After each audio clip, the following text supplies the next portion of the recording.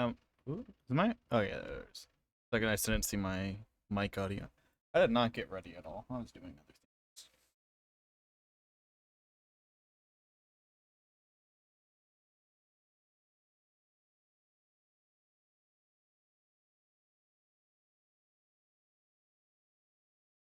things. Is the Oh, I didn't realize this thing pops up when I don't have anything else there. That's neat. Your drop down menu appears in the wrong spot.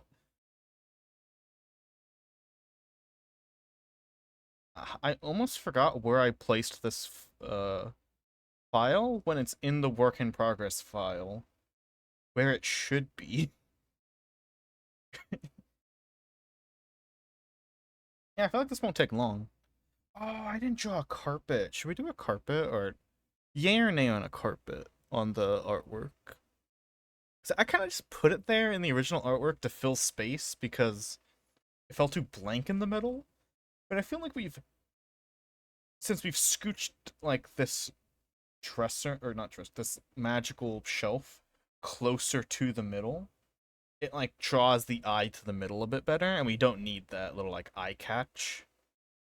And the carpet was shit anyway, so. And I don't know how to draw a carpet.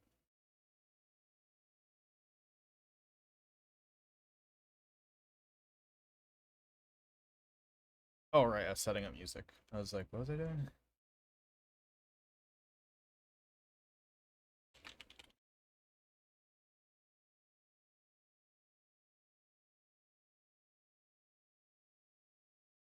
Ba, ba, ba, ba, ba, ba, ba.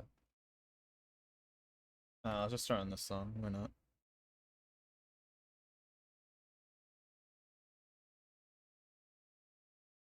Shuffle.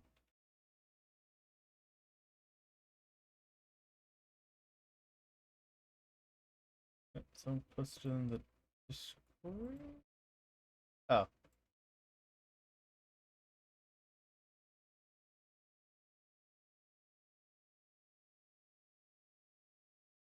how the fuck do I spell this person's name?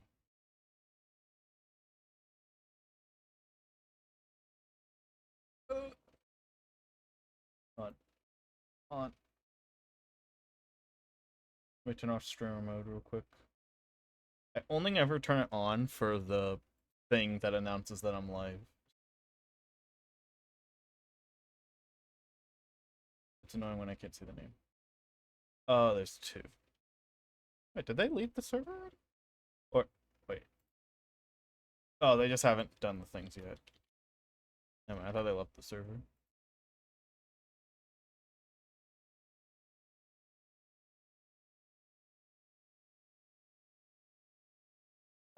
Where's my phone state? Here it is. So I'm gonna need it for my timer.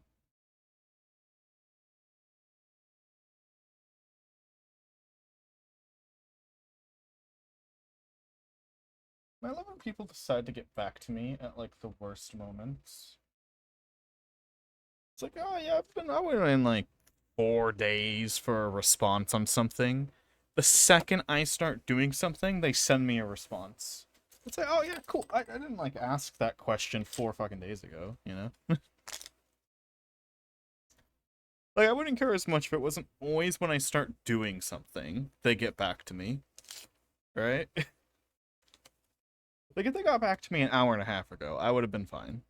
But if they got back to me 20 minutes ago, it still would have been 4 days late. But I wouldn't be upset because I would just be like, oh, yeah, no, I'm not doing anything right now. That's cool. That's nice.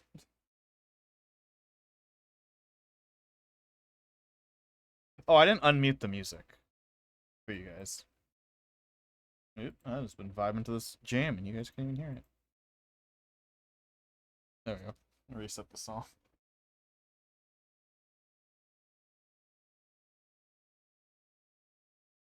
Cloth, glove. Where's my pen? Pen. Here we go. We're probably gonna be able to get a lot done today. It's like what? Line art, color. Oh, right. We have to do animating too. Maybe. I showed this on the Discord, but the new little buddy PNG is coming along. I started work on that yesterday. Oh my god, I'm burping. Where's my water? What do you guys fucking think about that? About them fucking apples.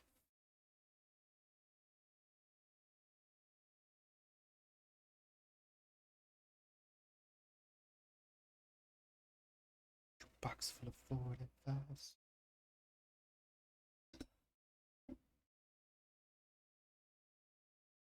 So, let's see, what? Wait, have I? Oh, so I forgot to put that in the title, the command, on an art stream. Oh, I left challenge in the title from the Xenoblade stream. Whoops. That was there for the entire Splatoon stream, I just realized. He looks a bit Muppet looking. It's the Izaron smug. Oh, that's what the... those were always his eyes. Good, I guess. Let's see, did I... Oh, I haven't updated that command at all. I finished one of those. Let me edit it real fast. Schedule graphic and head pat are they've both been done for a while.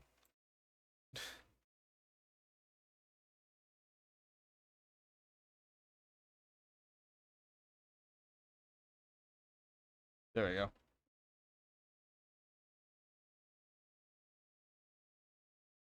I'm gonna go back in stream mode since I did the thing I wanted. Stream mode done.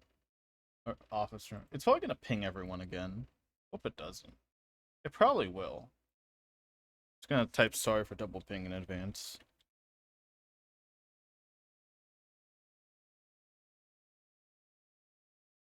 Double ping. Did you dare? I'm keeping an eye on the bot, see if it'll double ping. Alright, let's go.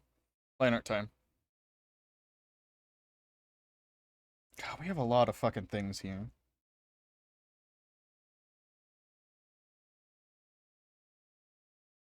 Sometimes I think half of my sentence, and then I don't say it, like, at all. By a lot of things, I meant a lot of rulers down here that I'm gonna have to bring up later to use during the line art. This one and this one, we'll put them here. What's base? What's this ruler? Oh, symmetry.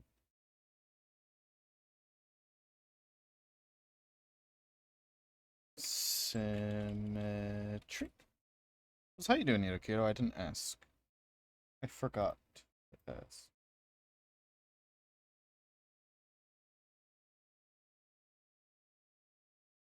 Zara, when are you going to play Xenoblade Chronicles for its Shulkin time? It has a 9.5 out of 10 score on IGN. No.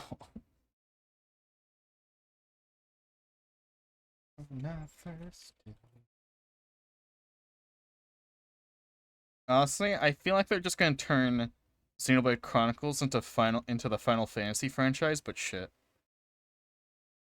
I honestly think that's what they're gonna do.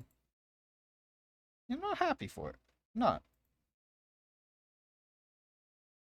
It's like that was someone's reaction when I told them Xenoblade Chronicles 2 is not a sequel to Xenoblade Chronicles 1. They're like, oh, but they're just doing the Final Fantasy thing, where, you know, Final Fantasy 12 isn't a sequel to 7 or whatever. I don't even know if that's... I know there's, like, some sequel to 7 that isn't 8, so I might have just said it on accident, because I'm not a Final Fantasy fan. It's this one. Oh, the shelf. But I'm like, you know why the second Xenoblade Chronicles game is called Xenoblade Chronicles X? They specifically chose the name X. This is real, by the way. This is the actual reason.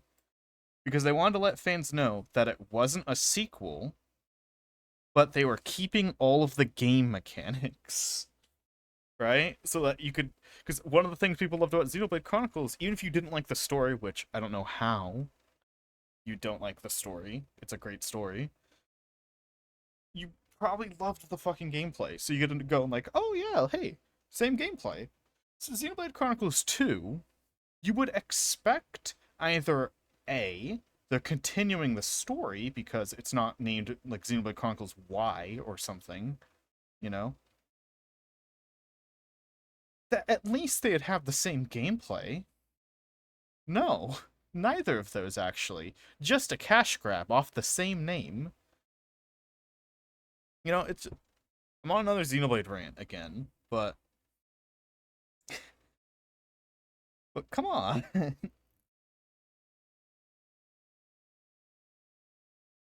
Like you can't just say, "Oh, we're not doing the story or the gameplay." Like, then what the fuck is it? It's just not Xenoblade, is it? It's like if I was like, "Hey guys, new Spider-Man game here. You play as Wolverine, and Spider-Man doesn't exist." Is that why the fuck did you call it Spider-Man? Like that's essentially what they did. Imagine if I did that. Imagine if like a company did it. They named a game That's like the same level of delusion on par with the Flash producer saying audiences forgetting about Ezra Miller's crime when they watch the movie because I it's so love good. that quote. I love that quote. I quote that all the time. Whenever anyone brings up Flash or Ezra Miller, I always say, "But did you forget his crimes though? Did you forget them?" But yeah, it's like if I made a game called Spider-Man Revengeance 7 and then it was Wolverine and Spider-Man's name isn't even spoken in the game. It's like, well, did I make a Spider-Man game just because I called it Spider-Man? No, I fucking didn't.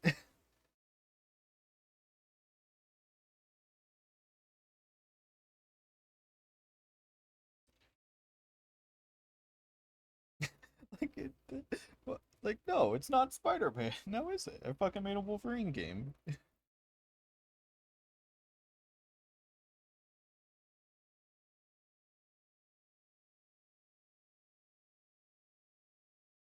See, did it double ping? It did not double ping. Wow, the bot is smart enough not to double ping.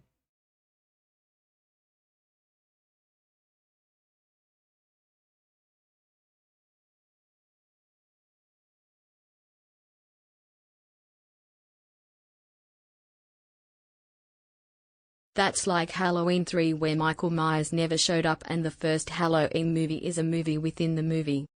Okay, so that one is complicated because there is a reason why Halloween 3 exists. So here's some real life lore. They didn't actually expect Halloween to pop off the way it did. And Halloween was originally going to be an anthology series where each movie was going to feature like a different killer, right? But they had to turn the first one into two movies, which kind of set up the expectation that they were all going to be about Michael Myers. So the intention was going to be like every Halloween movie was going to release, in October and be about a different, like, random spooky villain, right? But Halloween popped off harder than they thought.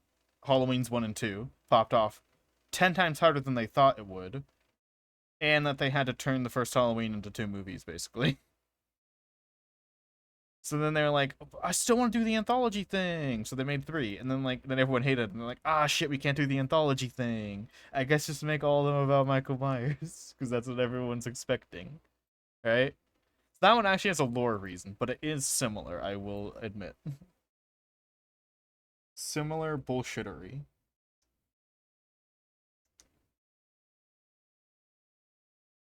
Yeah, that one has a reason. That one has a reasonable reason.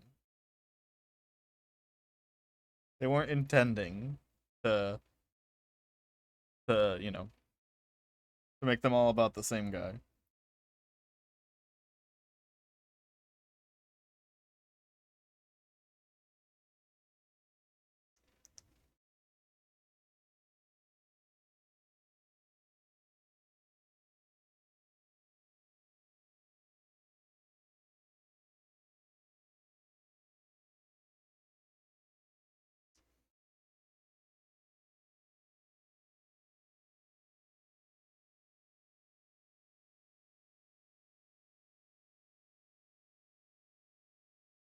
Hey, at least it's a fun story. Like the story that I just told, not the movie. I've also never seen Halloween 3. So, I just know people didn't like it.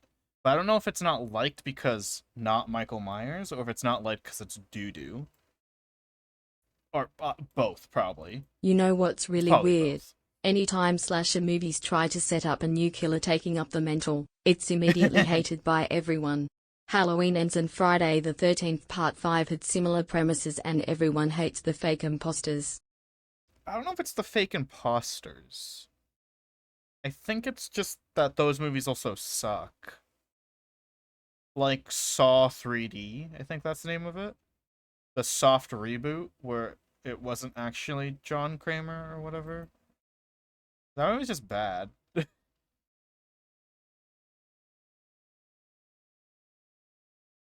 think it was Saw 3D that I'm thinking of. I know Saw 3D is bad, but I don't know if Saw 3D is that one.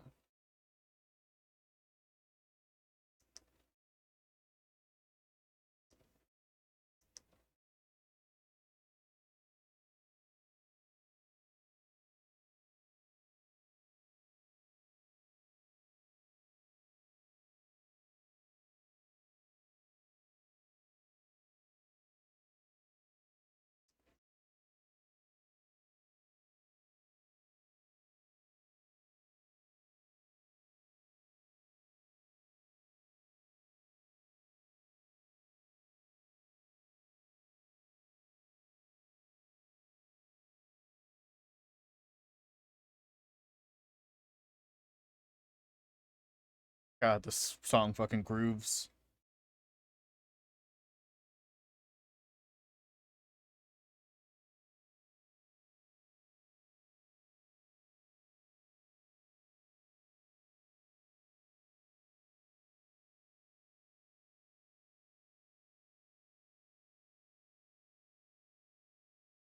So, I'm gonna be honest. I don't mean to insult horror fans. I'm a bit of a horror fan myself.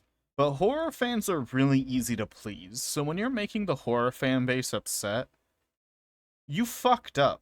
Like, big time. Like, it's not a stretch to say horror fans are easily pleased. Like, you'll get a good golf clap out of most horror fans for not doing much. And that's not an insult, really, because I why do love the people like idea that a horror? slasher villain is made immortal through multiple people taking up the persona for various reasons. Yeah, that's a good That's idea. why if I ever made a Scream movie, I want the killer to be a random nobody that has no connection whatsoever to the main characters. It was just a narcissist who thought he can do better. Yeah. What's I saying? Oh yeah. Like why are there horror fans? They like spooky, they like the imagery, they like brain fart, mystery, if it's a mystery one. So you don't really have to have that good of a story to achieve all of those three and make a horror fan happy. Like similar with like people who like religiously love romance movies. You don't need a good story in a romance movie for it to pop off. Some of the best fucking some of the best profiting uh romance movies have the worst stories imaginable. You just have to have, the core parts that people like. I'd say a romance, or actually, oh yeah, romance fans are way easier to please than horror fans. But horror fans still aren't hard to please. So like when you make a horror movie that makes the horror fans upset, it's like, how'd you do that? How'd you fail this badly? Right?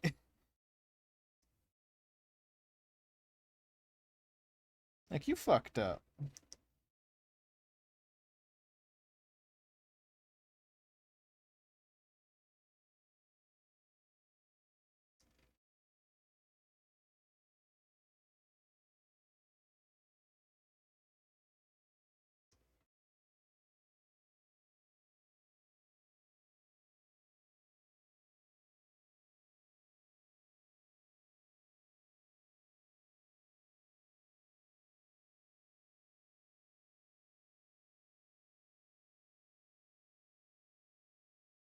Yeah, we got this desk done. Let me look up other details we might want on this. I might want to draw a texture for this that's like an actual texture instead of just doing what I normally do, because this is kind of front and center. Should look good. Shit, I didn't draw the fucking edges at all. Do that now.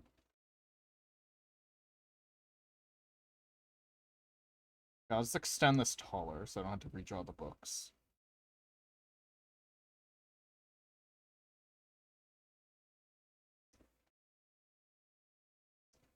This book will just be smaller than it was. Why is that happening? Okay.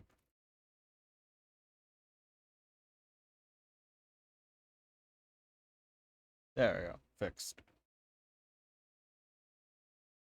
Should I have a drawer? Or I guess that's what this is for. I meant like a drawer right here. And this isn't... That wasn't the bright brush. God damn it. This right here. There's gonna be drawers here, obviously.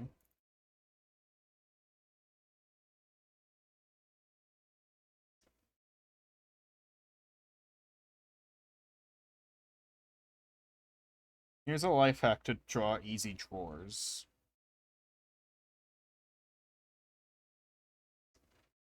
Draw where there aren't drawers, right? If there's not drawers on this edge, then you just kind of...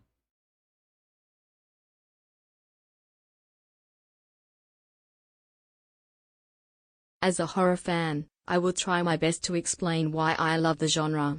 Yeah. Horror to me is genre that allows audiences the safe space to explore the unimaginable and give real-life intangible fears a tangible form. I love the build-up of tension that is either relieved with a good ending, good triumphing over evil, you live to see the sunrise, or it absolutely crushes you to the deepest Bam, despair look at known to that. man and leave you shaken. See? Drawers easy. The handles for drawers, not so much. Hold on, let me look at the drawer. Desk. Medieval desk drawer. So if I don't type medieval, I'm gonna get fucking IKEA.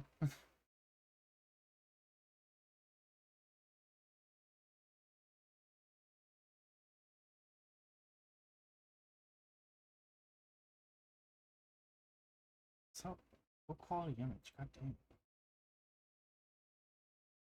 Nice. Yeah, let's just do circle handles.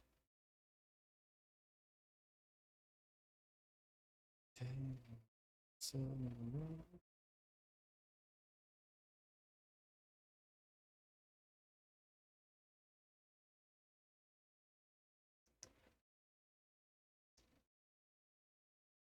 I watched more Kamen Rider Wizard recently. Oh, like yesterday. Probably should watch some today.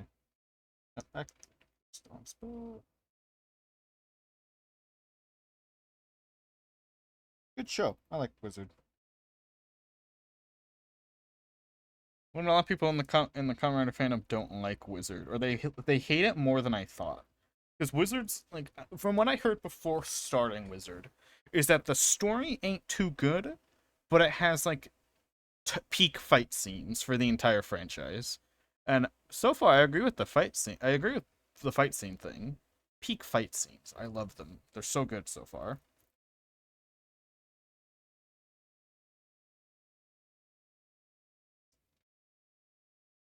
But so far, I haven't gotten to the bad story.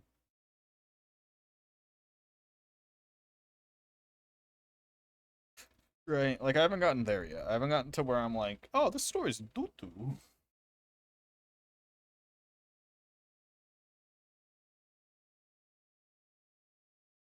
Yeah, because I realized I want to make the drawers more detailed.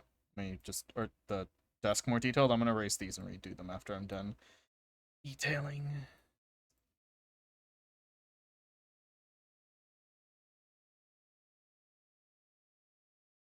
I really want this to look like a drawer because I feel like my furniture, like I'd say I can do a pretty decent landscape for backgrounds.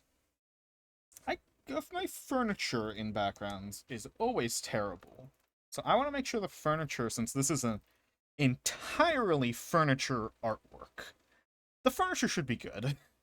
It's the only thing the artwork has going for it, if I'm going to be honest. Like, there's nothing else in the image to pizzazz you. So the furniture kind of has to be good.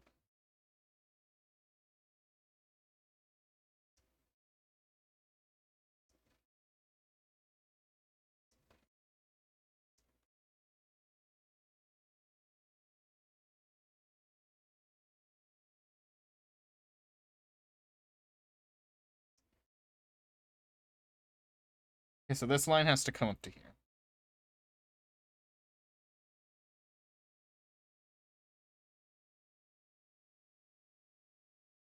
That's how tall this side is. The problem with modern horror and just writing in general is that a majority of it seems very insecure about their premises.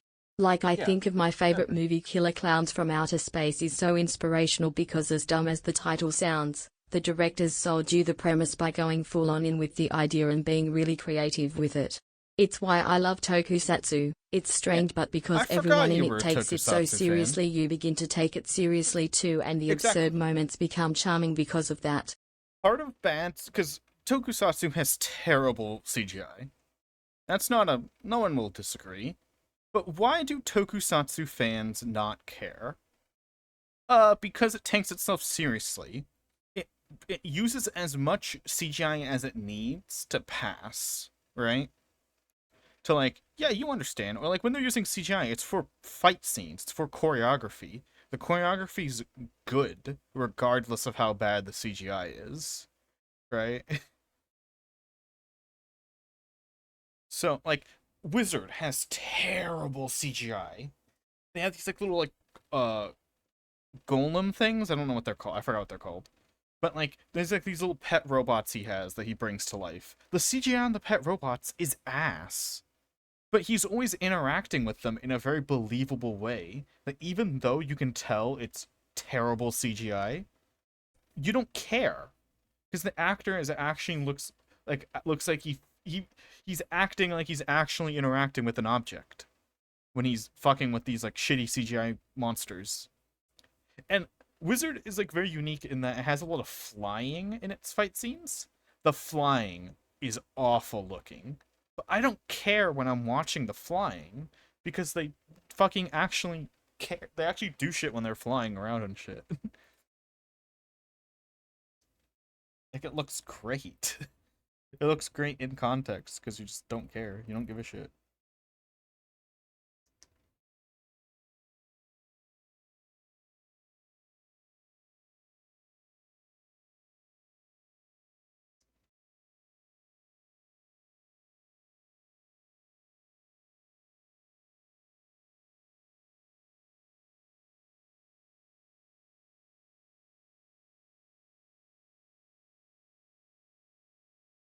My brain's having a hard time trying to draw what I'm drawing.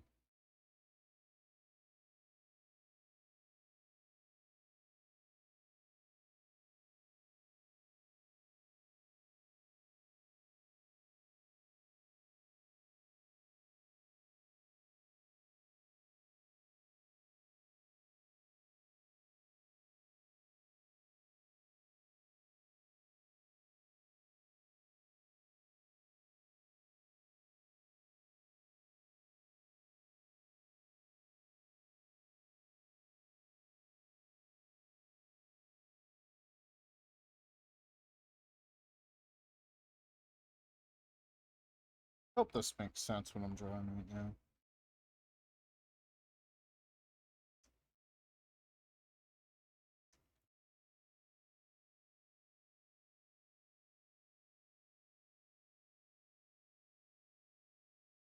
Like it's all about taking yourself seriously when you're doing it.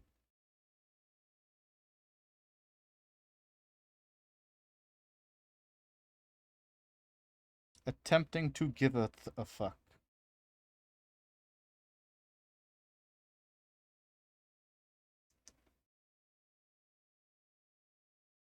I have no. This does not look good. I'm gonna redo this part.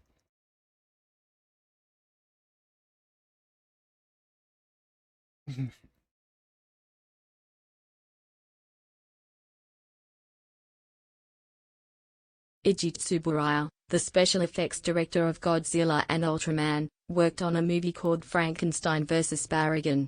In one scene, the monster Barragan attacks a stable with a horse, and he decided to use a small horse puppet. His team asked why he go with a bad effect when they do a more convincing one, and he replied with because it's more fun. That's funny.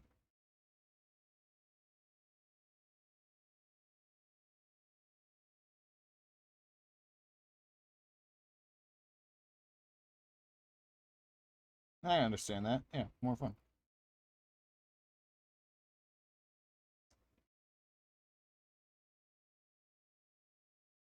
That's too far out for like the little thingy I'm drawing.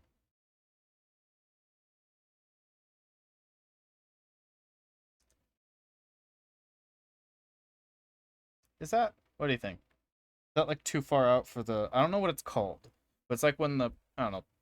It's like on your wall when the wall comes out a little bit at the bottom. I don't know what that's called.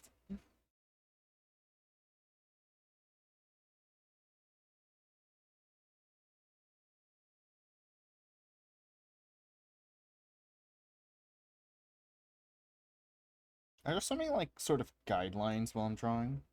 Like that line I just drew. Just tell me place something.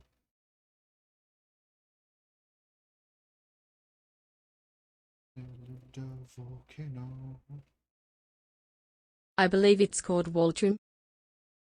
Yeah, like the wall trim, but this is on a desk. Reminds me I should put a wall trim on the wall. So I just thought of this desk thing last second because I'm like, I might as well make it look amazing. Or passable. But like it sticks out in a particular way. What is the well, I heard a name for it once, trim called. Like a baseboard or something? Oh, that's exactly it. Crown molding, picture frame wall molding, wainscoting, baseboards, chair rail, or door casings. So that, yeah, baseboard. That's a lot of fucking names for one object.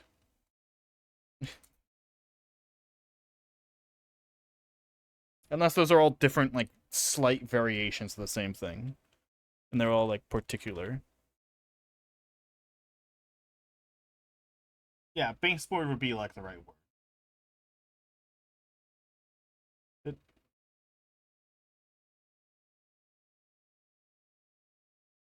you know where I heard that word? Because I was like, I think it's baseboard. You know where I fucking heard baseboard? I heard it in a fucking Linus Tech Tips video. He's talking about like how to check if someone like actually keeps their house clean, or if they just cleaned up like 20 minutes ago before you came in. And it's check their baseboard because most people like forget to dust the top of their baseboard when they're cleaning in a hurry. So if everything's clean, but then the baseboard is Zara, dirty I as have a shit. feeling the FNAF movie is going to be like the Slender Man movie. A case of too little too late. Yeah. Oh fuck, the Slenderman movie. It's so funny how late they were. Like when that movie got greenlit, Slenderman was dead already. And it's not like Slenderman was a short time fad. Slenderman was like a big thing for like 6 years. Like that's definitely enough time, right?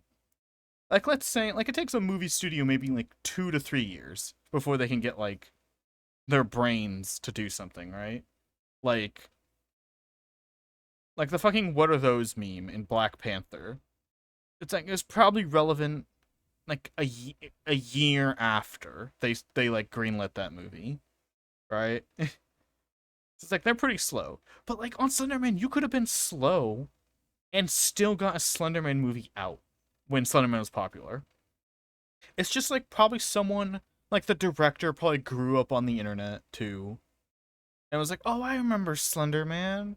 I'll make a movie about that," and then did it, not thinking about how that would be a shit premise because everyone's gonna associate it with the memes, and everyone's gonna be like, "I don't care,"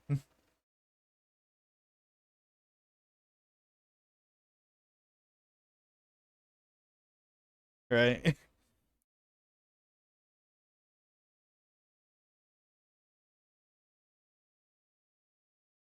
Like the Slenderman movie came out like Slenderman was last popular like 2015, 2014. The Slenderman movie came out in like 2018, 2019, I think.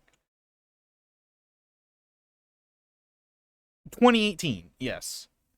See, they were like 3 or 4 years late on that.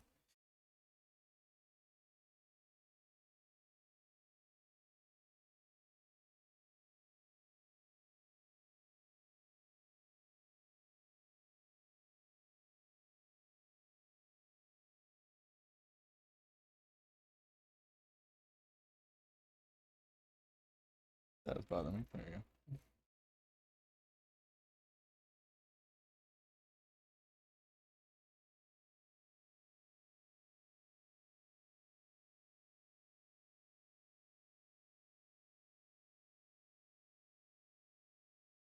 Oh, that wasn't even with the guide on. That's free-handed that.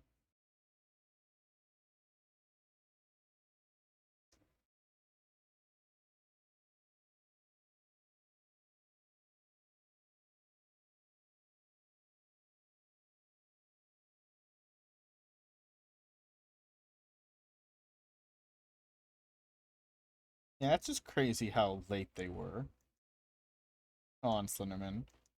It's not even that they were late. Again, it was probably just like some guy who was a fan of Slenderman and then decided to make a movie because he just like was nostalgic, I guess.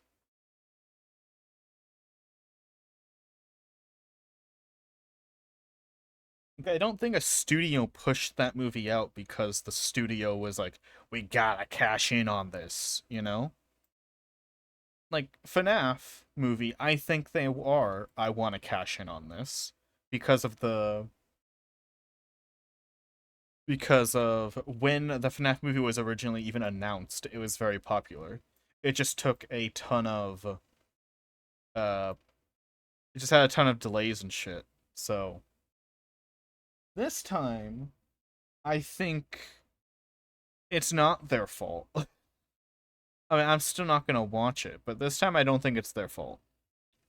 Because when the movie was announced, it was still popular, right? And it's a low budget movie, and low budget movies have a way shorter like time to make because they have less money to spend on cool things. So I would have expected like from announcement for them to have it out in like 2 years tops, right? And it's been like 5 years. And 3 years ago is about when I would say FNAF was still popular. So if it got out on like a normal-ish time, I it would have been out, right? If they didn't have so many delays.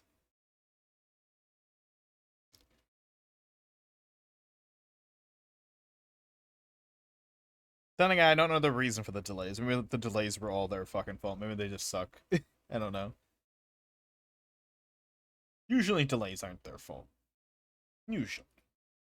Usually. Oh, I didn't draw like a little. Good, good for me for referencing. That wasn't the right thing. And I tapped the fucking thing and it didn't move it. The little like part that sticks out a little more.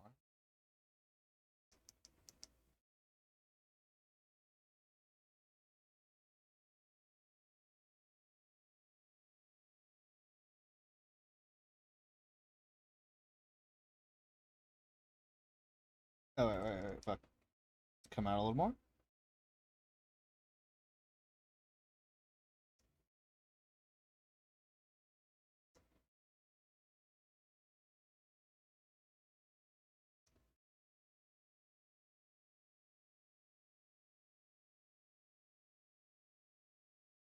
Voila.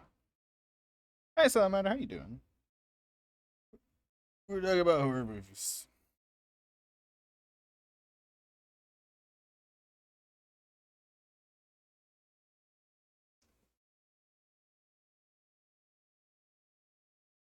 This might be too gross to talk about, but yeah, those like weird ass like water burps. I don't know how to describe them. Like, again, like I've mentioned it before again, it's not like I'm like vomiting, not that. It sounds gross, but like it's been bothering me that I don't have there's not like a word for it. Like you burp and it's like you just taste water and it's because you've been drinking a lot of water. I'm sorry. I'm The sorry. movie budget of FNAF is $36 million. Wait, really? Add additional $36 million for I thought it marketing. was It would need to Blumhouse. exceed past the total of $72 What million the in order to fuck? make a Why is it high profit. budget? I thought it was Blumhouse. What Blumhouse's thing is that they give like $1 million to a project, right? And then they just see if it makes like a ton of money out of nowhere. Because that's how Blumhouse gets their money. They give tiny budgets to like a billion movies, then hopes one of them pops off and gives them a ton of money back. That's how they make money. What? I swear it's Blumhouse making the FNAF movie. Why the fuck would they give it so much money? That's not their normal strat. What the fuck? Blumhouse, yeah. What? That's so weird. That's that's crazy. You have to have the wrong information. FNAF movie budget. Have to. Right. The fuck? They never give like that. Oh, this movie's gonna bomb. This movie's not gonna make its money back. No way. Oh my god. Look, if you don't remember, Blumhouse produced Paranormal Activity. You could probably make the Paranormal Activity movie with like $200 tops, and you have the Paranormal Activity movie. You can make it. Like, what the fuck?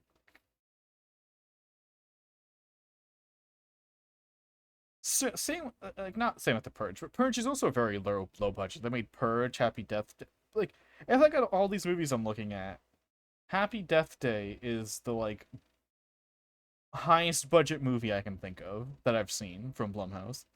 Well, Megan's out now. I guess Megan. That's pretty high budget. It looks like it at least. What the fuck? Usually their thing is like low budget all the way. Or am I thinking of a different? No, it's Blumhouse because they made Truth or Dare and Ouija. Well, one of the Truth or Dare movies. There's like five of those.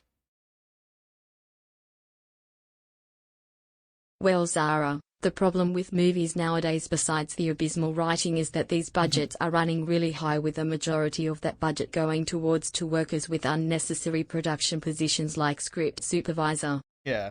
Uh, so like I used to follow a channel that like talked a lot about uh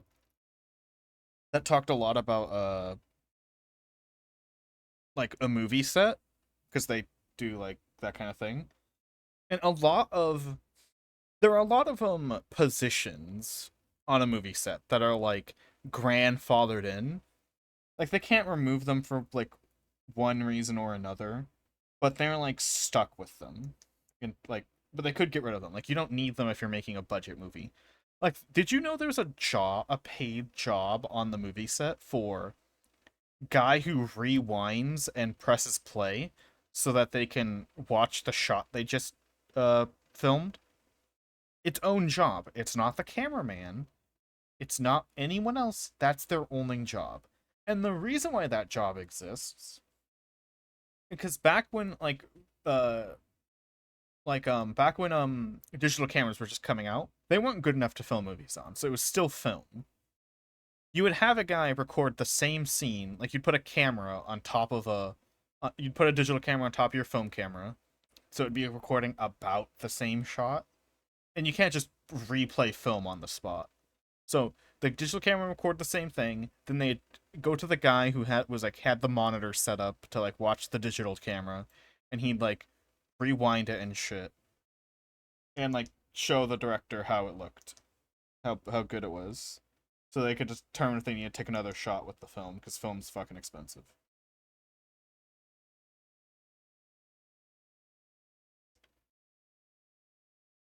Oh, for this part, I probably should have symmetry on.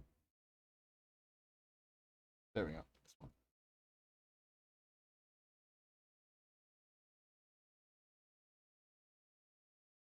And that job still exists on like 99% of movie sets, by the way.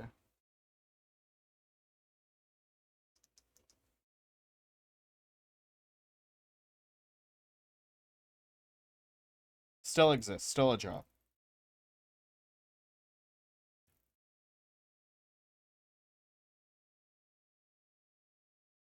But I still wouldn't like blame that. I think it's bad management of money. Like Marvel and DC, how they're spending so much money on the CGI, but so here's the thing. Here's the thing about CGI, how it works. CGI, good CGI and cheap CGI are gonna cost you the same amount of money if you're a big Aren't studio. movies magical, kids? Instead of being a director, writer, or actor, you instead can be the guy who rewinds and push buttons. Hell yeah.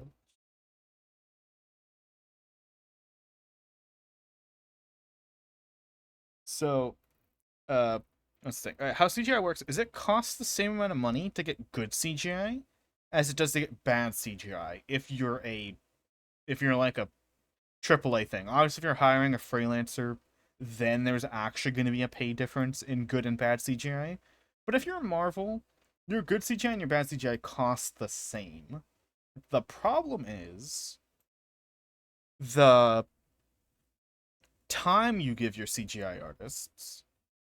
So they're paying a lot for every big company is paying a ton for CGI, but they're not giving their fucking CGI artists any time to work on the fucking projects.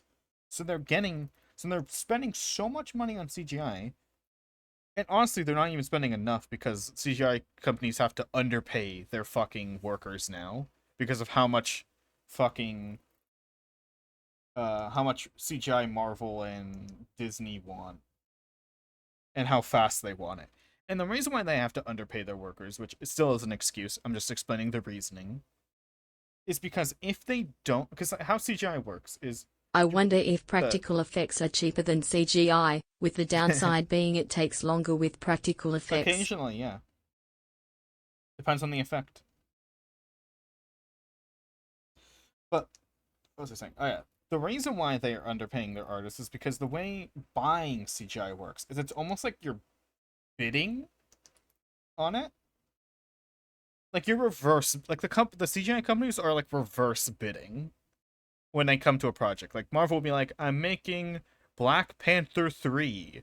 Who wants to fucking who wants it? Then every company goes, "Oh, I'll do that for X amount of money." It's like, "Oh yeah, I'll do it for $1 million less." And they do that.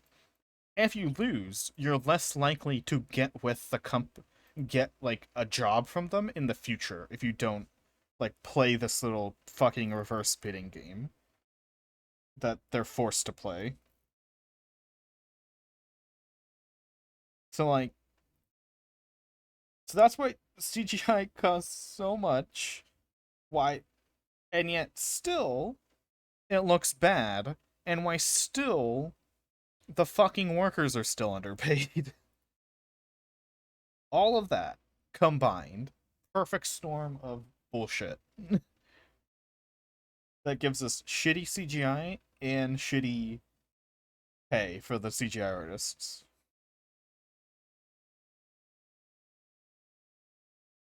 All of that.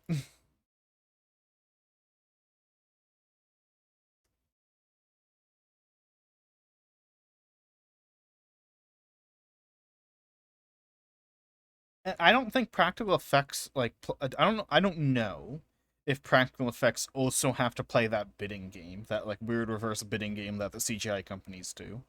I don't know. So maybe practical effects are cheaper and better, but it's a lot easier to pay for shitty CGI and make them do it in an hour and be like, "Oh, time to ship." Because companies, unless you're fucking, I forgot the director's name. James Cameron, god damn, I forgot his name. I feel stupid. Unless you're James Cameron, most fucking companies don't care about how good their CGI is. They really don't. If the if the movie is gonna make the same amount of money if they get good CGI, or if they get, or they're gonna, it's gonna make about the same amount of money. Like, yeah, they could have made like a million more if they like, but like they're not writing a good story, right? They're cranking out stories that are just gonna like barely get them enough money to make a profit. So the CGI isn't gonna change that. So they don't care. They're just gonna keep cranking out movies until people stop watching them. And I hope people stop watching them. So that actually leads me to another topic. Like an adjacent topic that is also that I like to talk about. So there are people who like get mad at people who dislike bad movies. You know, the kind of people who like to like everything. And their reasoning for it, like, is we're not harming anyone. But in reality, people who force themselves to like everything because, you know, consume product. So instead of having a team dedicated to working on CGI, they rather hire randos who are selected based on the criteria of who is willing to offer their services at the cheapest to work with us? Yes, but it's the top CGI company. So it is the top artists, technically. It's the top companies, not the artist. It's the top companies, and they like bid between like the 10 of those. That's where like the bids come from. What's the thing? Oh yeah. They like to say we're not harming anyone. But people who dislike bad movies are harming things by taking away happiness or whatever bullshit they like to make up. You know? And it's like, in reality, those people are harming things, because by just, you know, consume product, what are you doing? You're you're telling the companies that, hey, we don't have to try to make money. If we just release a doo-doo product, then people will we're still going to get the same amount of money, and we're still going to get a 10 out of 10 on IGN. So people are like, "Oh, we're not harming anyone." It's like, "Yeah, you are. You're you're part of the problem that is making movies get worse over time."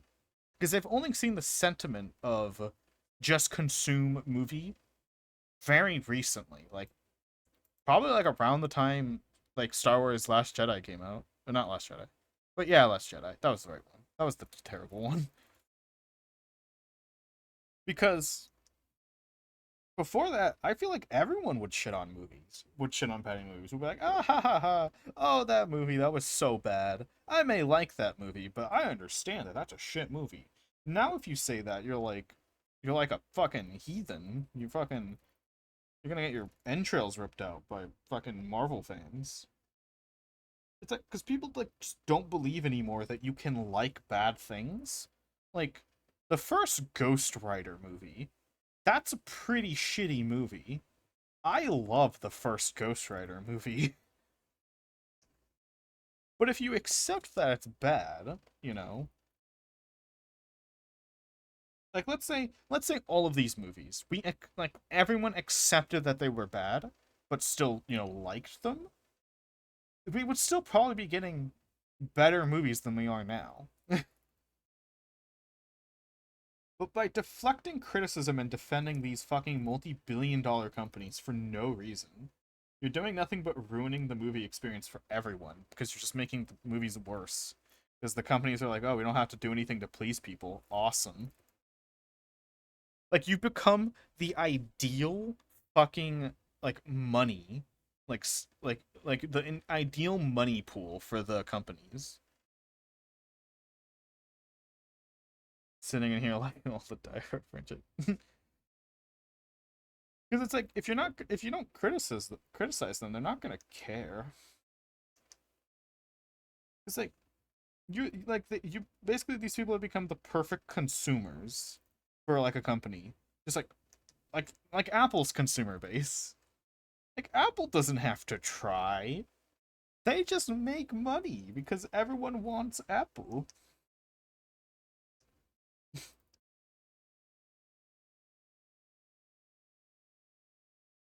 Like, also, I don't have a reference open. I need references for this window. Where'd I put them?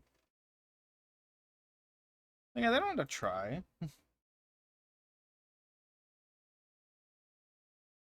Okay, that's how I did it. Cool. Okay, Zara, I'm gonna make a confession, but my guilty Do it. pleasures of bad movies are the Super Mario Brothers and 8 Crazy I love the Nights. original Super Both Mario movies Brothers. are bad, but I like them because I just turn my brain off and I just love have both fun of with those. them. They're bad, funny. Yeah, exactly. It's fine to have guilty pleasures. The problem is when people are like just like worshiping these shitty movies and saying that they have no flaws. Like that's why we're in such a bad fucking movie state right now. Because people just don't want to admit they have flaws. That's why we're in a bad gaming. That's why we're in a bad everything state right now.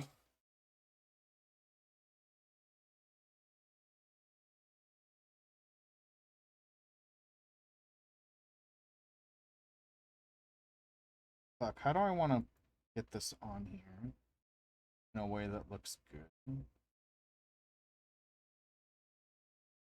Hmm. You know what? I have a fucking crazy idea.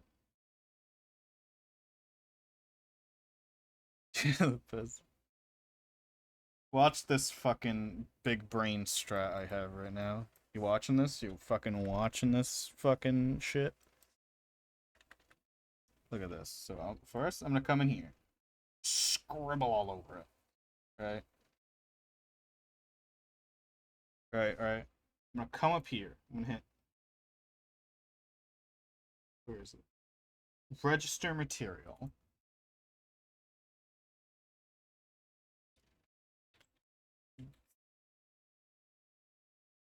Gonna save it. Come back over here, right? Turn this back on. We're gonna come over here.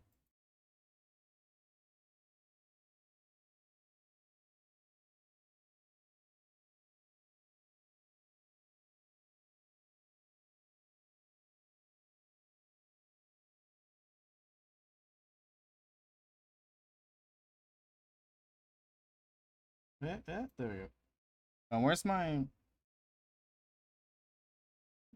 work camera? Here we go.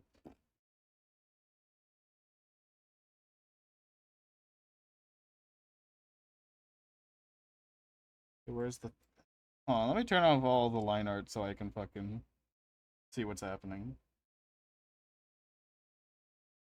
It's true that everyone is afraid to admit that something they like is bad, but if you can admit something is flawed, that shows you are more of a fan because you're actually paying attention to what you are watching. So people I am not immune to this. It took me a bit to realize season 2 of Hell of a Boss isn't great and has problems, but I am starting to see it now. Yeah. So like part of it is that like people like these people will say, "Oh, but you're like ruining." So dumb. It's like, "Oh, you're deleting like enjoyment from the world." And it's like, "No, the things I like them regardless of how bad they are." Knowing why they're bad helps me enjoy them more. That's the same for like every person on the planet. If you're afraid that learning more about, or if you're afraid that knowing the flaws about the thing you like is gonna make you dislike it, then you probably don't actually fucking like it. You're probably just fucking faking it. You probably just like it because you're forcing yourself to like it. And you shouldn't. You don't like something, don't fucking force it. Don't force yourself.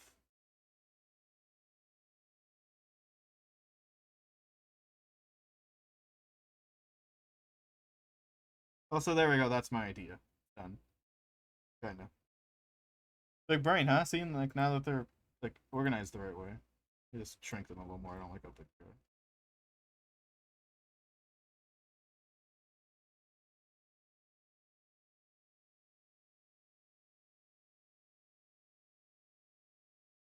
Like you probably if you can't accept that your thing, your favorite thing has flaws, you don't like it. Just probably don't like it. That's what makes me because that's what makes me laugh about like CinemaSins. Like my favorite podcast likes to shit on CinemaSins a lot, and he fucking deserves it. He's worse than or sorry, not CinemaSins. Cinema Wins. Sorry, CinemaSins is actually a little bit better than Cinema Wins. Like at least CinemaSins is like he knows he's shit at what he does. Cinema Wins has a fucking giant ego. Like Wins has his ego is so fucking massive, and he's such a fucking like like a little crybaby about like the things that he likes that are bad. It's like it's insane. Like when he made his review of Star Wars Episode 9, he fucking spent the first 5 to 6 minutes of his like 20-minute review crying about how people don't like it. It's like if you were confident in your opinion and you were like if you're confident that this is a good movie, you wouldn't be crying about it.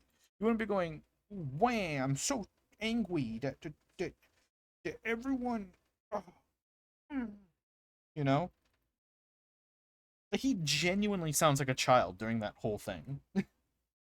It's embarrassing to watch.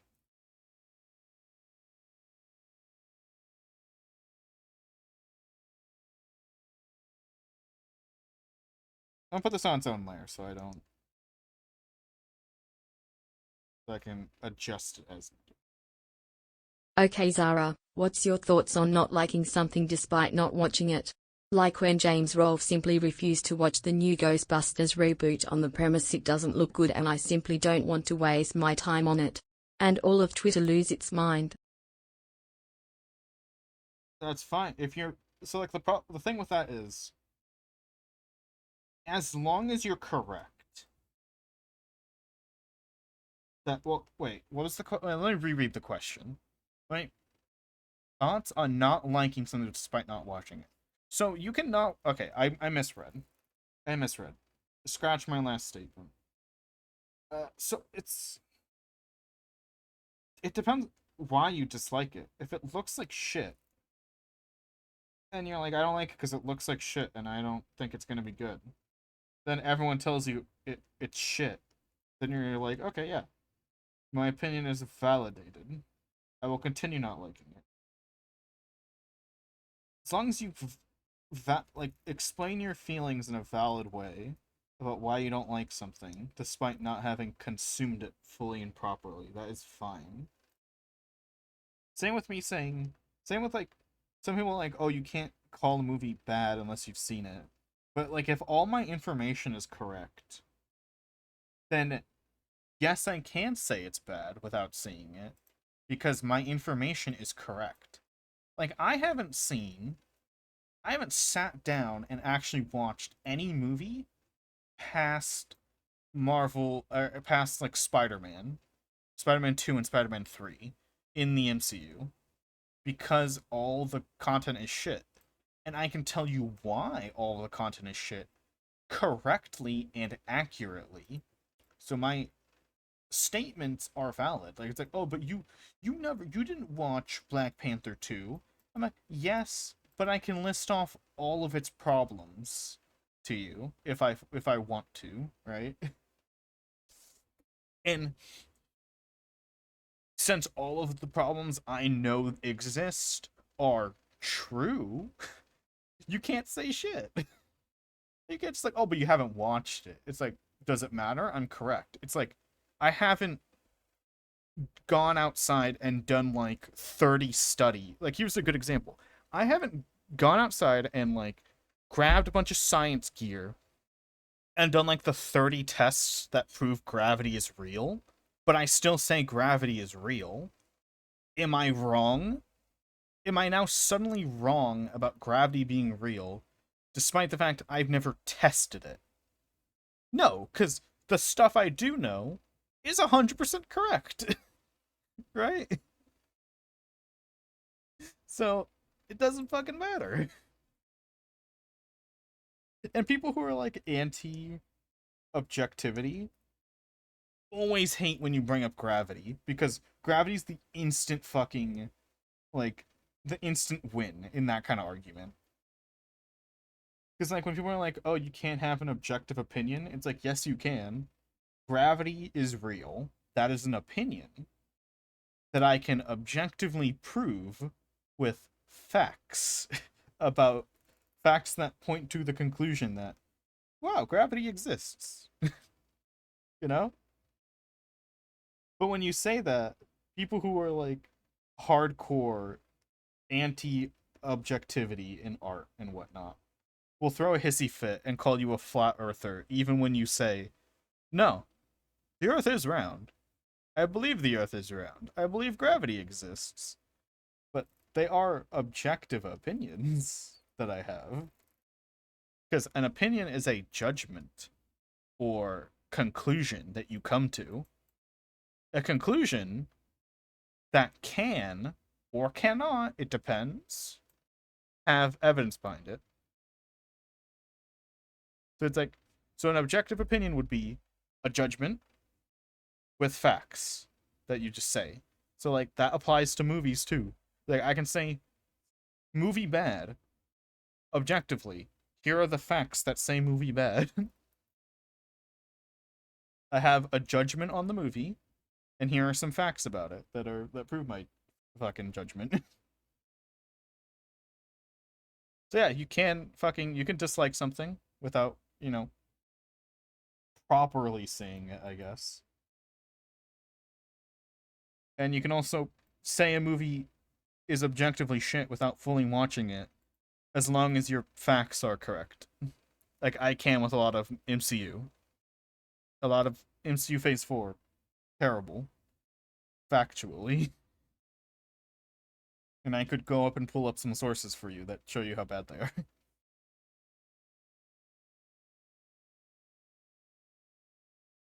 So what topic do we go from here? I don't know. Hmm. Did I have a wallpaper on the last version of this? Let me check.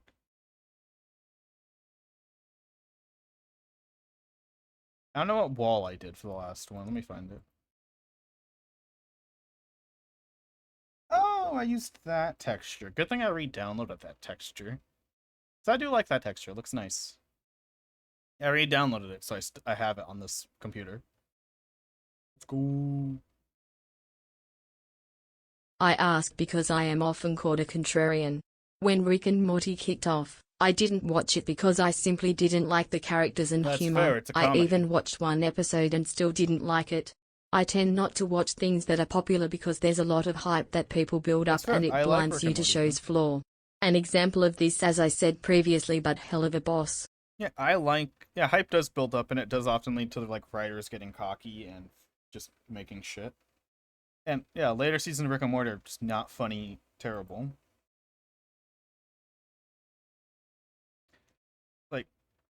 Like there was just one episode in season 5, I think. I think it fell off like near season 3.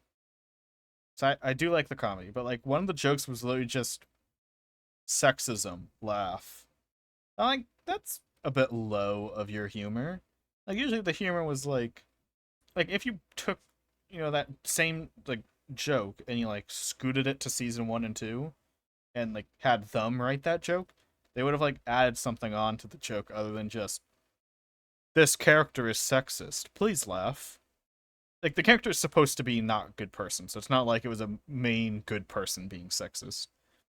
Wait, exactly. There's an episode in season 1 and 2 all about fucking sexism, and they actually have funny jokes in it. With like the premise technically being sexism. But in like season 5 they do an episode that is like that again, but they just don't have any jokes in it. It's just they're sexist. There we go. That's the joke. Please laugh. Please clap. Please applaud. Please consume product. Like, oh, you didn't really like tell a joke there. There wasn't even a joke. You just said, oh, hoo ha hoo ah, The character is a little bit sexist. Isn't it funny? I'm like, eh, it's not really. Unless you make it funny.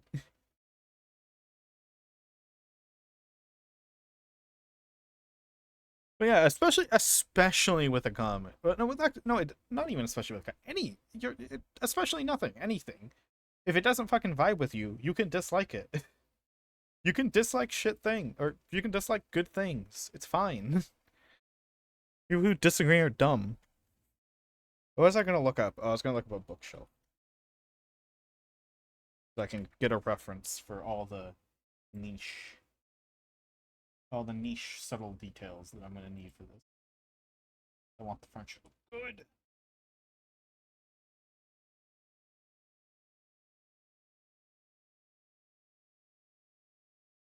Hmm.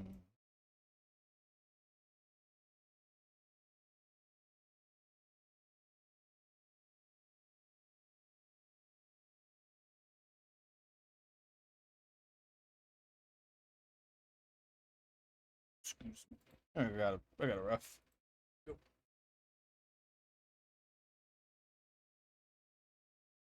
I get up to my rough area. We'll do about like this kind of design.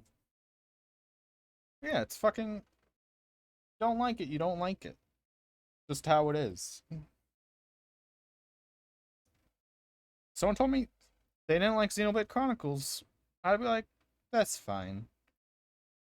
It doesn't vibe with you, because I've known a few people who don't like Xenoblade Chronicles for very valid reasons.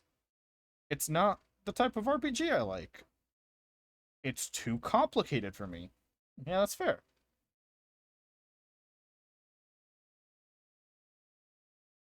If someone told me they like Xenoblade 2, I would still that's technically okay. It's just when you say Xenoblade Chronicles 2 is a good game, which is all Xenoblade What 2 angers me fans, about then Rick and Morty is this contradiction that plagues the writing. An example is Ricky is this apathetic science worshipper who dismantles every belief and calls it bullshit, but in the season finale he gets sad because an ex didn't want to go back with him because he hadn't changed. Like, why now do you want me to care about him when his characterization is I don't care, science is awesome, emotions is for primates, I know primate. I actually disagree with that because I like that episode. Because the point is that is why. That's one of the reasons why he has his shit mentality. Is because of how like the people who he has loved and trusted like or like hurt him and or like that kind of thing happens. So like what happens in that episode is like what does to him when it does happen, when it does like work, it doesn't end up good. Like that's why he has that mentality. Yeah, that's one of the episodes I actually like because of that.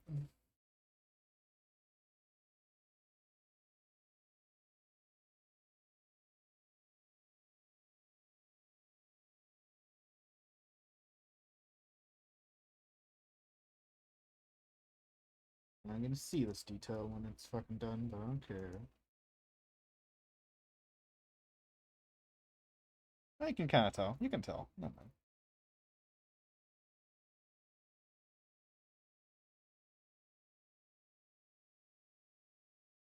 Drink it. Then I do have to watch the show to understand the whole context and actually make the judgment. Well, that's you saying the fucking. That's wait. Well, how did you say? Well, like that's you making a statement though. You made an objective statement that those are contradictory. And I said they're not contradictory because it's supposed to show why he believes the things he does. Or one of the reasons he believes the thing he does. So like because you made an objective statement, you were trying to prove a fact, basically. And I just said your fact is wrong. But like if you say like maybe the because I might agree that the execution maybe wasn't perfect or wasn't perfect. It was probably it could have been a lot better.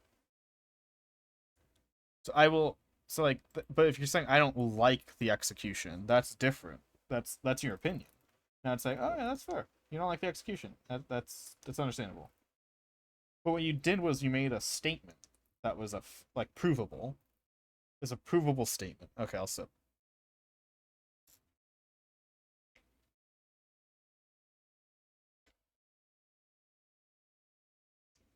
But if you just say the comedy Zara doesn't said rank, my objective opinion is wrong. Cancel him on Twitter.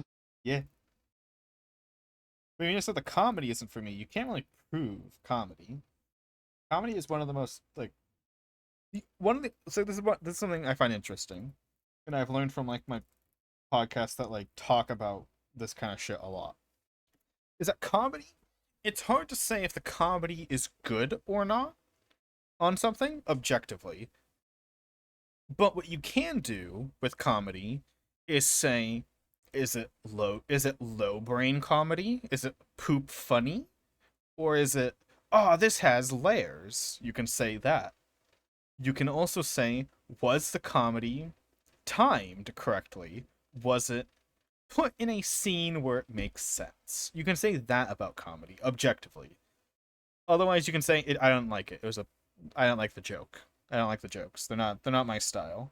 And it's like, oh yeah, that's fully subjective opinion stuff. But like, let's say like Thor: Love and Thunder. The comedy is bad in that movie objectively because of the fucking the timing, the moments where like the scenes it's in, the tonal clash, like the fucking joke of making a Thanos themed store in a town where Thanos killed people, like did a fucking like World War II on their ass. Like that joke is so tonally whiplashed, it hurts to watch. So you can objectively say that joke doesn't work because of the tonal whiplash.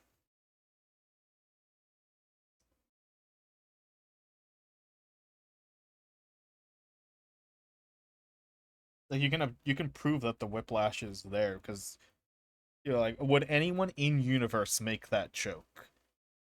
Probably not. They probably like do you think Thor would have allowed that as king? Do you think Thor would have allowed that shop to be built? Do you think he would have? Do you think he would have let someone make a joke shop in his hometown that was like his version of Hitler? Do you think he would have allowed that? No, he fucking wouldn't have. He would have been like, dude, what the fuck? You're banished. Get out. Leave. I have a big axe that shoots lightning. Leave the town. You're gone. We're throwing you into the wilderness. Go. Like you're not allowed back. Get out of here. Like that's what would have happened in universe if someone tried fucking building that shop that they built.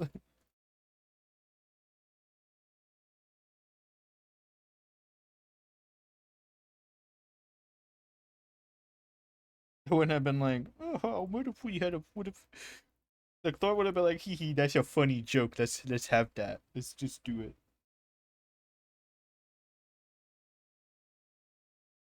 Like, that doesn't fucking happen.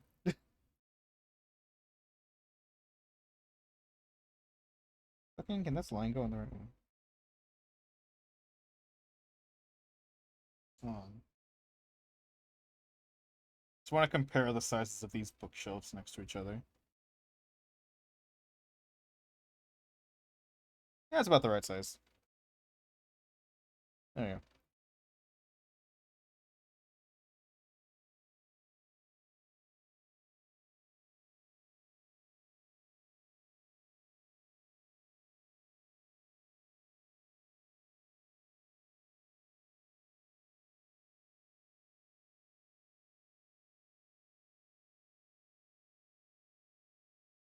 Fuck.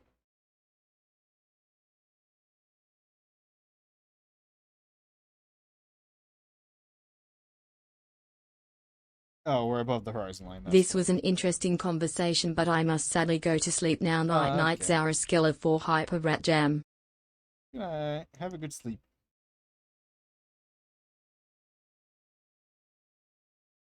Fuck. Damn, horizon line. This one's not tall enough.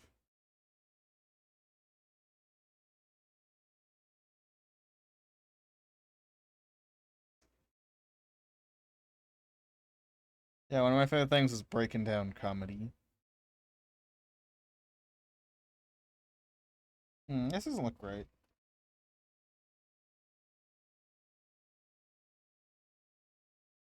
Let me flip it. Yeah, I think these lines should be going a little up after they break the horizon line.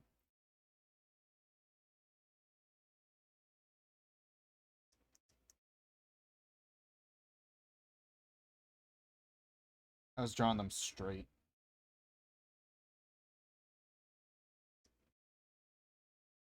See, that's why we do a second pass, baby.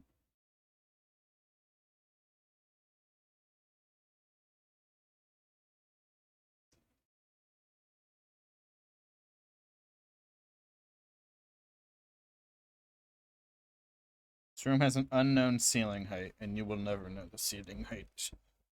It is definitely a very tall room.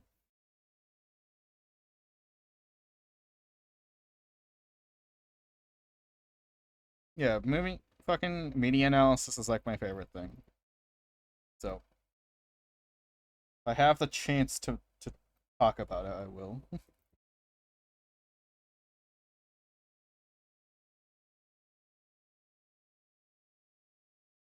Honestly, EFAP is probably like my dream job.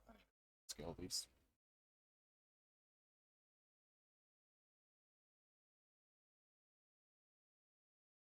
Like, just alternate reality, EFAP hires me to be a fucking host. Dream job achieved. Right there. Done. It's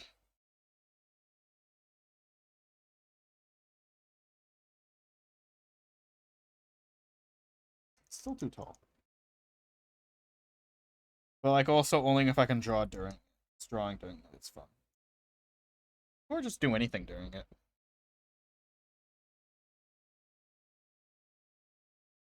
Perfect. There we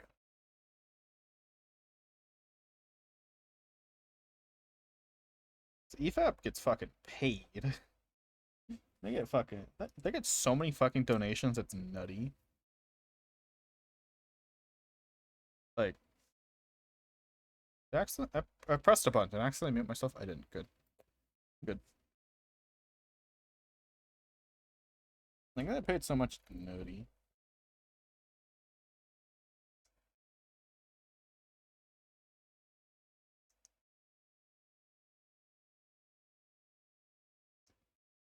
Fucking size 4.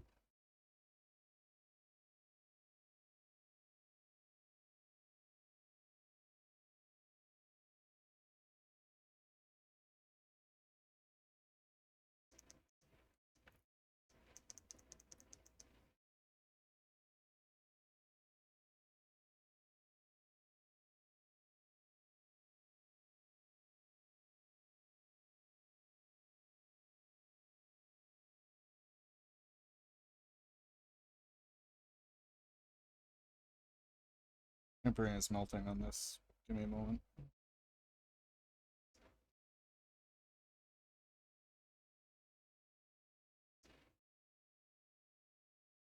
Yeah.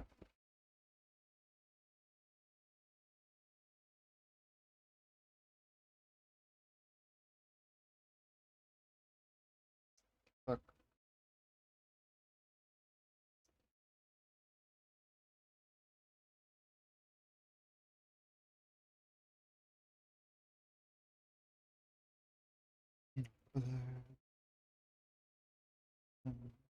Never see me.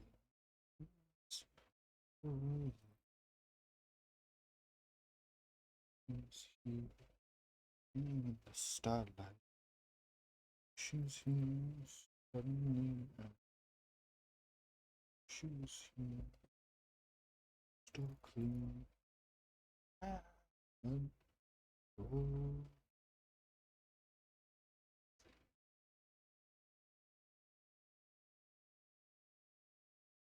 It's like the best Disney song. Don't fucking at me.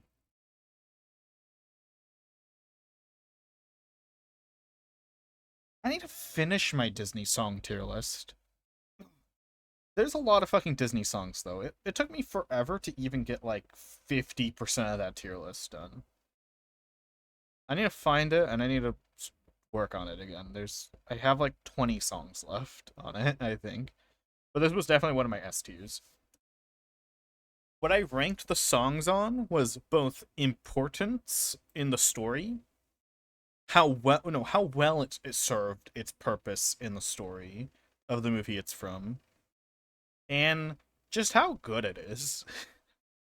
Like how much of a slap it is. Like for example, one of my hot takes on that tier list was that I put like most of the songs from Coco in like D and F tier. Like most of the songs in that movie don't serve a proper purpose, or like they don't fill the purpose. They're like okay. They're okay at filling their purpose. And then they're just like okay as well songs.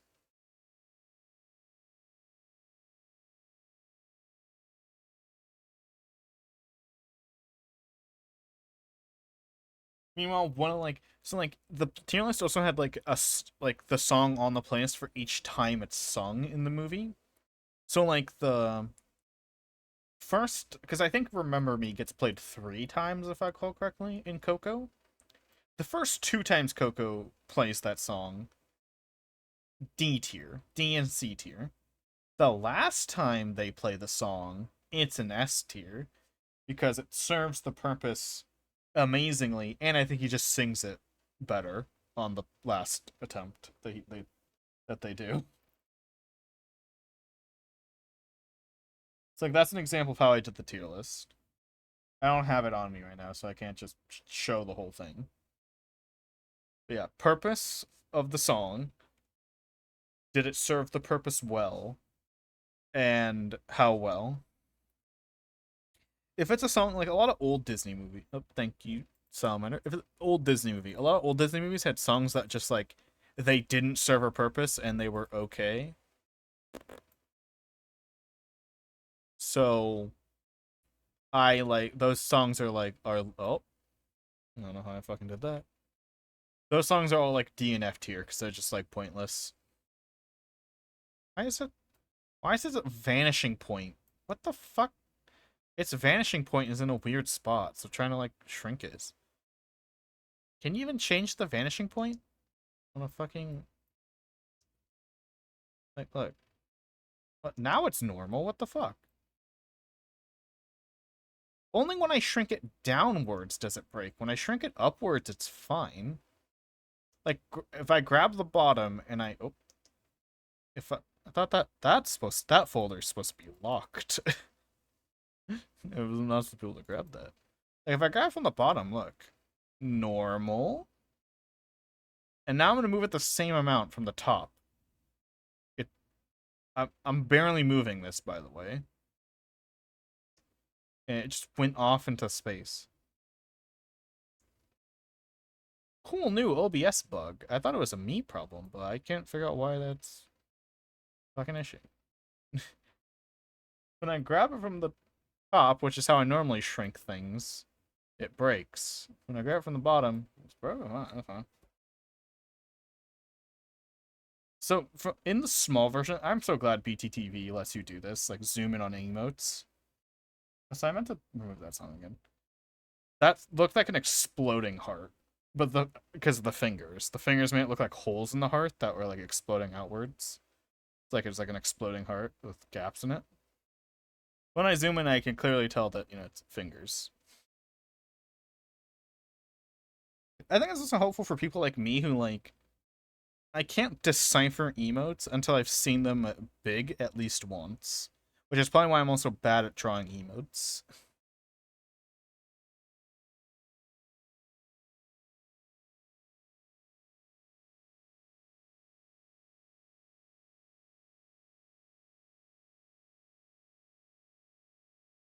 Oh wait, this is supposed to, I did this wrong.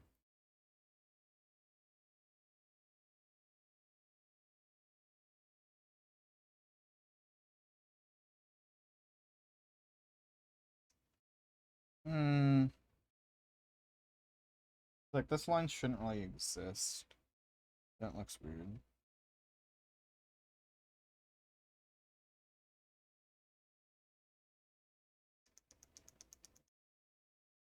Yeah, the point was supposed to be that this comes out more, but I made it not come out as much.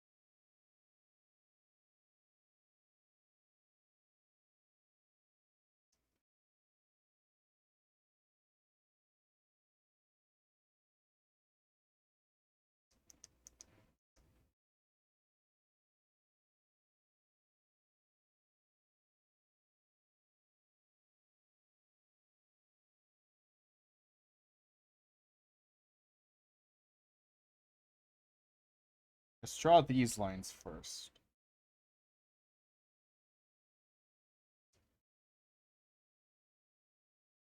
Like, it clearly comes out a bit. Then I'll redraw this entire bottom piece.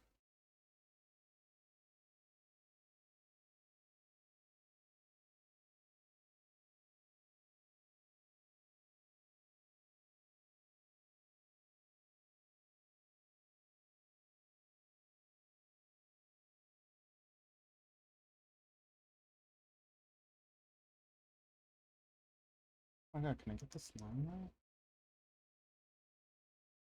There you go.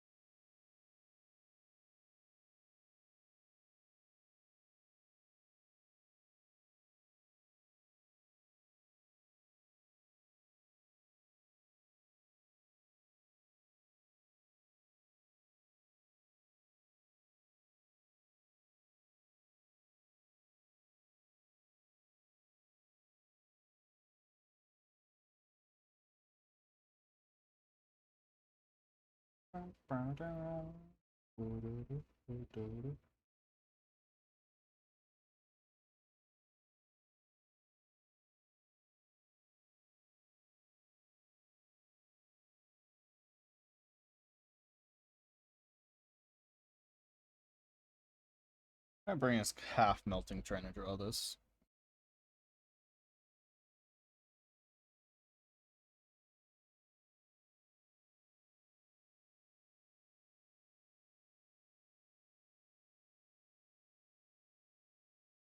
I'll redo it again.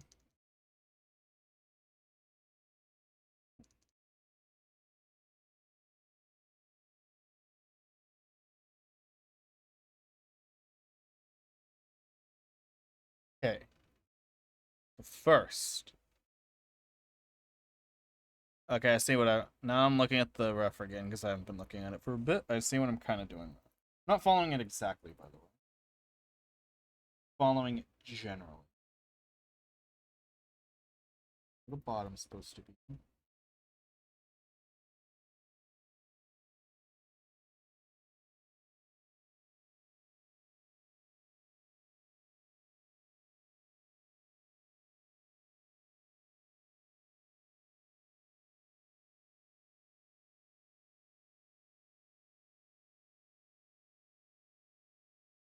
Oh, I fucking love this one.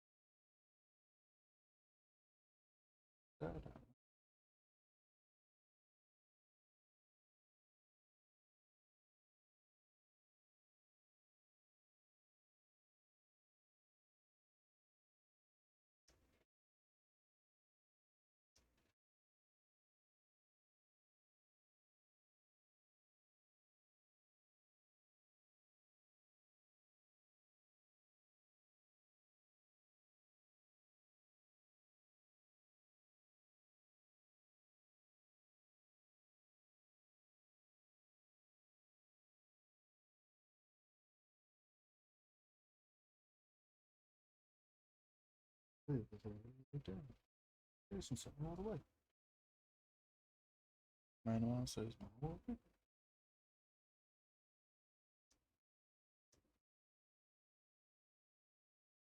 I still can't tell.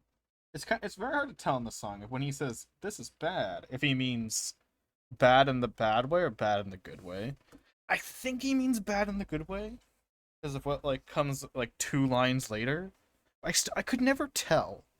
He doesn't like inflect on it because usually when you're like this is bad, you know you say it in a special way to refer to bad in the good way. But he doesn't. He just is bad. Like there's in the context, it could literally be either.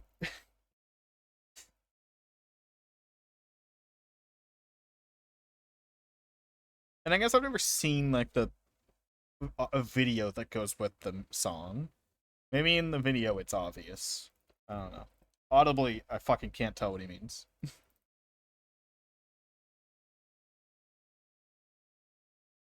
No clue. Not a single.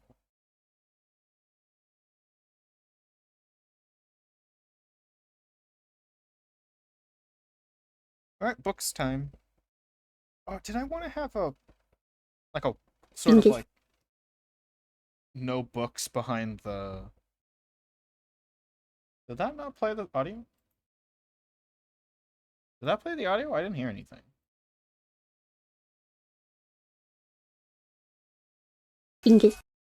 That one manual played. That one right there.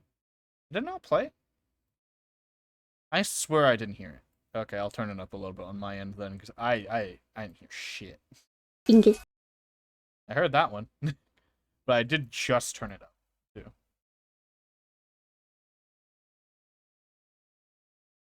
I swear I didn't see that. I didn't see it until I glanced up and saw the redeem. Because sometimes I don't. Is fucking minging. Yeah, I can hear it. It's just my music that's a bit loud on my end. But I can't turn the music down any lower. That's weird. Let me check my volume mixer.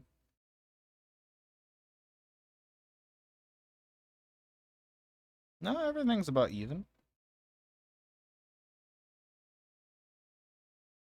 Let's turn Opera down a little bit in the audio mixer. Anyway, book time.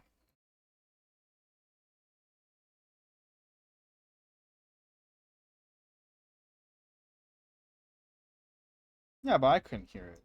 Like, me hearing it, it's like half of the point.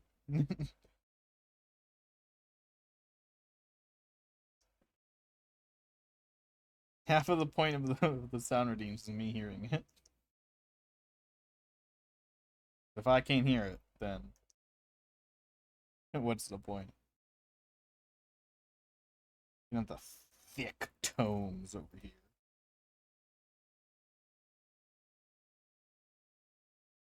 Why am I even sketching the ones behind the fucking thing I'm gonna be drawing? Just start sketching when you can see them. Start drawing when I can actually see them.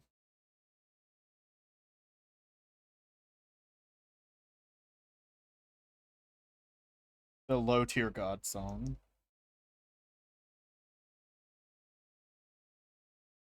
I hate that half of my interests are extremely niche. Like Tome, where the song is from. I can't fucking share these with people. No one fucking knows what they are.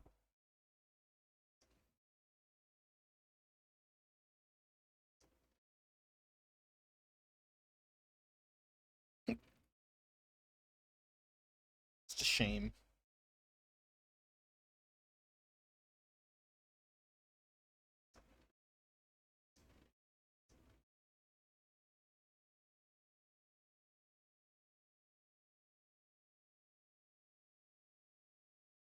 Mage cookbooks. Yum. Should I draw this guy first? No, yeah, well. Draw on its own layer because I've already drawn stuff here and it's gonna get messy if I keep drawing the same layer. They'll all be merged into one layer later though. It's just that since I already drew the bookshelf. Because you shouldn't be drawing front to back with like line art, I think. I think you sketch back to front and you like line art front to back is like ideal. I don't know.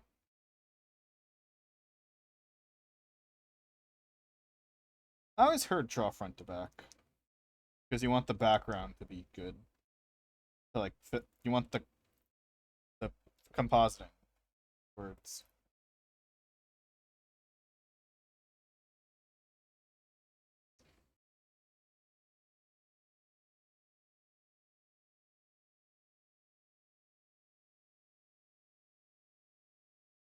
I really want the alternate universe where the Tome video game popped off.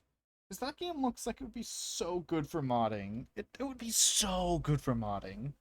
I bet if I go on Nexus Mods right now, there's nothing. Not even a drop. Like, it would be so fucking good for modding.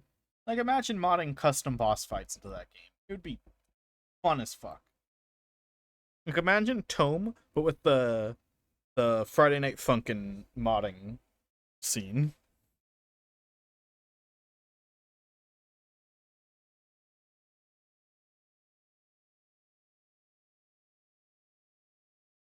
Like, it would be the best fucking thing. Yeah, it's not even on Nexus Mods. Mods do not exist. Cause so it's like, plus the game is so like unencrypted, uncompressed that you can access every file the game has just like that. So it would also be an easy mod for people who know how to fucking program. Right?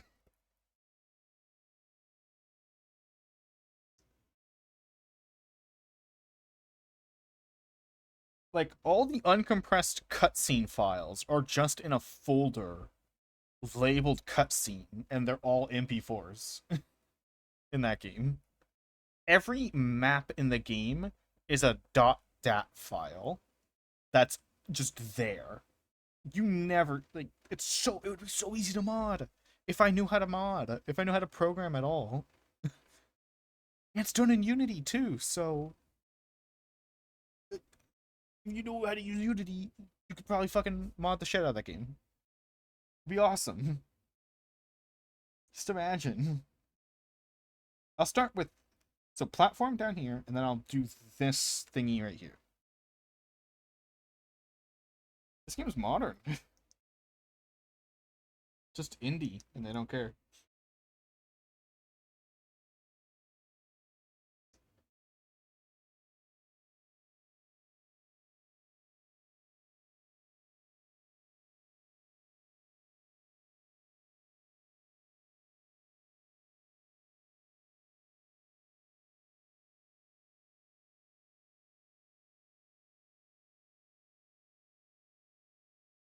Some games leave the uncompressed MP4 files there on purpose so that you can change them for funnies. Like Poppy's Playtime 1 and 2. They both do that. And it is also speedrun legal to replace all the video files as long as they are the same length as the file you are replacing.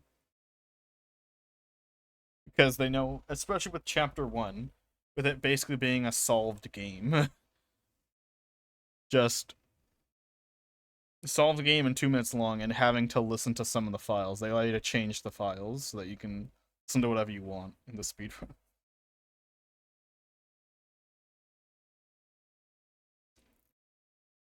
Alright, that was my symbol to leave a spell circle here. Do that later. It's like a tree branch thingy.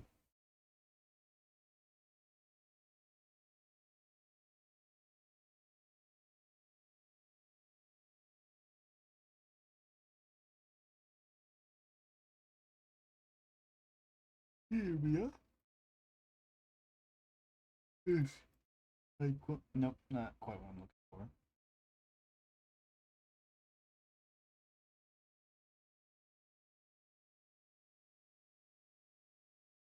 This is good enough for a reference. This.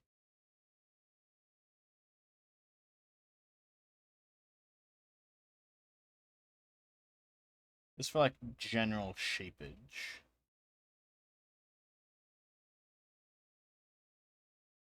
God, it'd be such a good game to mod. It's like, if I would, for people who haven't played, it's like Paper Mario style gameplay, but with no level ups. It's all like equip items. Like, if anything, I wish it was more Paper Mario. Like, I wish I had badges and shit to like help you, like, give you special techniques and shit. like Paper Mario. That's the only way I'd fucking improve that game is like that. Add a fucking Paper Mario badge system.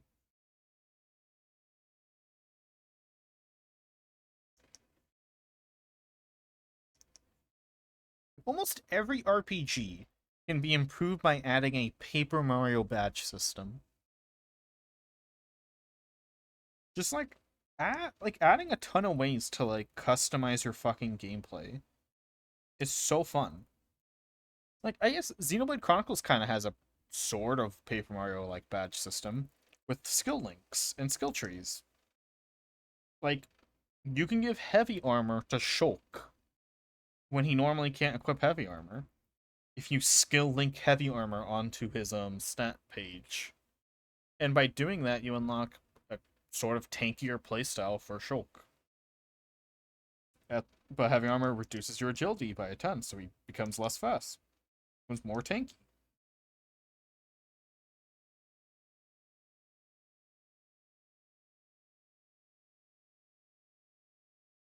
And the way Xenoblade gets its playstyle changes is how you set up your party mostly. It does rely on your skill links, yes, but it's mostly on who you pick for the party.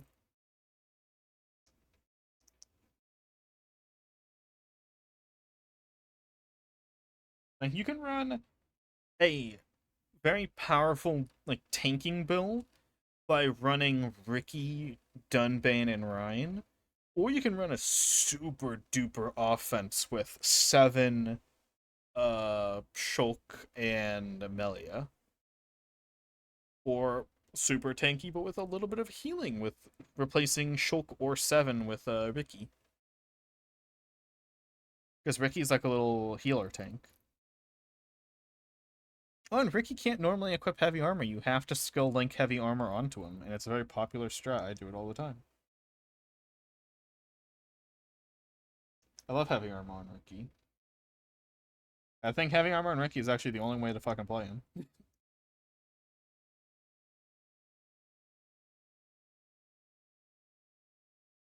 When we do this line.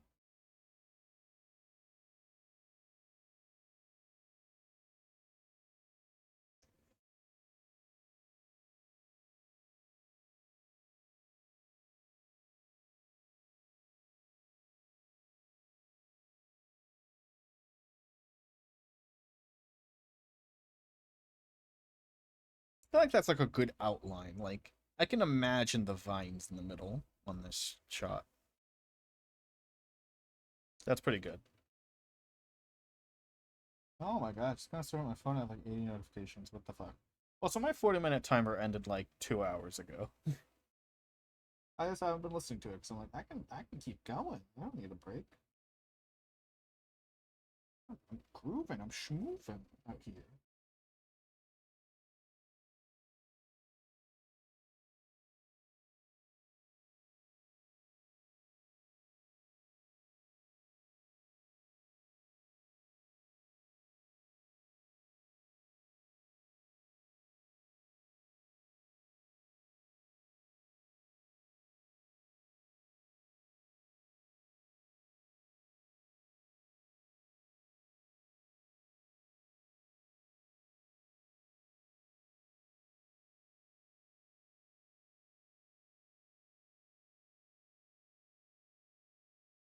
I was reading a really stupid comment to one of my posts. It was really long too.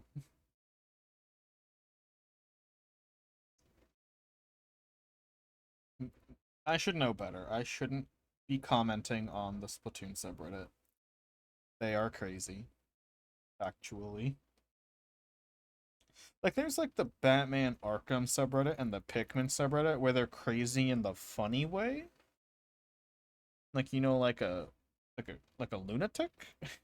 Then there's like Xenoblade 2 and Splatoon subreddits where they're crazy in the I feel bad for you kind of way, you know?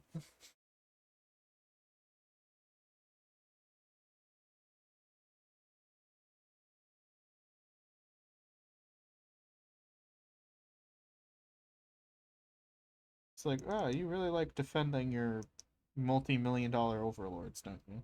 It's weird. A little weird. A little cringe.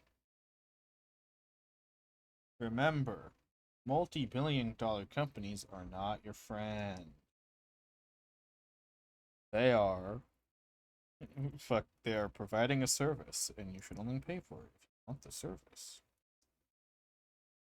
Don't fucking defend them like a weird fanboy. That's what they want. But if you defend them like a weird fanboy, you're not. They don't. They'll lose the sense that they have any competition. They don't have competition. Product's not going to get better. That's why. That's another reason why you should always criticize fucking things you like.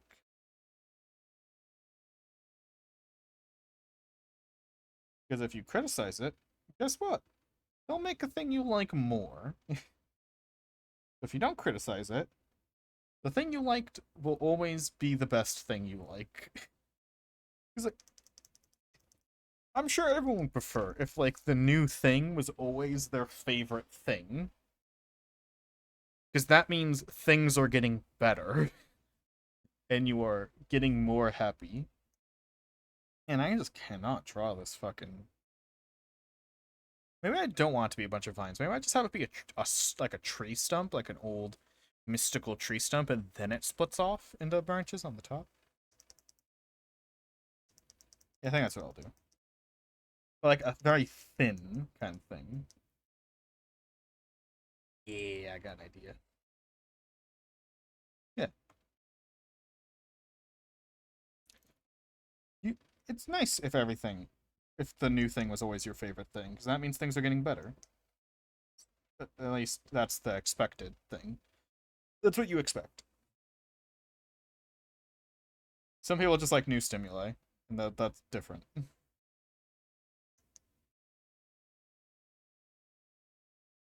Like, imagine if Metal Gear Solid 3 wasn't the best Metal Gear game. But not by decreasing the quality of 3, by increasing the quality of Portable Ops, Ground, or 5, 4, and, what's the other PSP one? What's the other... I can't remember the name of the other PSP one. What's the... Not Portable, what's the other one that's like Portable Ops, and on the PSP? It's the... Metal Gear PSP game. Googling it. Peace Walker. God fucking damn, how did I forget that?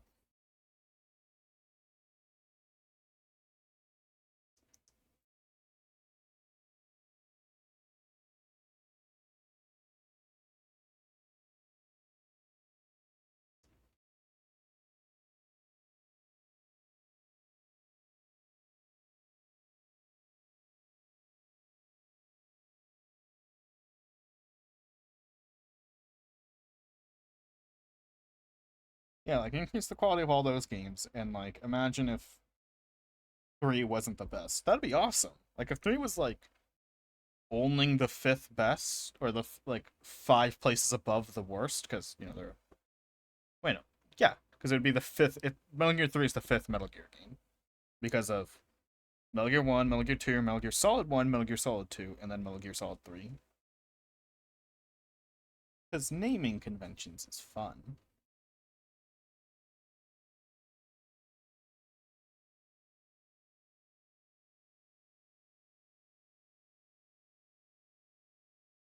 Like, imagine if Xenoblade 3 was my favorite game. But, like, because Xenoblade 3 is good, you know? Like, what if it was good? And Xenoblade 3 is my favorite game ever. That'd be awesome. So I don't even know how you get better than Xenoblade.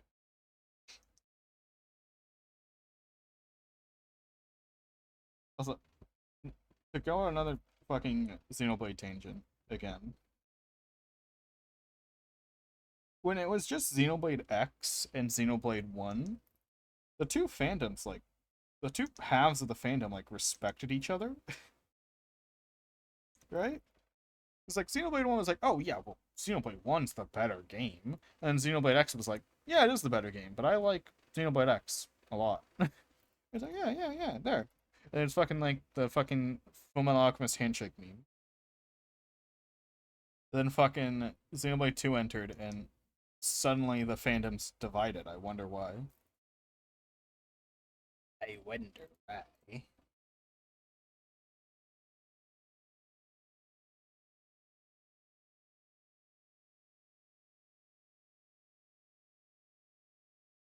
It's almost like Xenoblade 1 or Xenoblade 2 isn't good.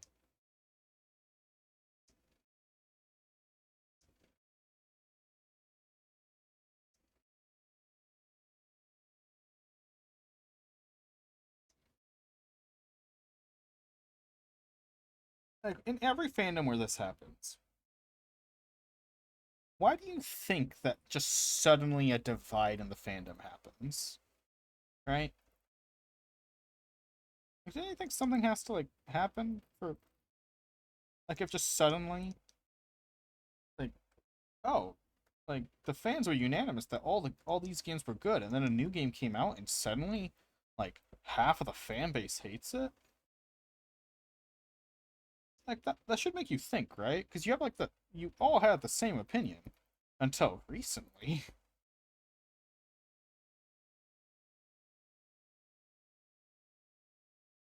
So it's like clearly something else happened.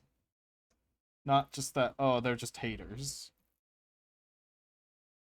Clearly.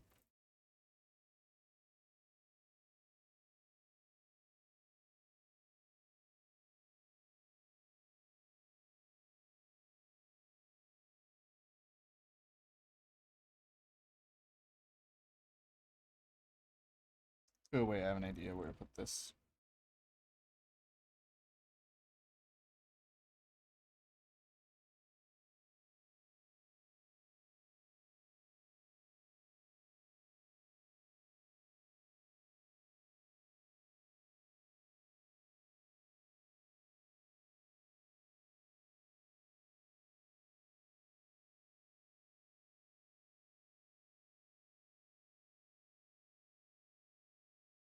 Oh, so you have cute emotes.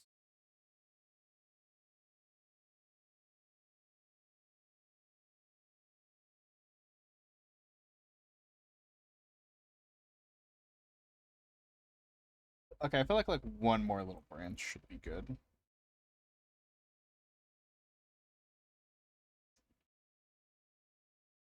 It's like fandoms don't just split for no reason. There's a reason fandoms split.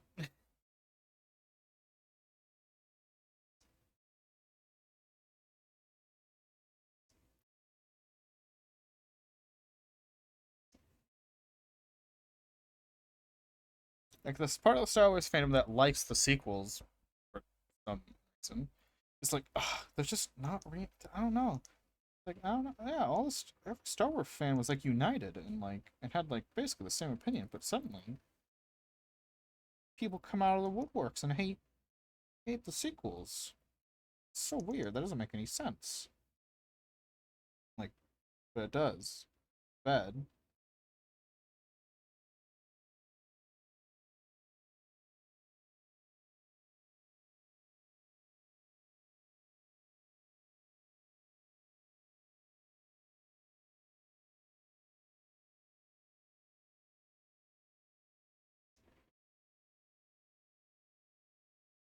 Stink.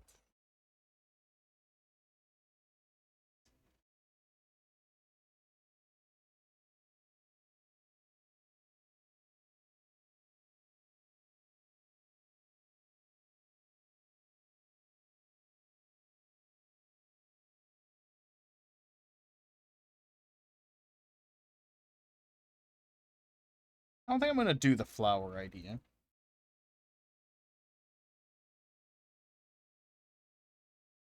What? No, I'm not saying 1 through 3 are great.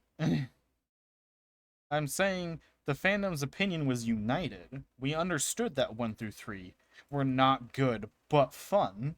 Like, or some people like them, but we all agreed that no, they're not good. They're pretty great compared to 7 through 9, though. Like, Like, yeah, the fandom was united, and now they're not for some reason. It's like maybe you just like everything. I mean, that's why you fucking like fucking seven, eight. Like, I'm still fine with people liking seven, because seven is subtly bad. It's death by 1,000 cuts of bad. Well, like, no, it's not. It's kind of blatantly bad, but it's I, I I've never figured out how to describe it properly. But it's like there are things that are good at disguising that they're like there's ways to write something where you can disguise it as good when it's shit. I don't know if there's like a word for that, but like some things do that. Like Mario Odyssey disguises that it's the worst fucking Mario game to ever be made. Same with Breath of the Wild. They have ways to disguise that they're terrible, but people like them.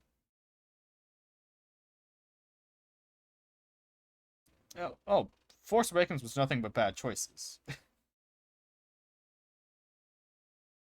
But it's able to disguise how bad it is.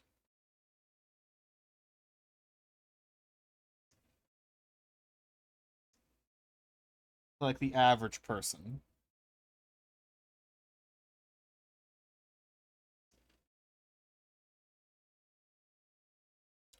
The hopping directors thing shouldn't even be a problem. It is not a problem. It's the fact that they chose two really shitty directors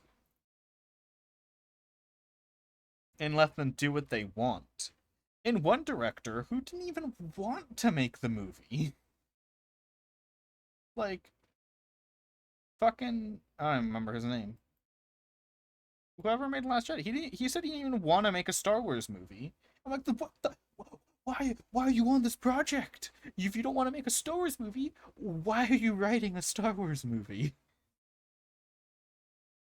Like, what the fuck? Are you crazy? Don't write it. Yeah, it's just the paycheck. He just wanted money. But yeah, he admitted like multiple times that he didn't even want to make a Star Wars movie, so he just said "fuck you" to the entire project. Like, what the fuck? Why?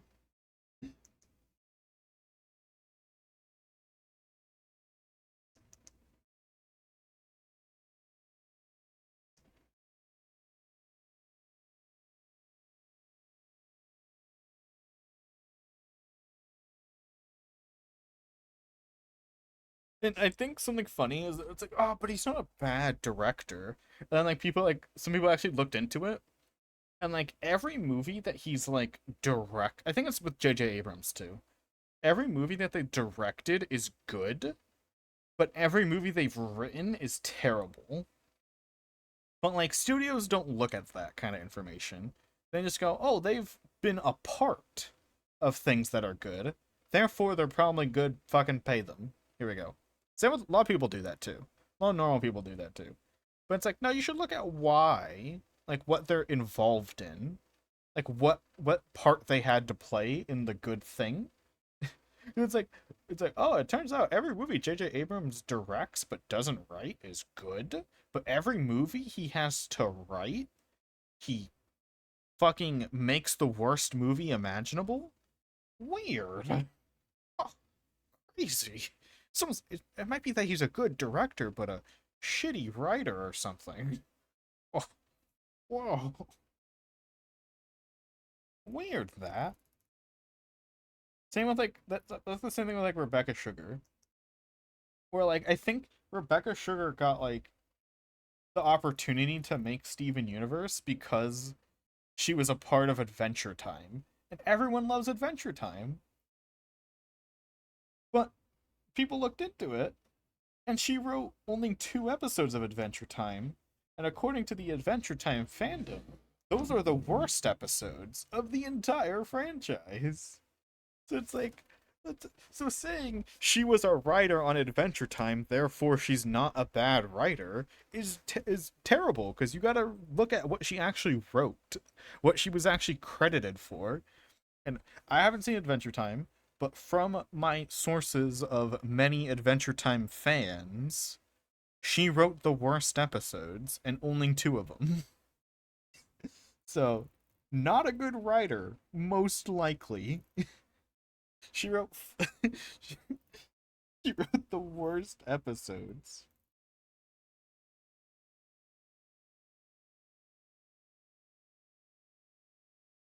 Crazy that.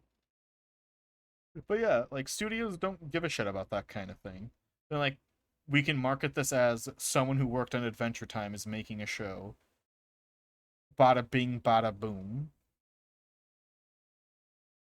Like I think for M Night Shyamalan, they still, in a lot of things, they still go from the maker of Insidious. He made Insidious, right? I'm not like misremembering. He did Insidious.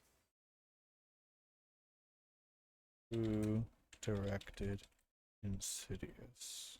My It wasn't him. What's the one he did? The alien one. What was the alien one? Well, that one. You know what I'm talking about. Signs. There we go. My brain was thinking the word circles instead of signs.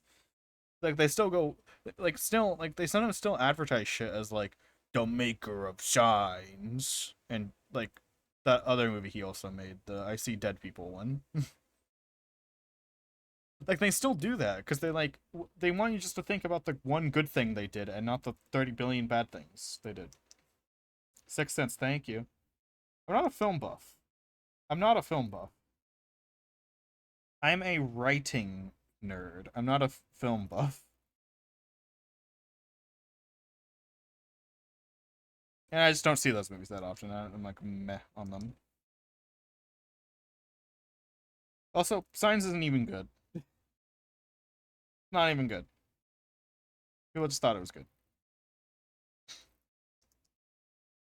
And I'm also listening to music and drawing right now, so I can't think of knowledge things like that. It's my excuse.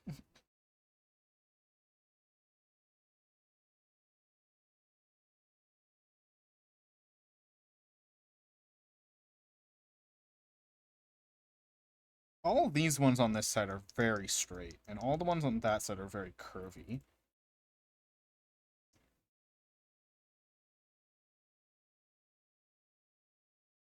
I just realized. So we're gonna do this.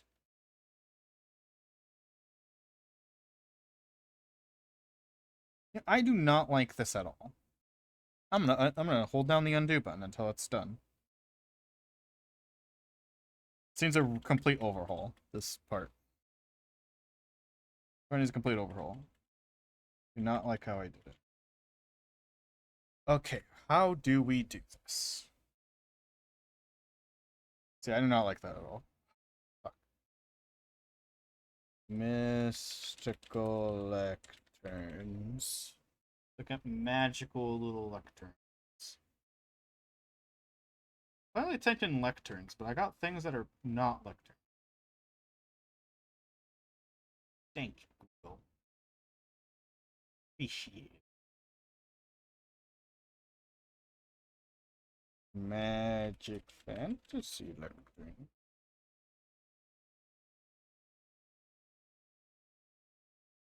This is a cool one. But I'm gonna use them on there.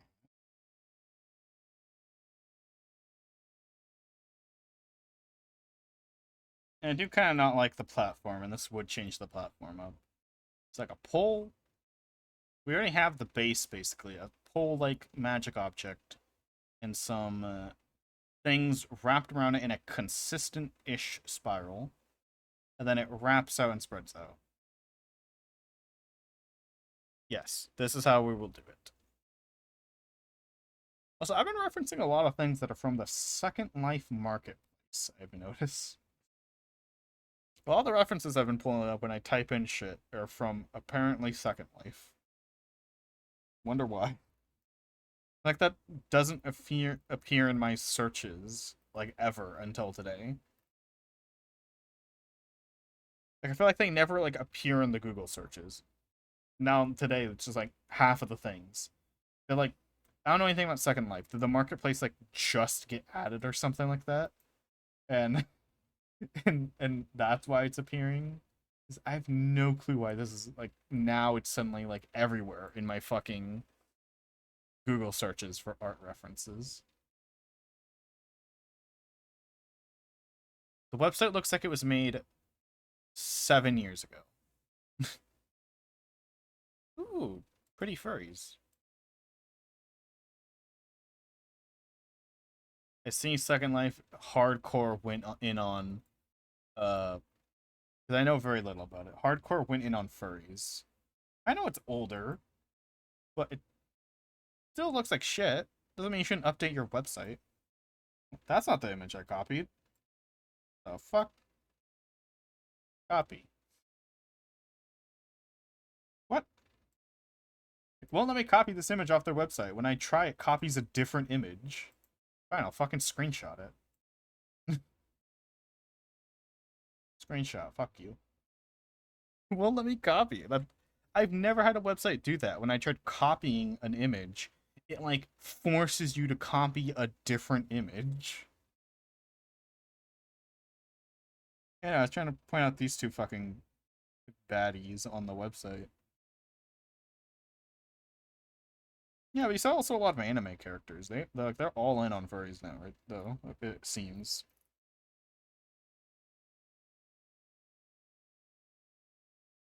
Random control every time my circuit's dead. There's something wrong.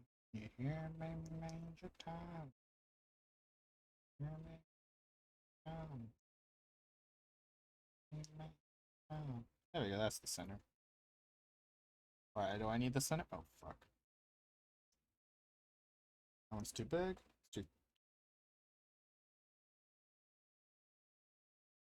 too large. Bada bing. Look at that bad boy.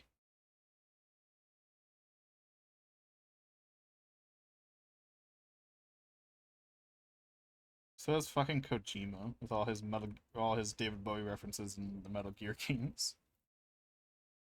My fucking favorite, like weird. I don't remember the trivia fully. So like half of the shit in like Metal Gear 3 and especially Metal Gear 5 are like some sort of David Bowie reference. So when there's a character that says like it's the fire guy. Is his name the Fury? I don't remember. The fire boss fight. When he dies, he says like a line. You know, everyone just offhandedly assumes it's a David Bowie quote because it's fucking Metal Gear Solid 3. Everything's a fucking David Bowie quote. But then people like, then there's so many forum posts of people being like, what the fuck? What does that mean? Like, like who is he quoting? That's such a weird thing to say. And then like people like, it took people a while to research, and it's like from some like presidential speech in like 1952 or something, and I'm like, what? Why'd he reference that? Does he what?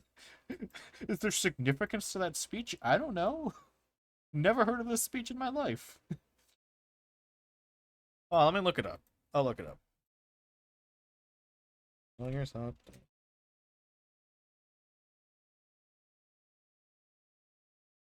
I can even remember the fucking quote. Some like I'm pretty sure it's like a presidential speech quote or something.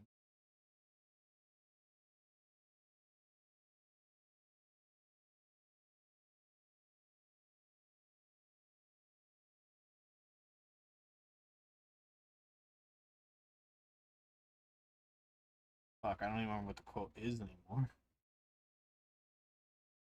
Let me look at the character's death on YouTube real quick. Is that the Fury? No, here's Solid 3, the Fury death. Yeah, it's a death. Fury's the fire one, right? He's the fire one.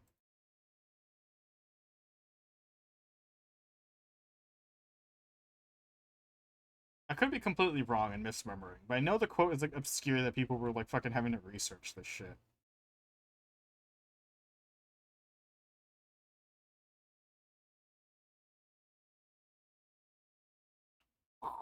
explosion noise.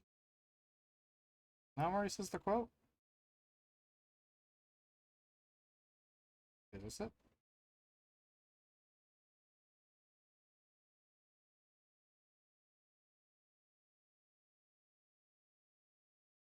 Why does he say it? I don't even remember.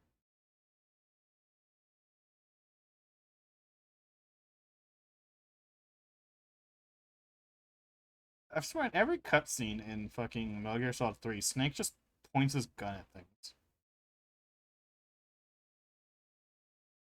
He just goes, and like points his gun. And that's his involvement in most cutscenes. I can't find the quote. Did I just like fake memory? I swear it's in here.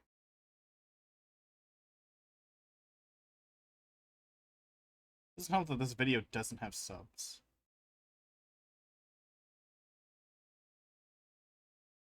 Also, ow, that was loud.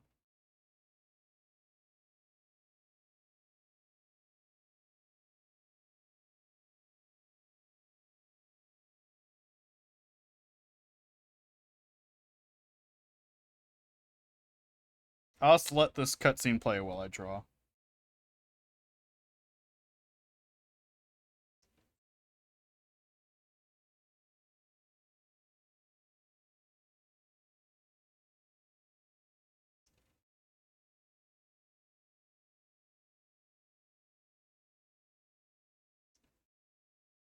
I fucking hate trying to use the perspective tool in circles.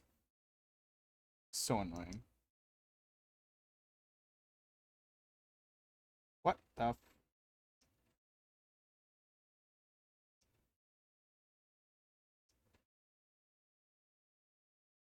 fucking... Am I thinking of the wrong villain? Is it not the Fury? It says like the really obscure quote.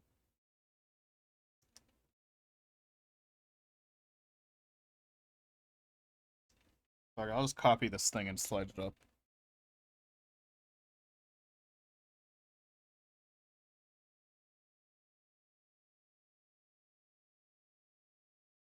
Colonel. Shit, my pants, Colonel.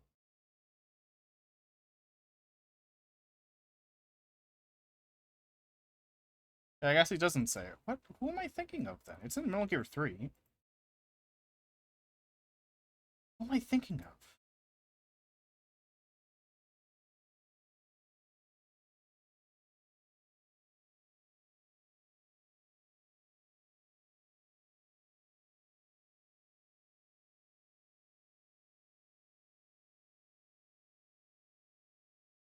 Hmm.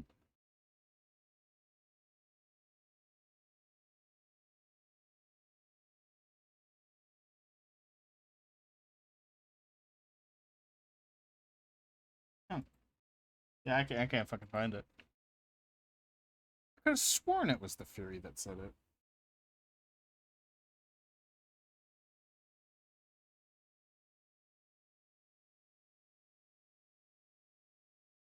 There we have a Schwarple. Hmm?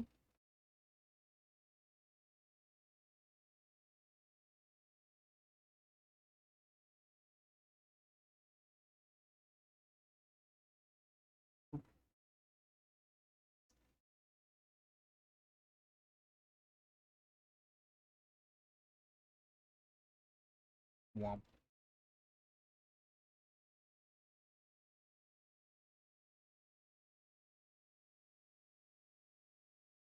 That's about the middle.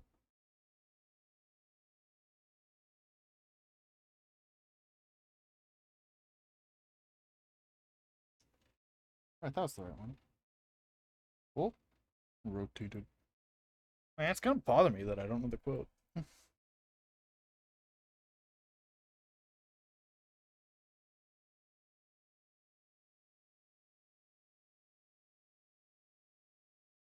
Because when I type what I think the quote is, I'm getting a Metal Gear Solid 5 clip. I know the thing I'm thinking of. It's from Metal Gear. Oh, but the clip he is on fire. Did I just like think a Metal Gear 5 scene was from 3?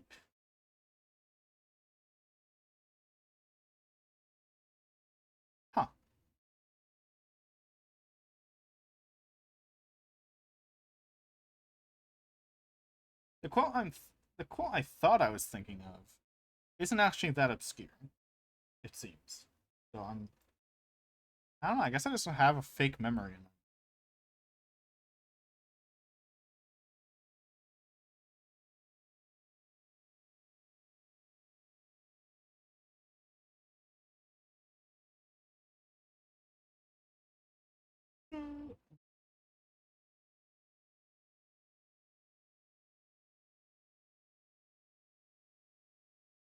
The line I thought it was is when he says, "Major, I'm burning up."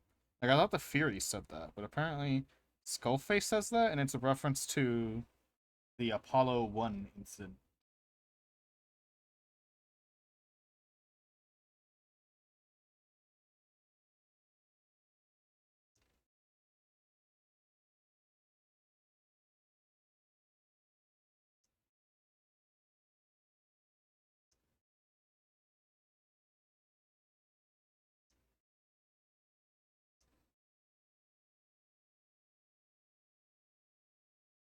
I thought the Fury. I could have sworn the Fury said that.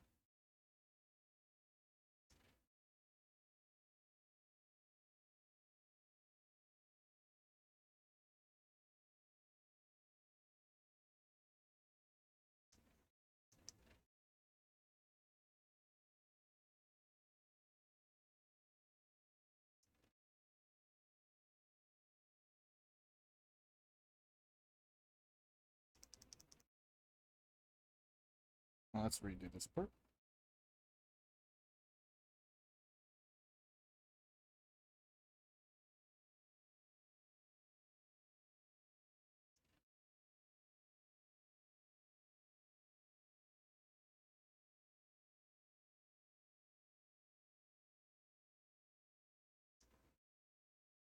Let me check my reference again. Look.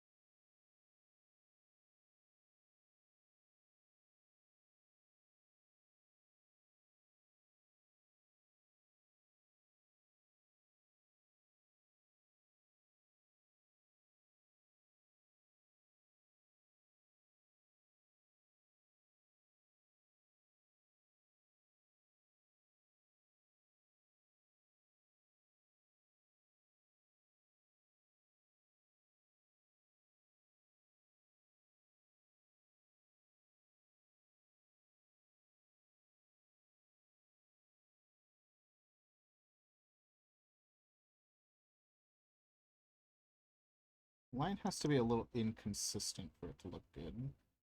Like,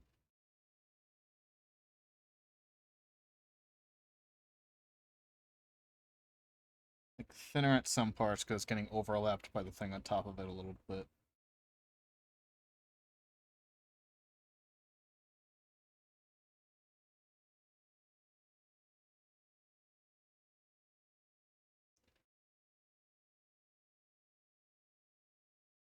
I'll add the bumps at the end.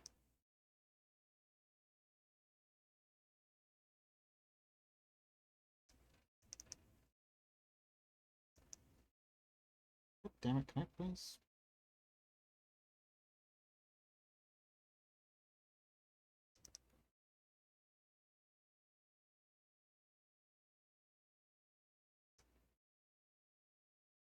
Yeah.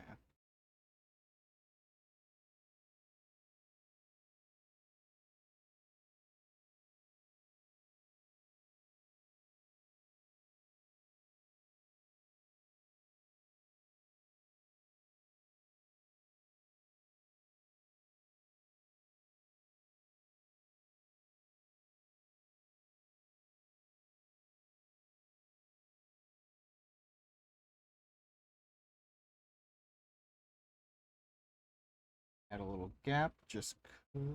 I don't know how I'm gonna be able to tell it's a gap in the future.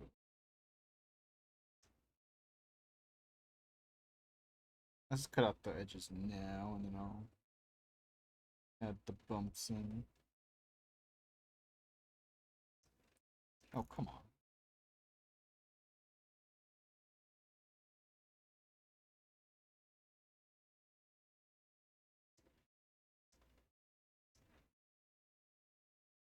Yeah.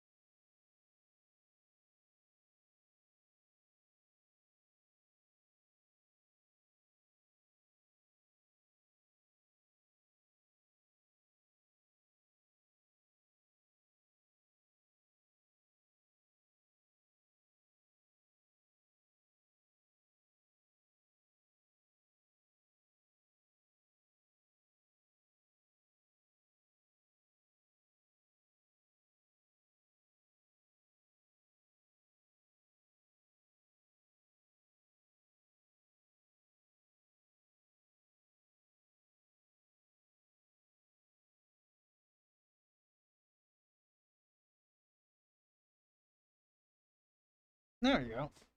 We're getting there. We're getting there.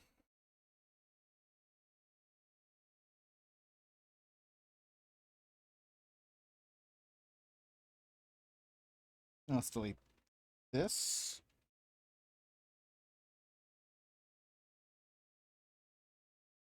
We'll sketch around what we're supposed to be. Sort of.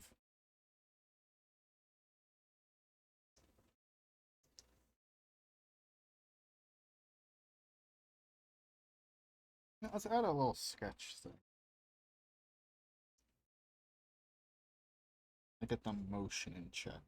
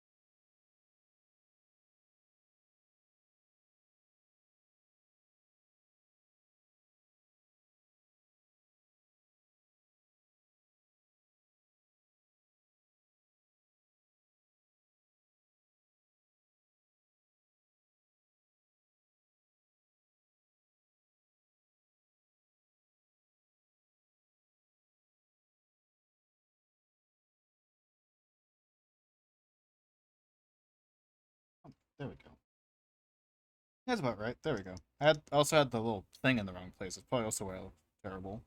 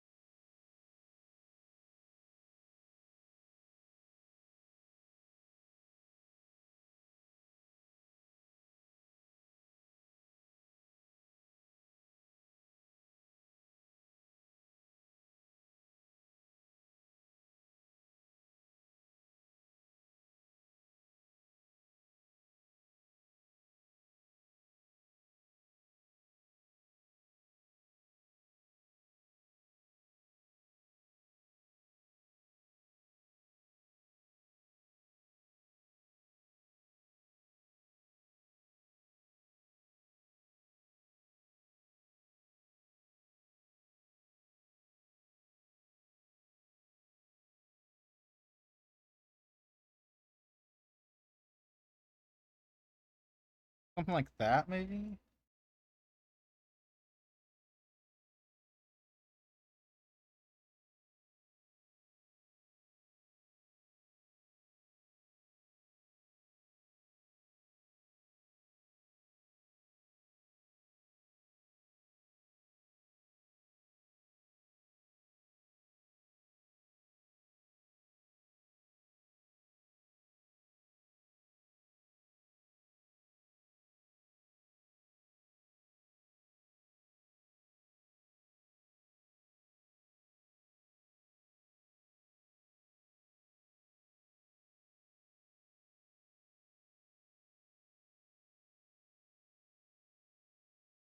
Song goes so hard.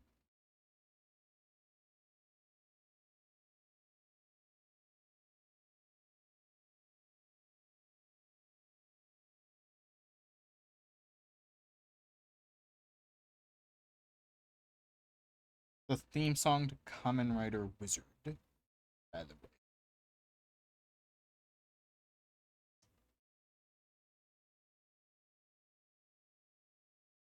Intro time.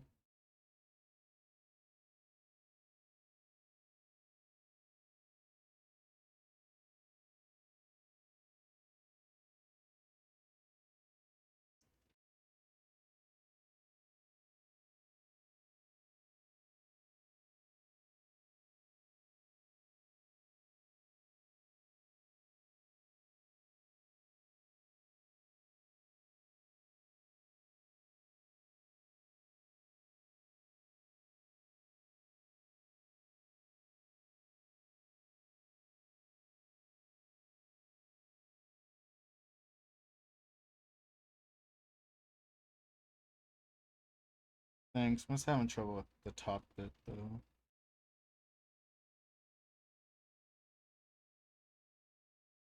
Doesn't look like it's.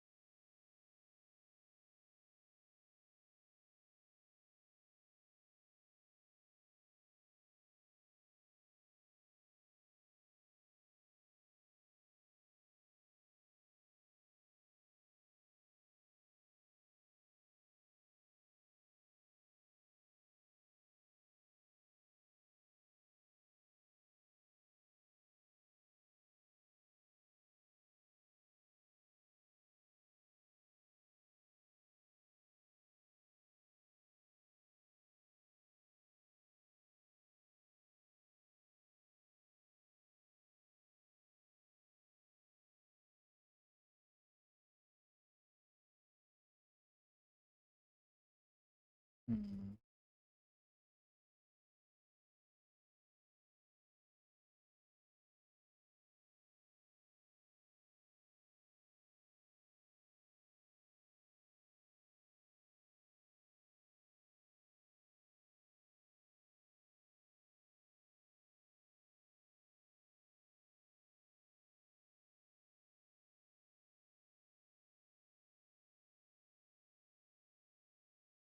This is the center right here.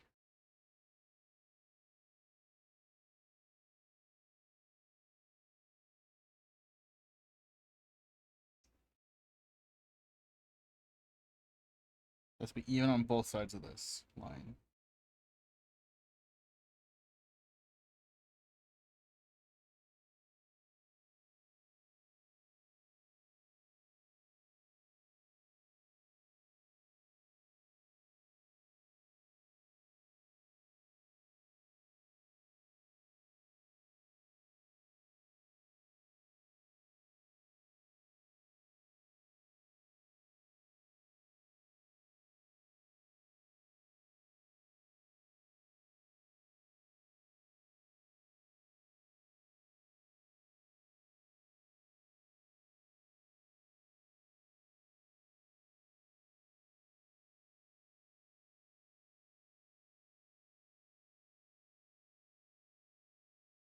Okay, so that's the sides we need to fucking cover.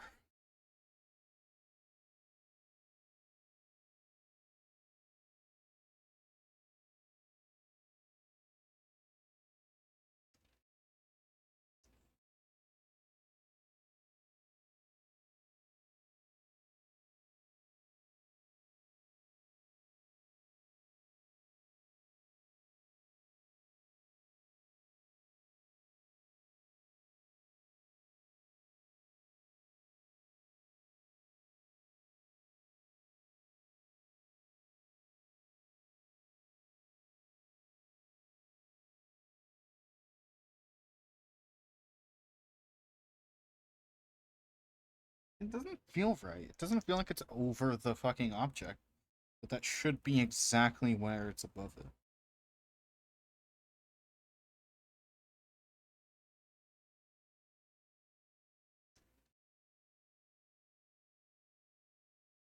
This doesn't make sense.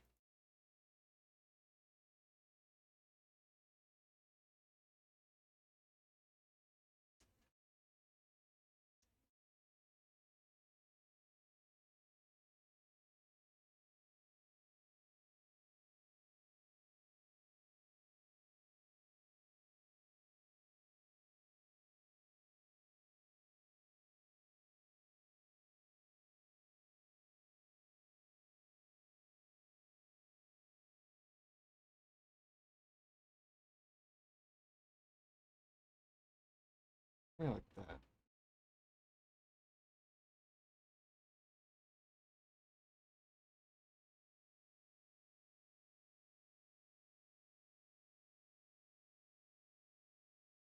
I can't open my my Chrome tabs are rusting again. Why?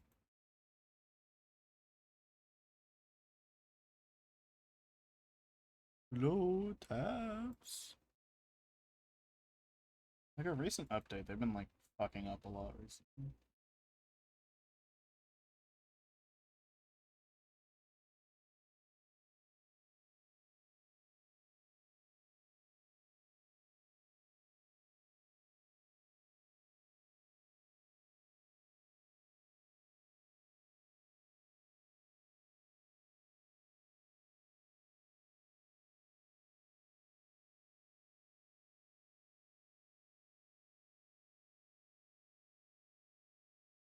Off the music, but I couldn't turn it up.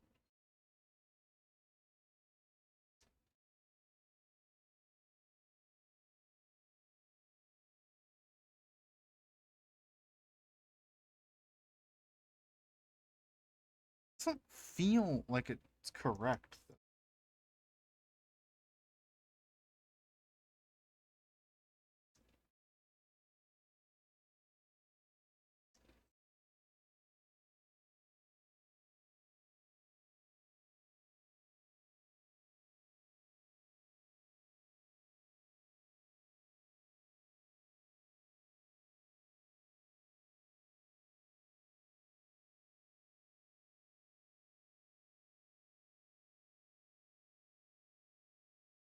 What if they just went like that?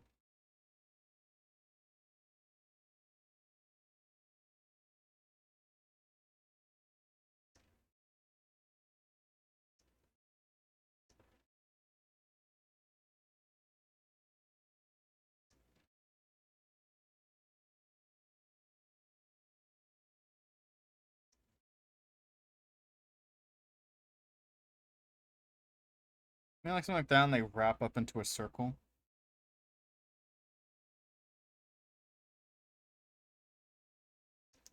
Hmm.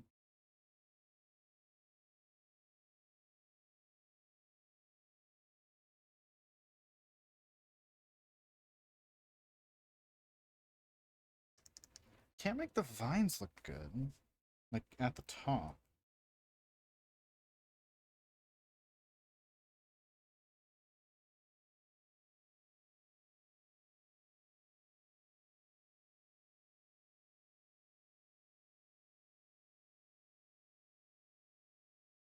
Mm.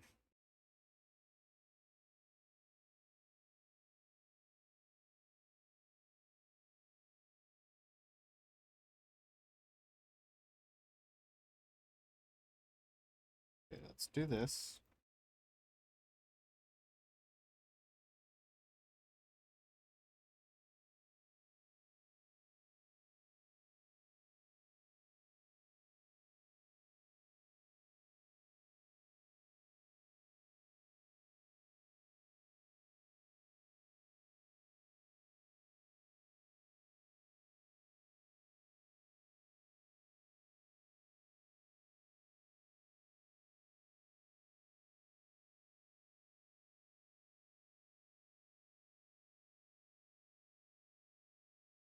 And if I want to add an angle, I do this.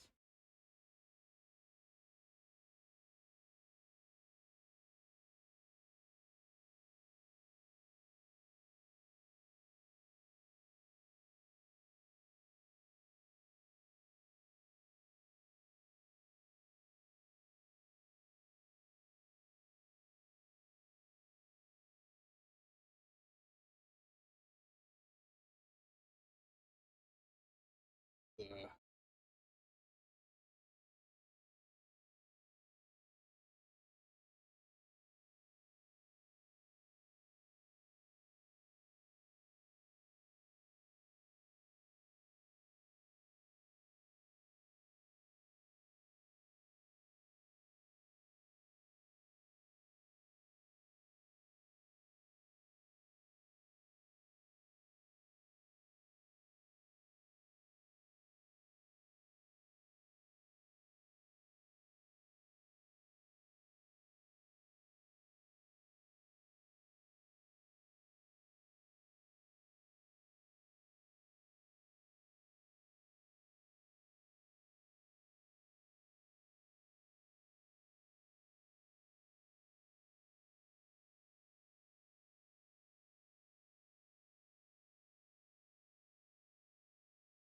Hmm.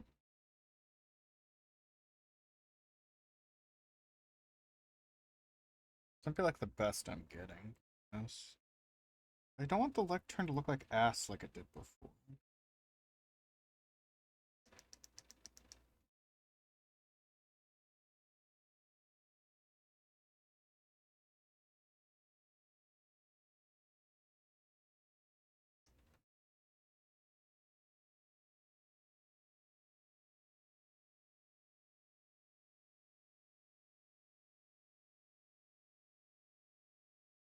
And this is the one part that I want to look really good.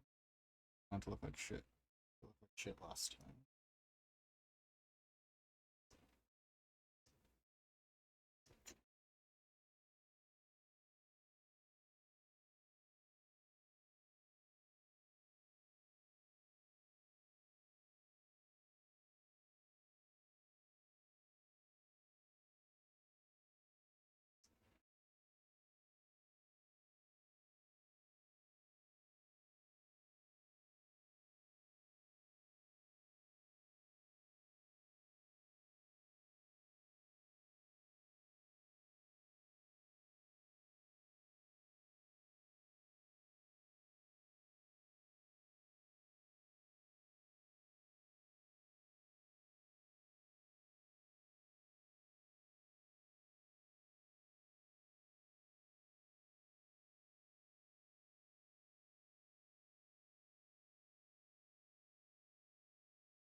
Alright, let's try that.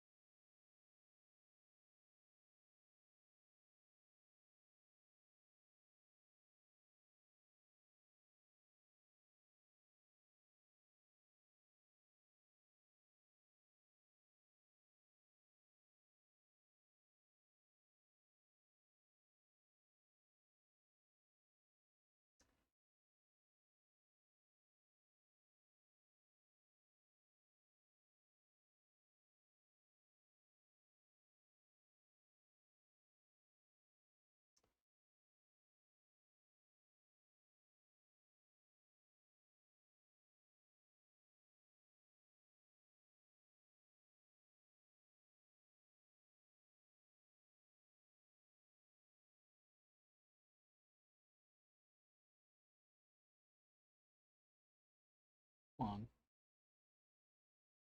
I hit the fucking don't. Oh my god, it's so annoying. I hit the don't follow ruler button twice. Didn't work either time.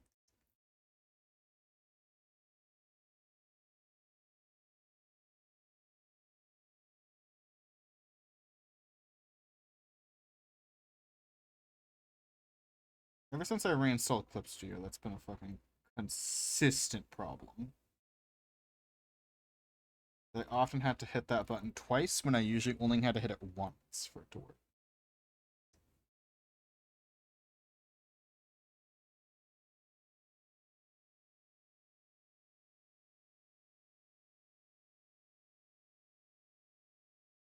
I only had to hit it once for it to work. Sometimes it fucking takes 2 or 3 times.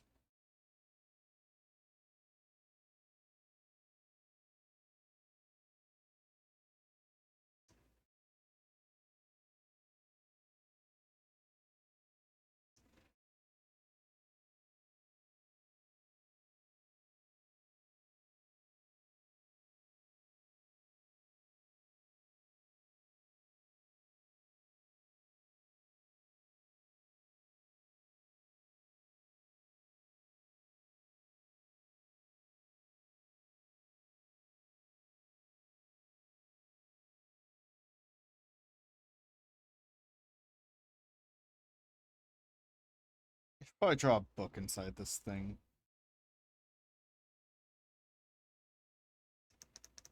I'll draw a book inside this, because otherwise it's gonna look like this, I think.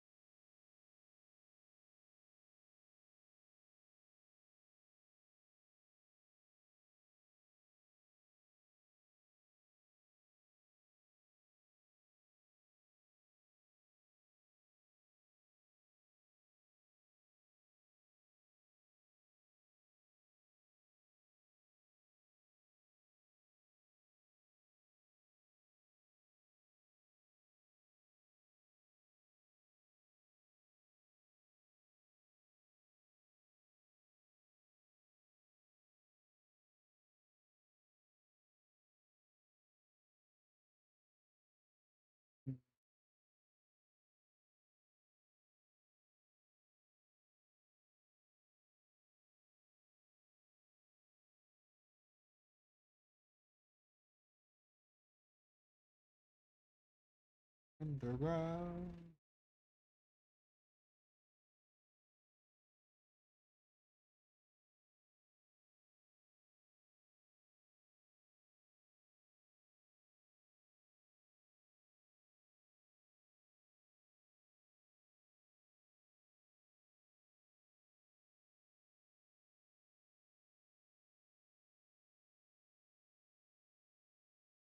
Yeah. This is a very long but thin book. Weird.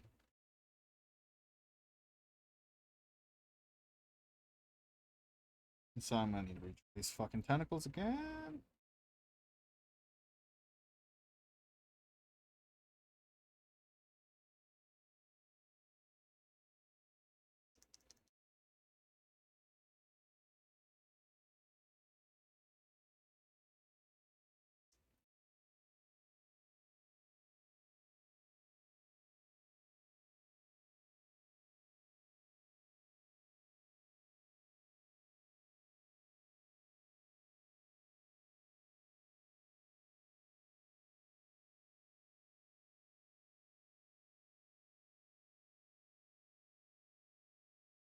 Fucking, I'm gonna have to redraw this.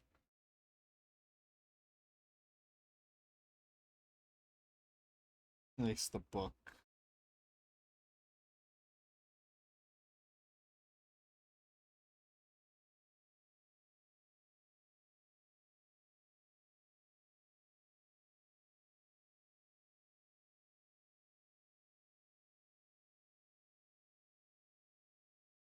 Okay.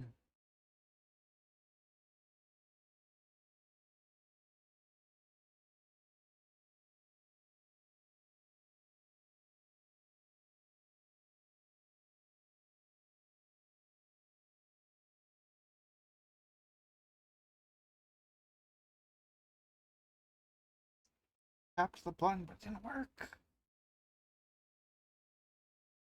Brain.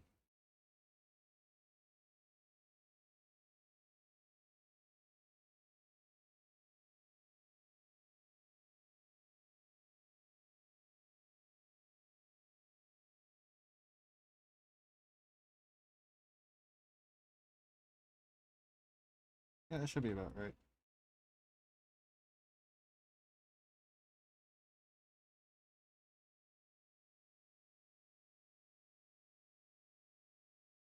Is it?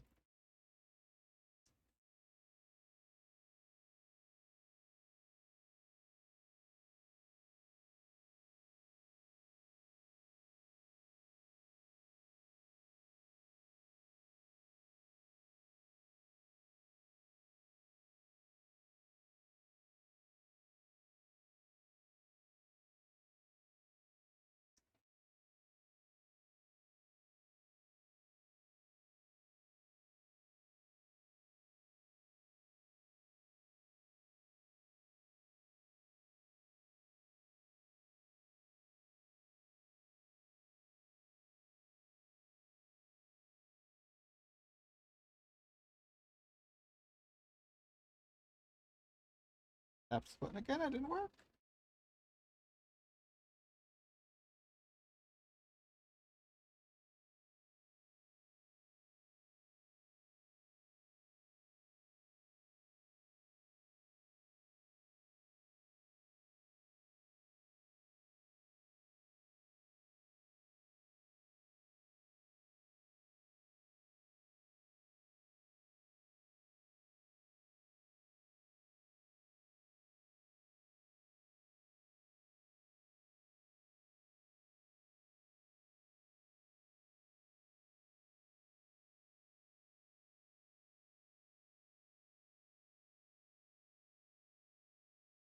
Looking at a reference to draw this book.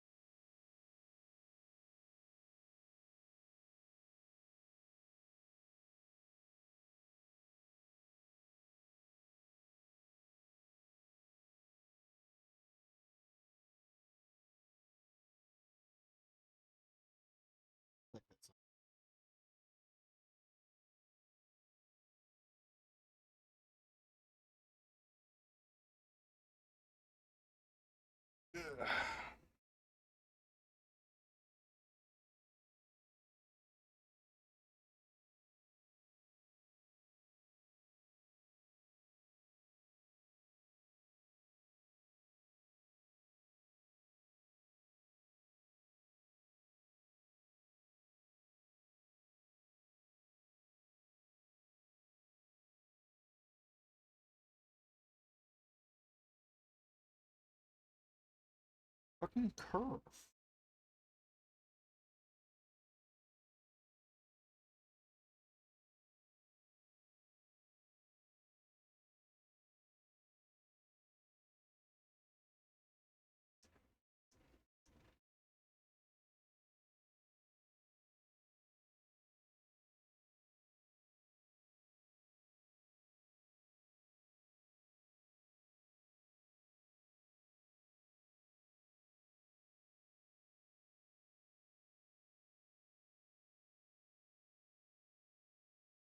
Thinking about like,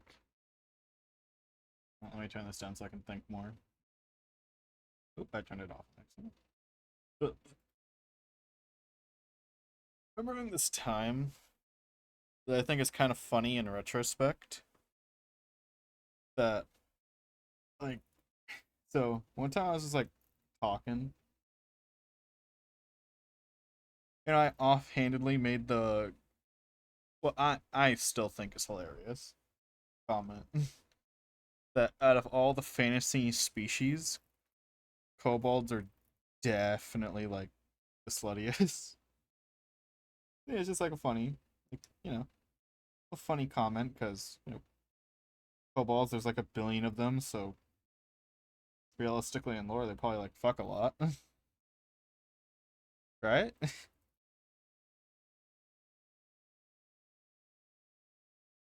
Then someone told me that my comment made them cry for like 10 minutes. And I was uh, like, chill. Yeah, they love, like, no, they're dragon, kobolds are dragon simps. And I was like, bruh, it's a fucking cartoon species that I made a funny comment about. Calm down. I was like, my guy.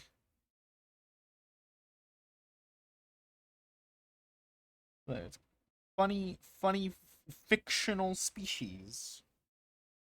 Hate to break the fourth wall here, but this is, dude, I'm fictional right now. Like, fictional, my guy. Like, chill the fuck out. Like, you have to be like 12 if me saying kobolds are probably the sluttiest fantasy race made you cry for, even if it made you like shed a single tear, you probably shouldn't be online, especially in a stream marked for like mature, right? like like chill the fuck out.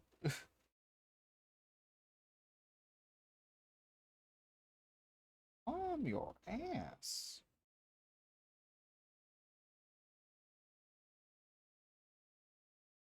It's just baffling to me. I'm like, dude,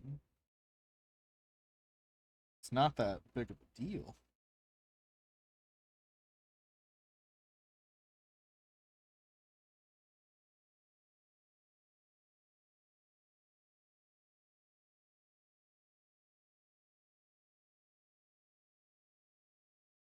Okay, let's need to edit these lines right here. And yeah, same. But like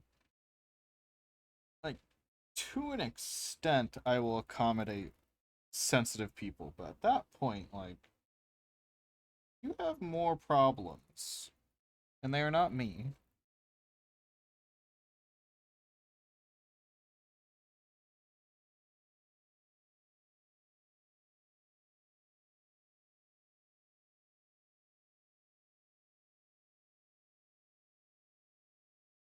Like, there is a level of sensitivity that I will accommodate to, depending, like, like at any given moment, there's a certain level of sensitivity I will accommodate and like obey. But after a certain point, I'm like, dude, that's like a you problem. That's a like I don't bring up like bootstrap mentality, I guess, that often because I don't like it. But at that point, like there's a point where like actually you need to grow thicker skin. Like, I don't think everyone should be stone cold skin. I mean, it would be nice if everyone was, but I don't think they should. But if at that point your skin is like wet tissue paper, and that's not like my fault if I just like a small gust of wind comes in and like rips you in half, like chill.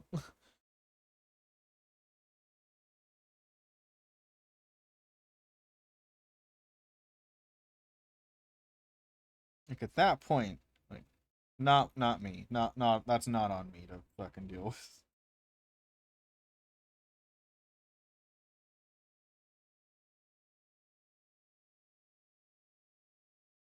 He has a book now. That's small amount of thickness to it. The cover.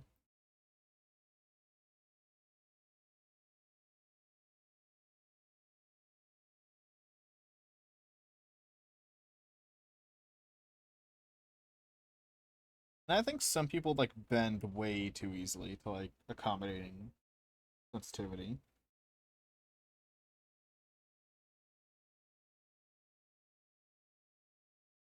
Like I know some people that like if someone came to their stream, like let's say I'm trying to think of an example. Let's say you came into my stream and you said you hated the TTS voice. TTS voice. And like it's like, oh, that one like reminds me of my abusive father. Like I know some people who would like on the spot change the voice, and I'm like, at, th- at, at that point, at that point, no, like don't accommodate that. Like I feel like you shouldn't accommodate that. It's like, don't be here then. Don't come. First off, don't come in and trauma dump. Second off, don't like if that upsets you, go to therapy. You need therapy more than you need a fucking random person's fucking Twitch stream. Yeah, I know some people who like will bend to that though. And I'm like, no, you shouldn't. It sets a bad precedent. Because like part of the thing of like bending too easily is you don't want to set a precedent that you can be bought or like you can be bent like that.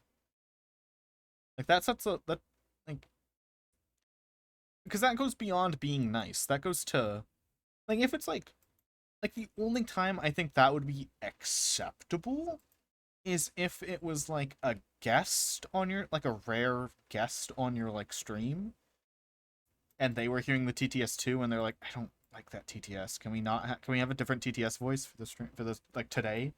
Like while I'm here. It's like that's different. That's accommodating a fucking guest. But like you're like a fucking random waltzing in and asking you to like swap like or like if someone was like yeah, it's like don't like if you're like oh minging is fucking a horrible word. It's minging, it's It's a fucking horrible minging. word in my country. Please remove that redeem. I'm like no. Funny and like Bingus. Bingus. Like yeah, it's just it bothers me that some people bend to that because like, you shouldn't. Don't.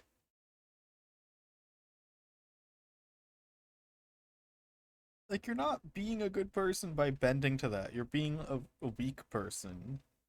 Like to the small things. Don't.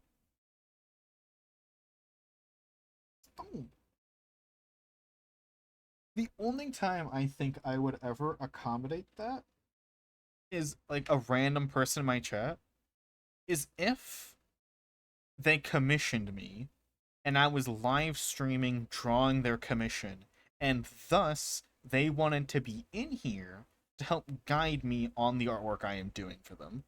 That is like the only scenario I would ever like bend to changing the TTS voice or removing a redeem for a while. Yeah, it's mine. Yeah, it's mine. It's my stream, and these fucking little things make me happy. I'm not gonna fucking delete them because it makes like random user 87 upset.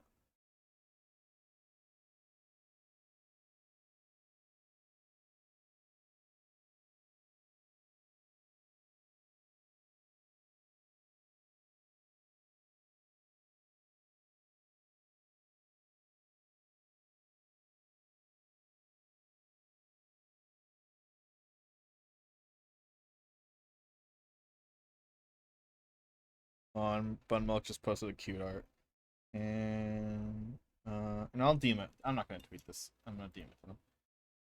Hey, that recent art you just posted, can we get a clean version of that final frame for reaction, which is pretty, please.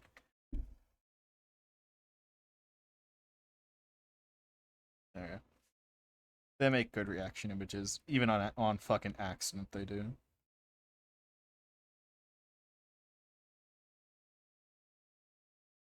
Okay, book is done. I'm half wanting to not have the vines go up and just have it be like the book is floating magically and like the vines are like doing a spell on it. 'Cause I don't know, I can't make the vines holding the book look good.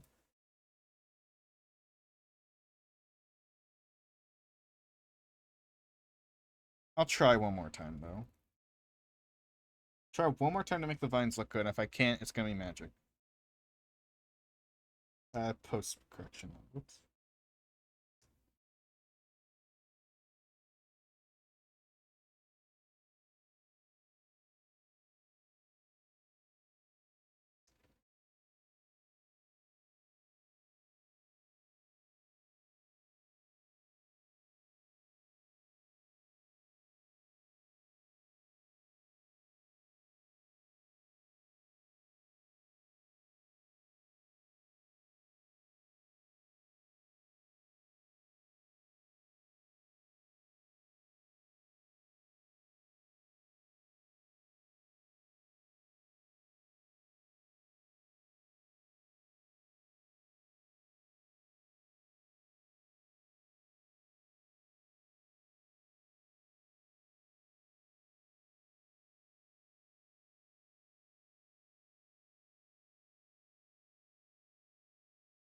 Zoom out. Why isn't the zoom out button working? Oh. Nope, that didn't even zoom out. There we go.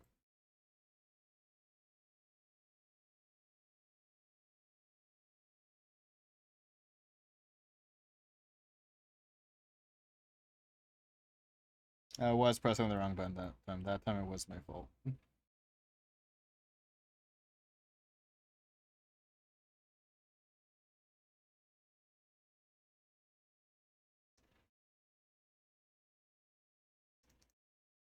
They're just giving me magic. Or I can redo the base again. I think I'm gonna redo the base again. Now that we have a book floating there, we can more easily draw a lectern. Plus, it was kind of a bad idea for me to do a lectern without a book on it. Lecterns need a book on it to look good.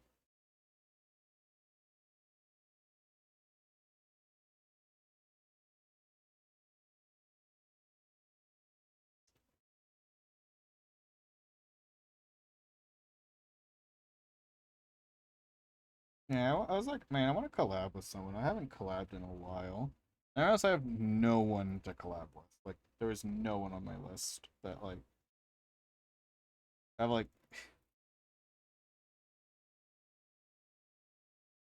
no one's available.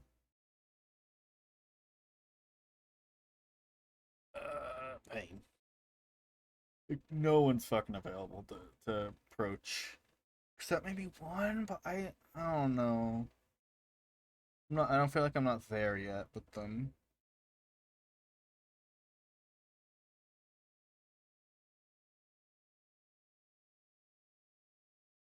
I had one person, but now we're not friends anymore. I will not go into further detail.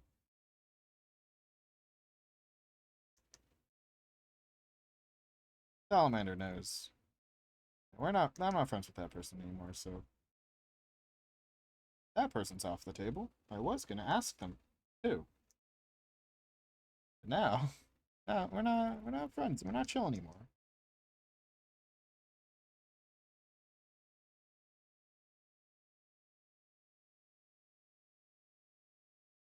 I will talk about that right now since it's on my mind.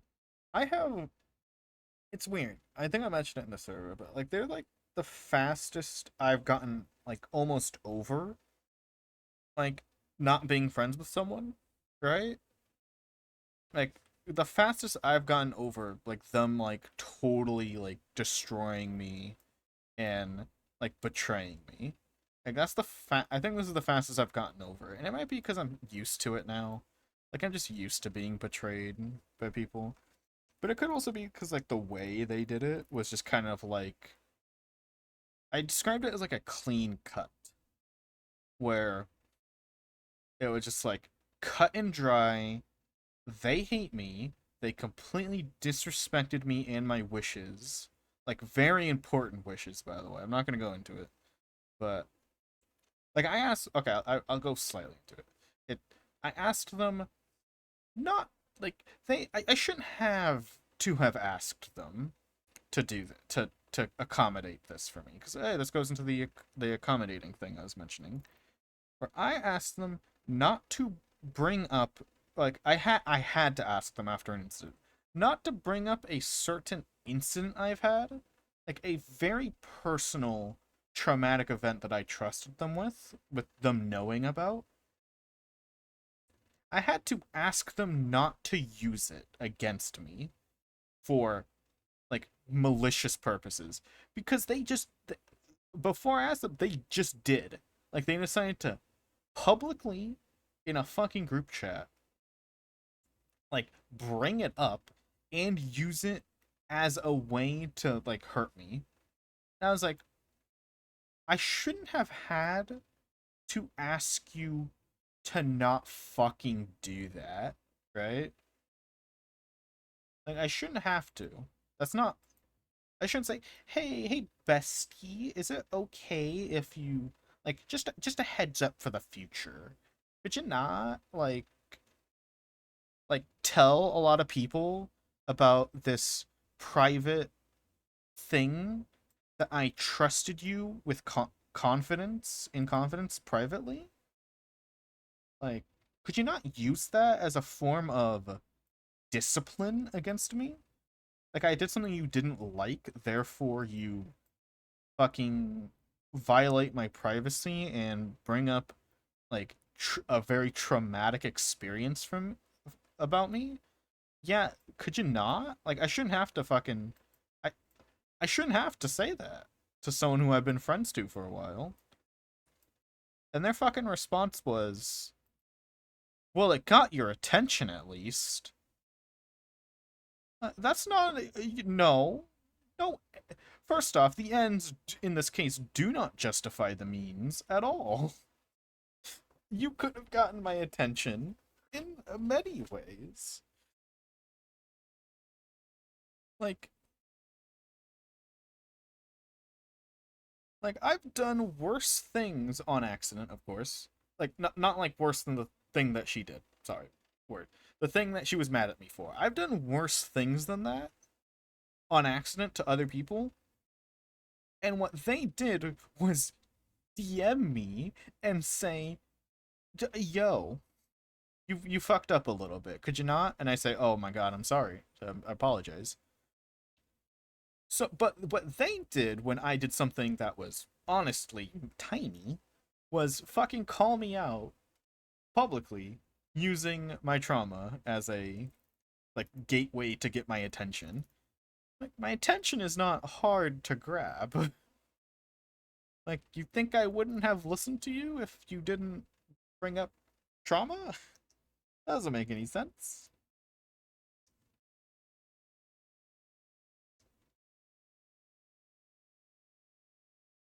Yeah, it's just it's common decency. Like don't fucking do that. Don't. I shouldn't have to ask. There was one person I had to ask them to stop this was like this was like a middle school thing. I had to ask this person to not like sprain my wrist every time she saw me. I was like, I shouldn't have to ask you to do that. Like, you shouldn't just sprain people's wrists for fun.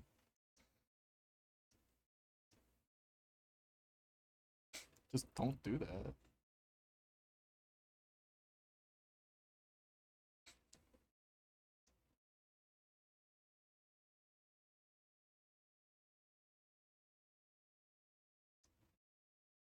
Yeah, I shouldn't have asked you to do that. And then, like, that wasn't even the breaking point, by the way. That wasn't the breaking point that led us to not be friends anymore. But that was, like, part of the... I would have gotten in trouble if I did that, so I didn't.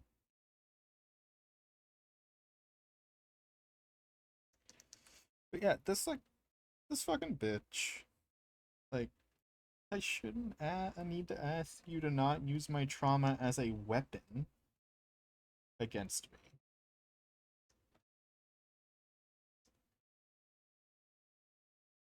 It shouldn't be a thing.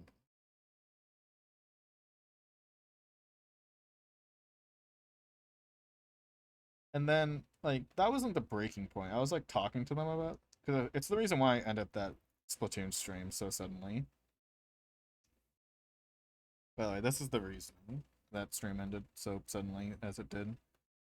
I had to, like... What was it? I was talking to them after this incident. So, like, I was sort of forgiving them. Right? I was like, she's stupid. She's done fucking stupid shit. I'll assume she had a lapse in judgment that was so severe that it would make me punch a normal person.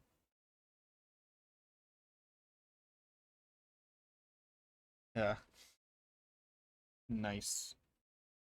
And, like, I was talking to them about something where this, like, cunt head of a, like, human being who, like, hates me and I hate them was lurking in my Twitch chat. And I was concerned about it because we both know this person. And she was, like, very dismissive about it. Which also is a huge red flag. So I'm concerned about this person in my chat. Because they shouldn't be here. Like, who lurks in the chat of someone they hate? Not people looking to do good. That's fucking what? You're looking for dirt.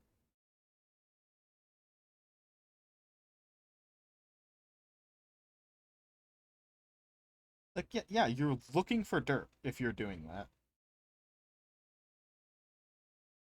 Like, kind of fair, I guess. Sometimes you want dirt on someone you hate. But they hate me for really stupid reasons, so not fair, actually.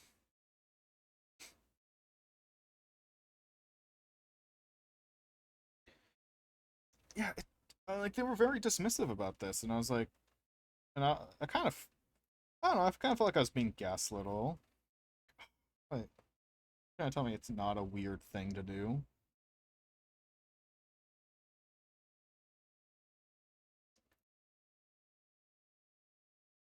And that was, like, basically the straw that apparently broke the camel's back that, like, kind of broke our friendship because they didn't like me talking shit on this person. Which, just kind of hindsight, they were in cahoots. 100% they were in cahoots. Like, that's such fucking suspicious behavior from both of them. Like, who the fuck? Like again, yeah, again, who does that? Who lurks in someone's chat they hate? Like, they've called me pretty nasty things. Like, if you believe I am those nasty things, that was a weird disconnect.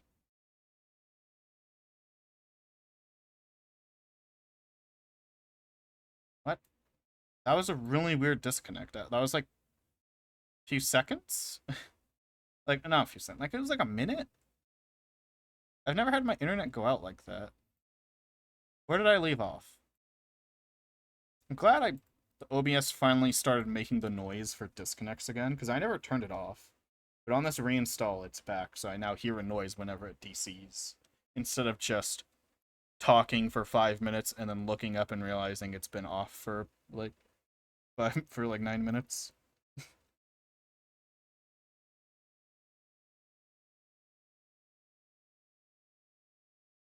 So yeah, I was like, yeah, they said some nasty shit about me, and I was like, so if you believe that, why are you here then?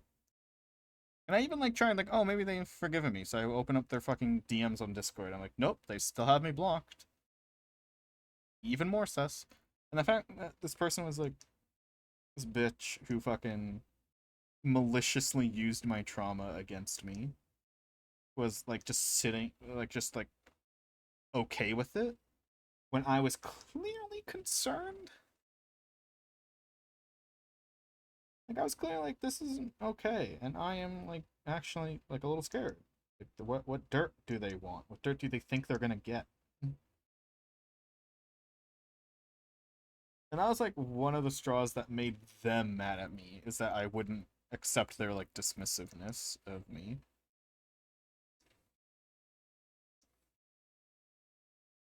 And so like after they like, you know, cut me off, like denounced me, said I was a piece of shit and all that for no reason. I was like I got over it fairly quickly, relatively speaking.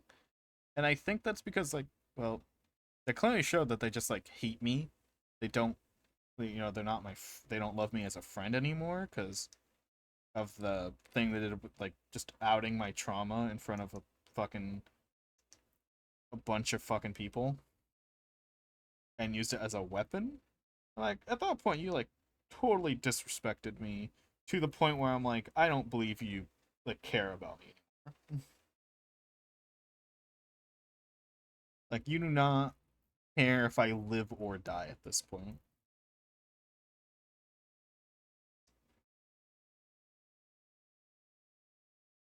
By the way, this was like trauma so bad that like at the time I was in a very dark place.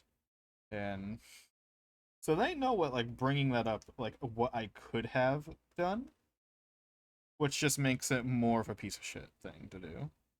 Like you know what I was going through at that time. You know what like I would be feeling if you brought it up. What the fuck is your fucking issue?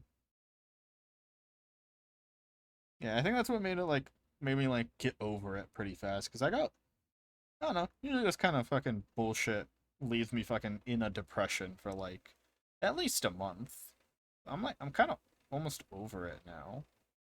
Like, I'm like I don't want to fucking spend time being sad about this person who's like a complete fucking cunt lord.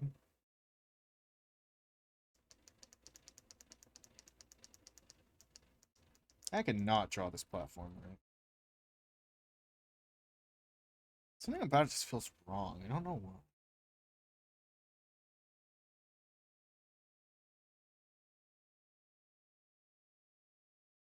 Yeah, it's strange. Strange. I don't know what got into them. Like I can't process. Like I can't imagine a scenario where I do that to someone else. Actually, I can because I almost did it to someone else one time, and it wasn't for something small. It was for something pretty big, and it wasn't even trauma that they like disclosed to me. It's trauma that I got from someone else to excuse their bad behavior, and it was like really bad behavior, by the way. And like that time I like considered it, but I didn't do it, not because I was like chicken or anything, but because I literally thought that's a fucked up thing to do. I shouldn't even consider. Why did I consider it for even a second? That's like fucked up. Like I'm not even joking. That I literally had that thought in my head. Like the one time I ever considered doing that to someone, I was like, wait a minute, no, that's like really bad. I would be violating the trust of like so many people by even thinking that thought. Like, no, not gonna fucking use someone's trauma against them. That's fucked up. But this fucking person apparently doesn't have that filter. Doesn't have a single filter in their mind that says maybe don't abuse people like that.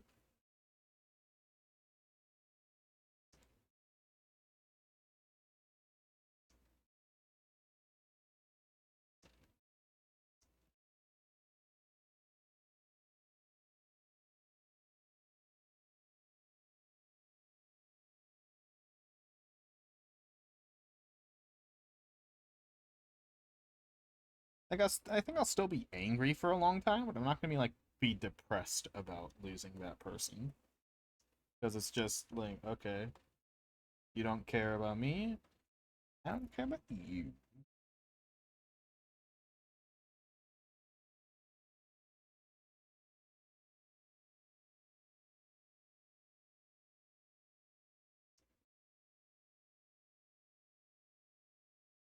God, I'm pressing the button, but it's not working.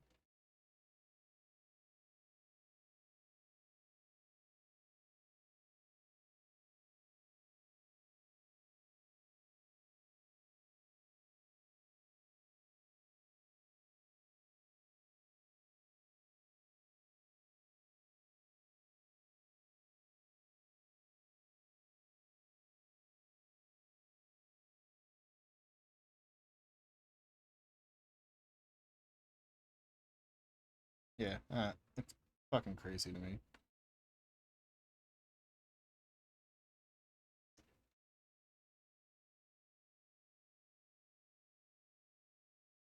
Absolutely bonkers.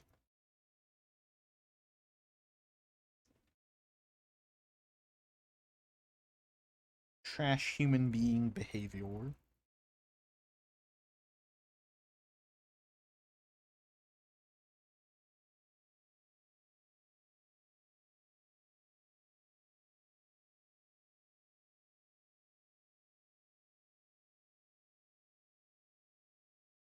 Yeah.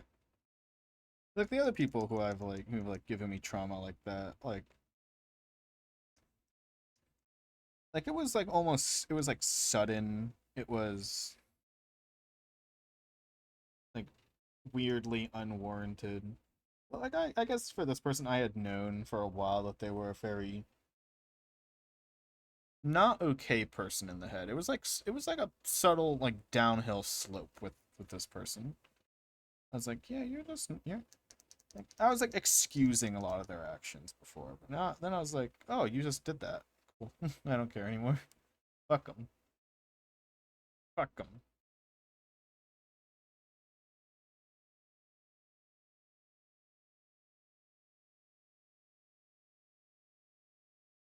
I cannot draw this. I can't get it to look the way I want it to. Let me try to find another lectern.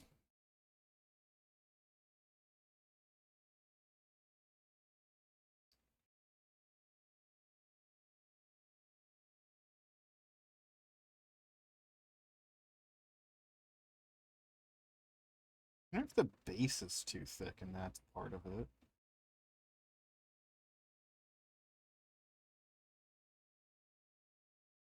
Maybe I can like make the base come in a little bit as it goes up. I'll try that.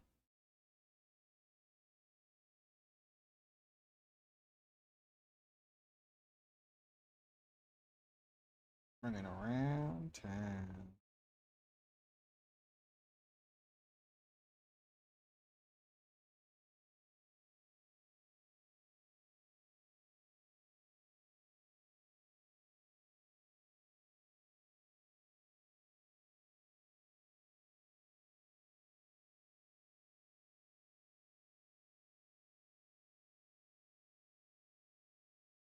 Dang, I turned off the ruler twice. 3 times. I just. Oh my god. There we go. It's crazy.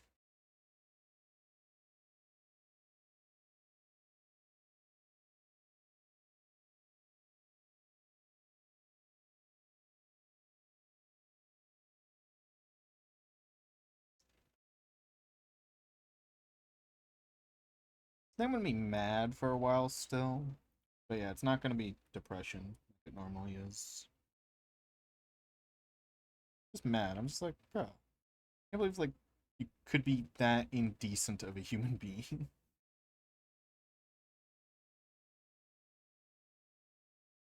Yeah, it's just like it's fully baffling that someone could be like that much of a piece of shit.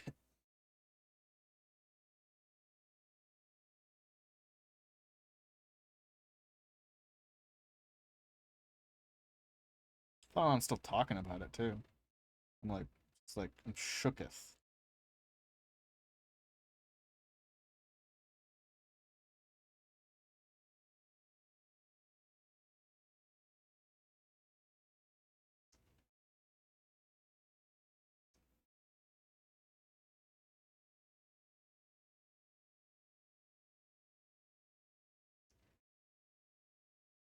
Thing is, I also hope they do like lose the fucking friend group that we were all in. Also, I'm gonna have like pretty shitty opinions of that friend group if they like if like her shit is not like called out. Because everyone saw it. It was a piece of shit thing to do. Shouldn't do it.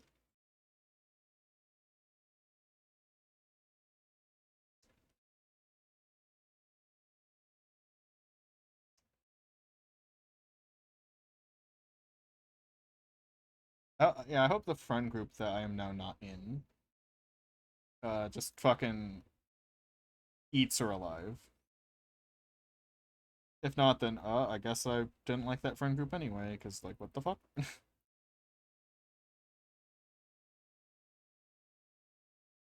If that, because again, if that happened in one of my like any of the friend groups that I'm in currently, I wouldn't accept that. I would call them out.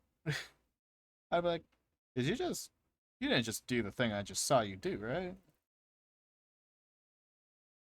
No way you just did that." Like, no way. You know, actually, I have contact with one person from that friend group still. I should ask them, like, hey, what happened with the whole situation? Out of curiosity.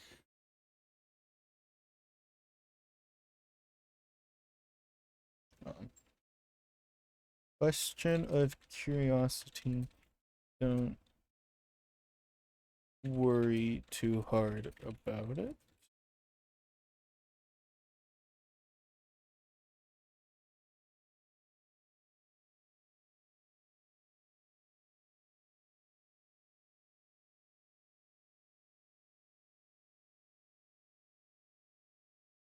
Yeah, I asked him. Send him a quick DM. I'm curious.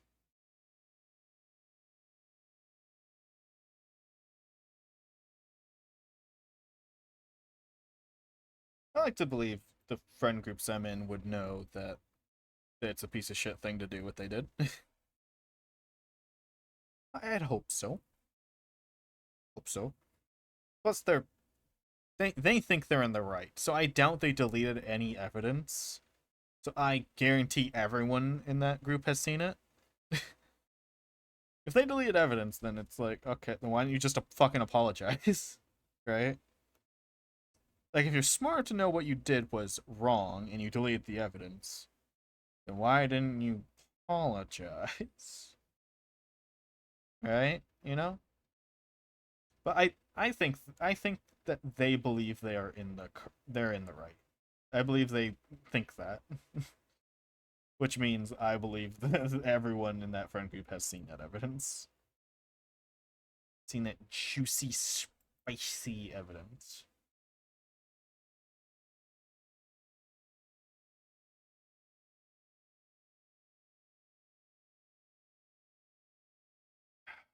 I don't look at like I'm trying to look at more lecterns for like the part that's gonna be holding the book.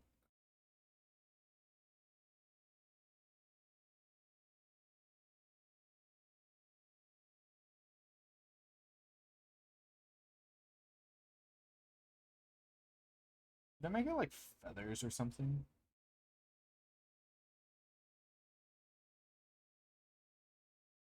Yeah, someone cool just went live. That means I'll have someone to raid. Because so far I was like, because I passively look at Twitch while I'm streaming to see if anyone I want to raid is live while I'm like going. So I know I can just like quickly go like, okay, I have to go to the art section and look for someone. You know, maybe I don't know. Feathers are like generic-ish. Bird lectern. Google.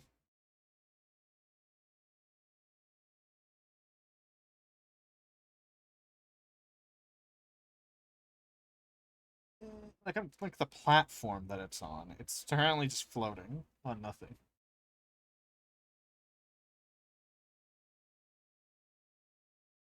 I think one time when I was looking up fantasy lecterns, the Winx Club lectern was appeared. I was gonna type in Winx Club lectern. Yeah, there you go. Yeah, because I think in the Winx Club, fucking, I can't believe I know Winx Club lore still. That in Winx Club, it's like a lectern that if you stand in front of it and you ask for information, it will like pull a book off the shelves and place it in front of you. It's like a fucking Google search. I still have the screenshot saved because I want to like uh 4K upscale. Like she looks like a fucking gremlin in this fucking image. I just want to take her face and turn it into an alien. Maybe an emote. Like imagine this is like a bruh emote. Like I'll finish the face. Like you know like when I do this I'll finish like the face that's covered. But if that could be a great like bruh emote, be hilarious.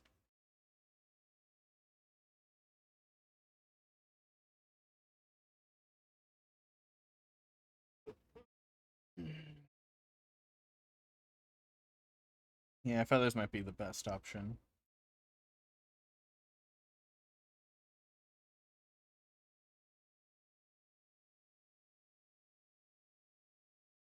Like owl lectern? Why is nothing showing up when I'm typing in these search ideas? Yeah, owl lectern. There's like the fancy ones, because owls are the book nerds.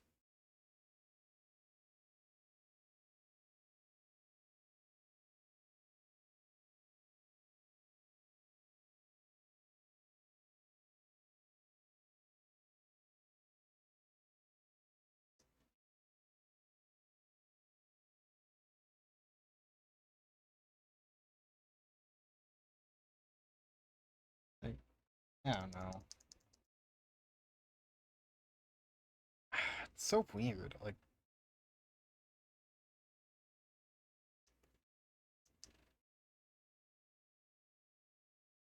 yep.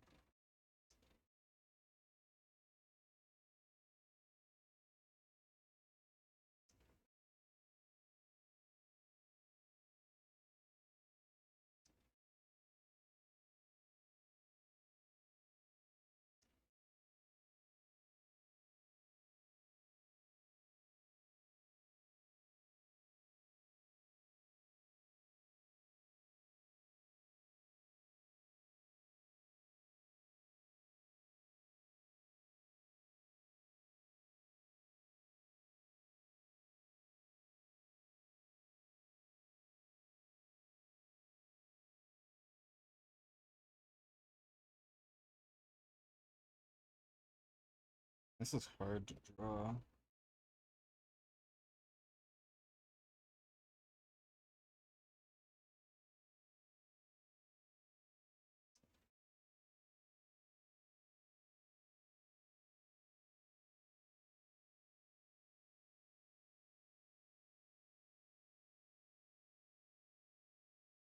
It's just, it's like thinner. Maybe that'll look better.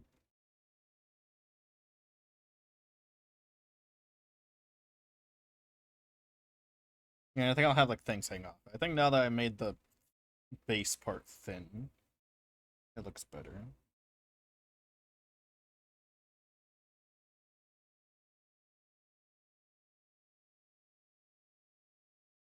I think I know why this base part's kind of still bothering me. Hold on.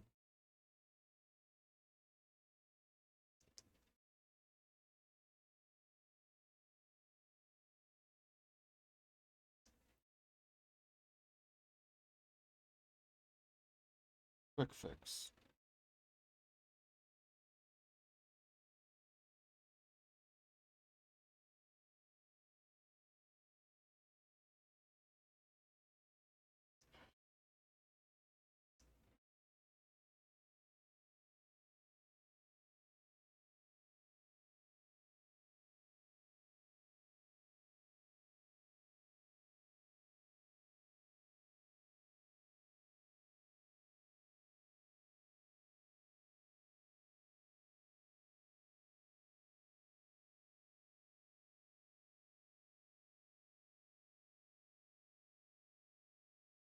For anyone comments, I have both of the versions of the song in my playlist.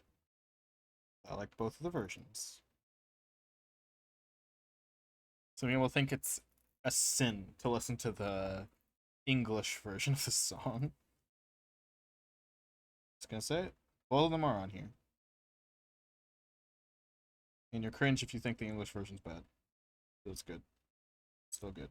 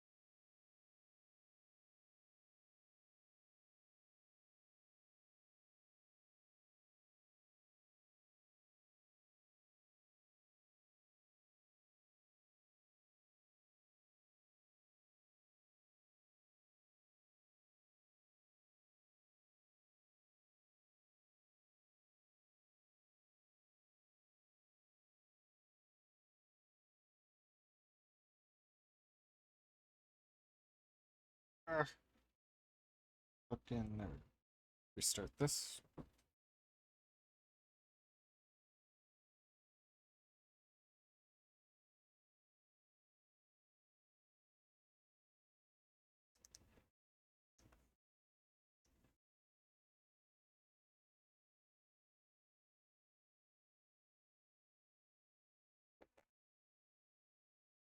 I noticed that this song's actually kind of hard to hear. That's not the original version of the song at times. Because this isn't the original. It's a little mashup. This one that's playing right now. At times it's hard to tell that it's not.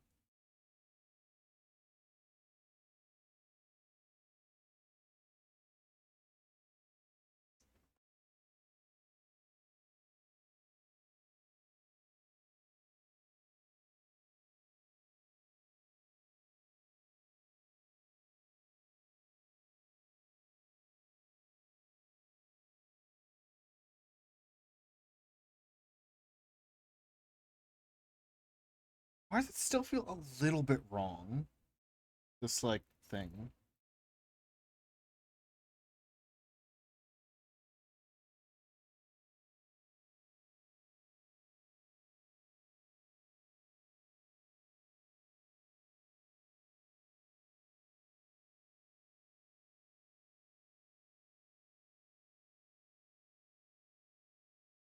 This line's a little off, but that's not what's bothering me.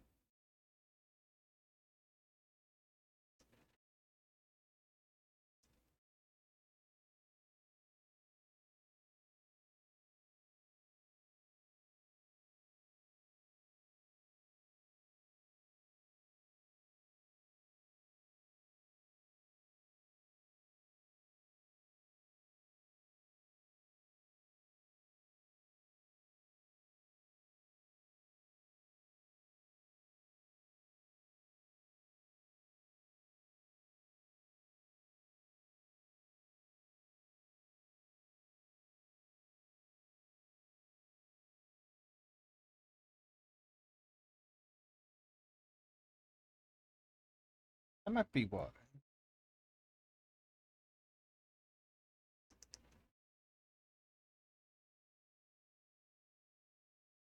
It's the center isn't actually centered. That's the problem.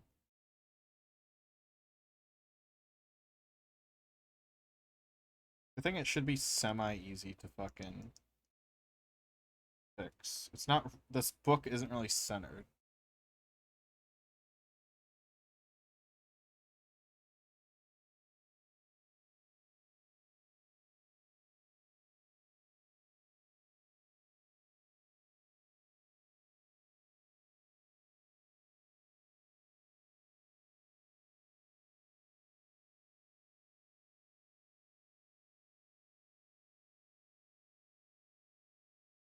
Right, again, we'll draw a line down from where the middle is.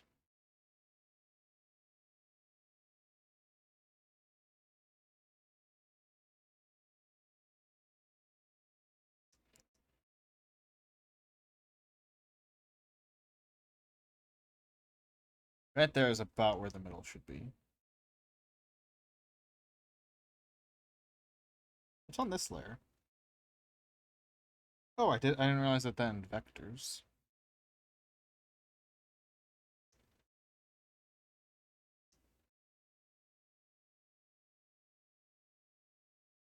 I want to make a layer specifically for where the center of this object is.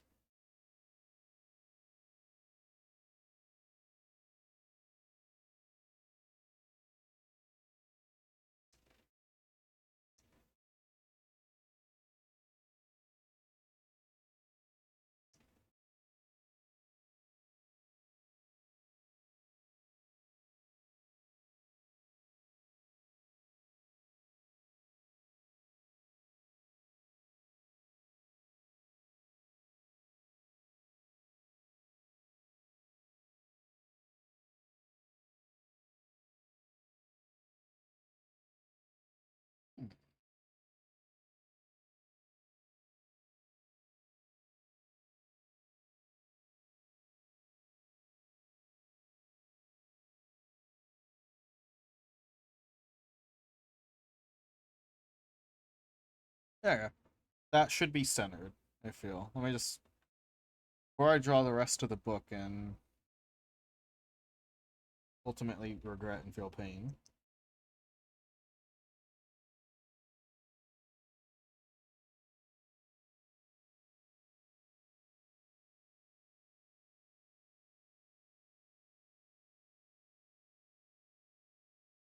I feel like I need to be back more still.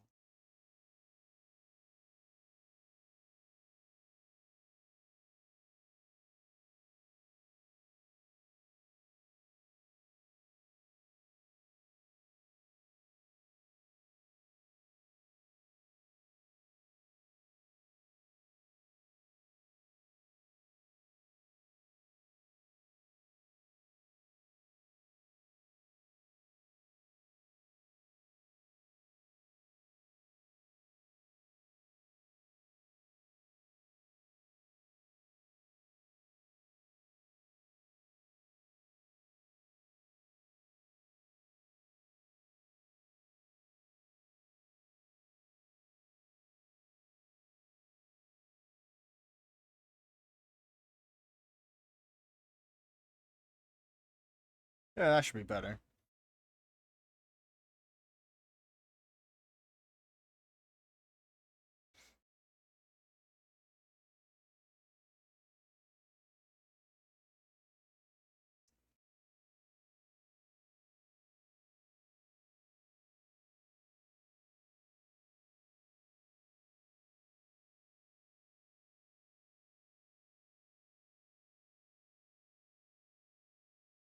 The fuck?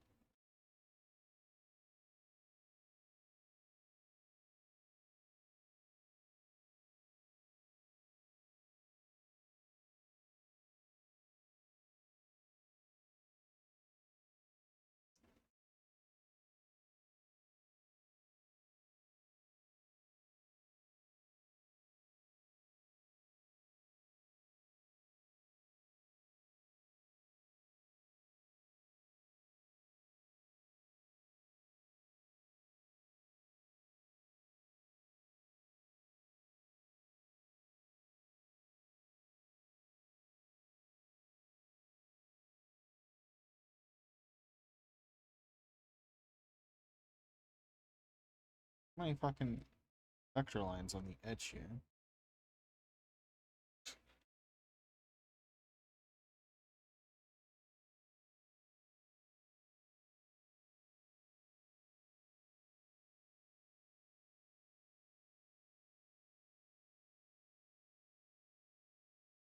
Alright, I'm gonna take a quick 10-minute break. Oh, I didn't finish the drawers on that. Glad I noticed that. Oh, I would have noticed it eventually. Quick break. Let's see, where's my timer? First 10-minute break of the entire fucking stream. Ignoring the rest. Yeah. Bathroom, look for something to eat, all that.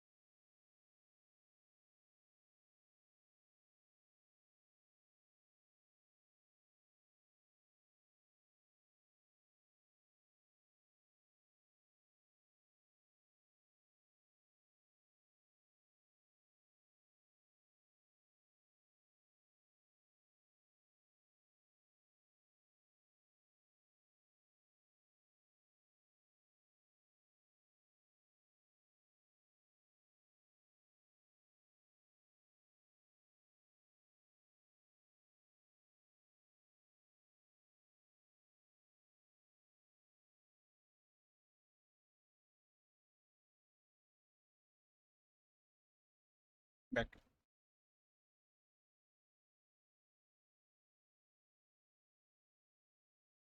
The 10-minute break's still going though.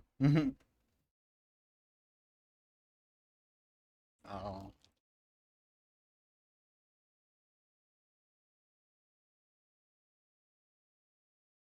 No, you.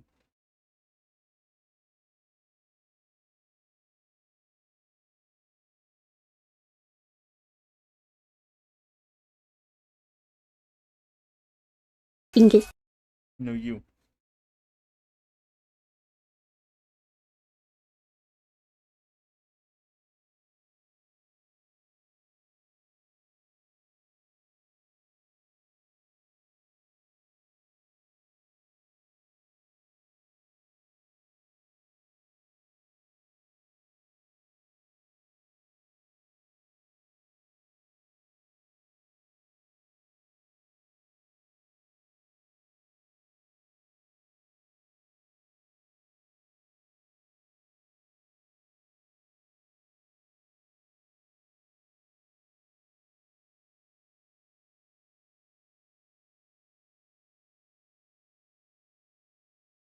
Okie dokie dokie.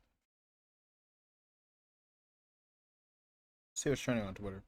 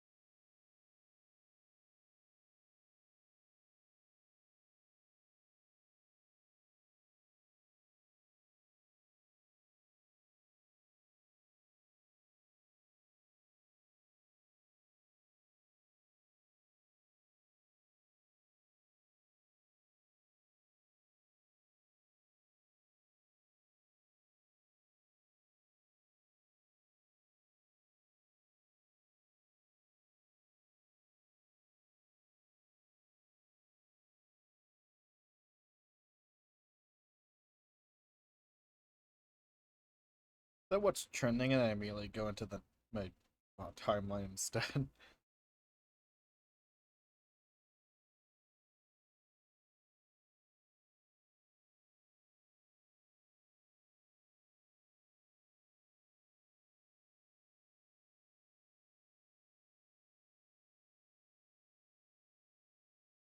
Oh, Yu-Gi-Oh's trending. It was trending earlier, but I couldn't figure out fucking why.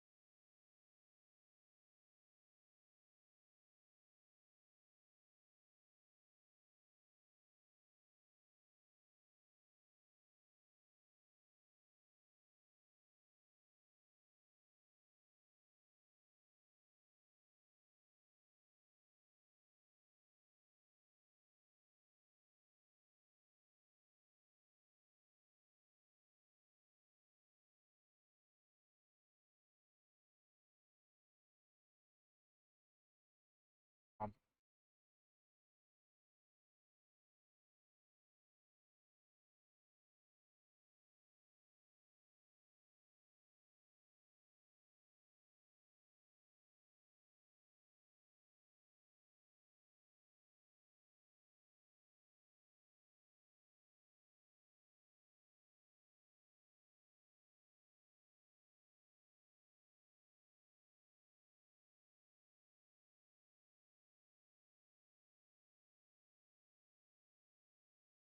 yeah, I still can't figure out what Yu-Gi-Oh's trending.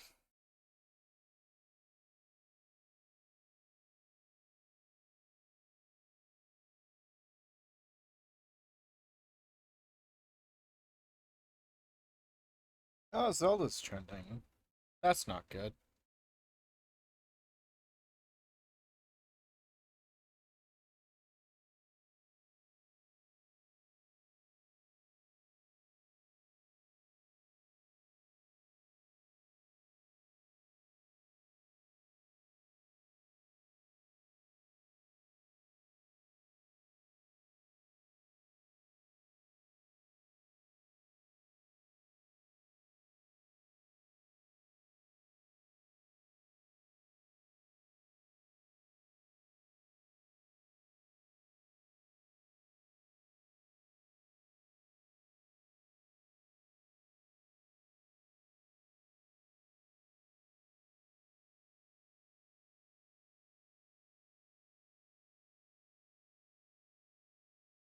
One of the posts is about how Link allegedly has testicle jiggle physics in this game.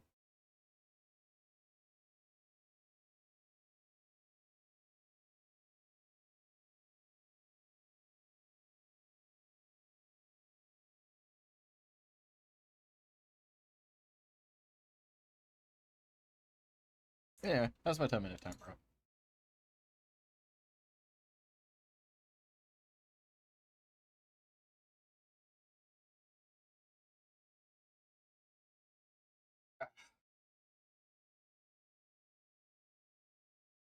Might as well just go until I'm done today.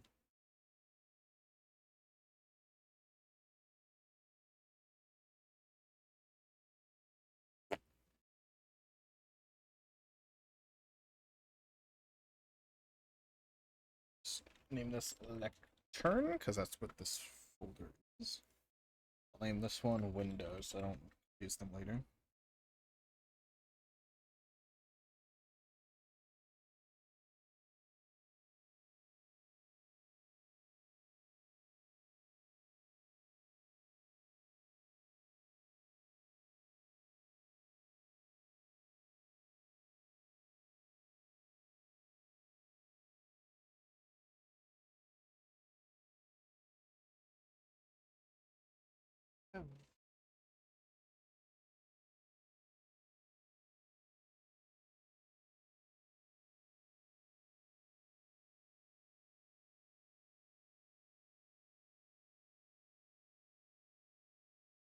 just to close it so that when I'm Salamander, hey dude.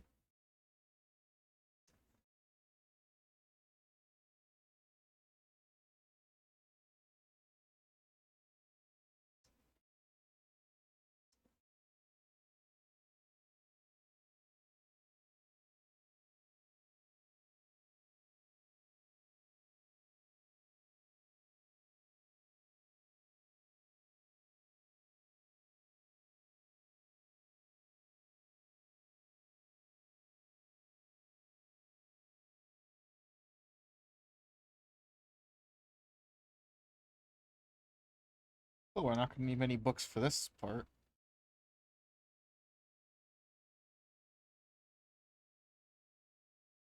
The lectern blocks all of them.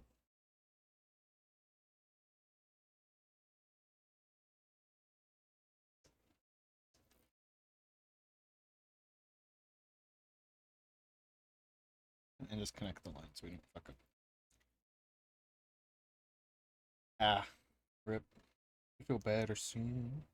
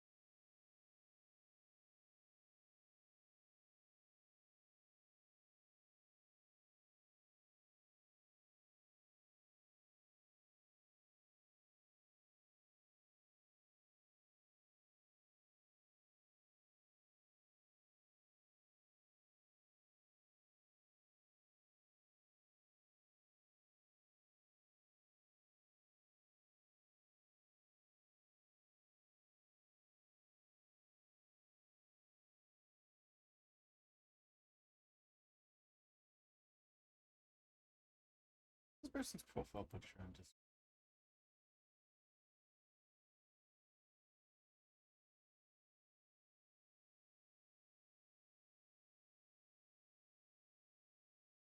I got a cute profile picture. I need it. Where's the fucking account? They have no connected accounts. No Twitter.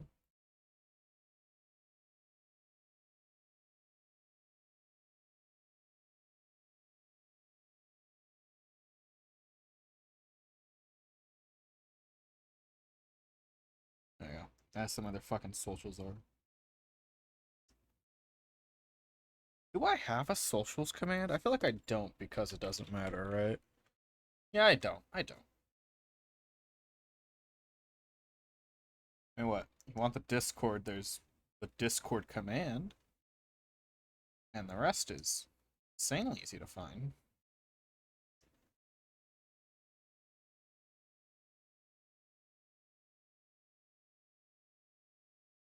And I forget all the commands I said. I still have like 2 commands that I've never announced, but are a thing.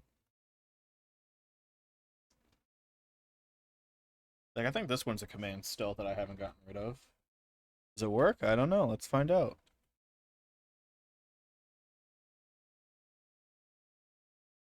Fuck, I lost.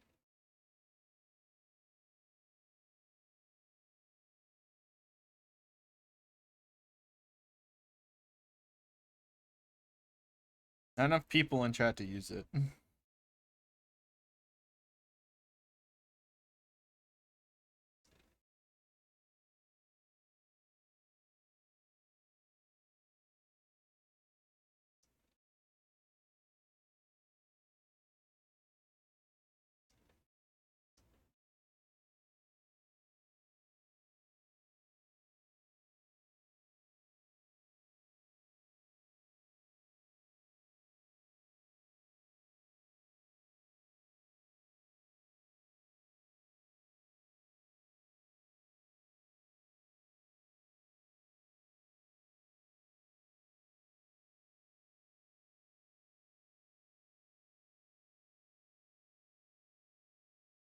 Let's get a thick book.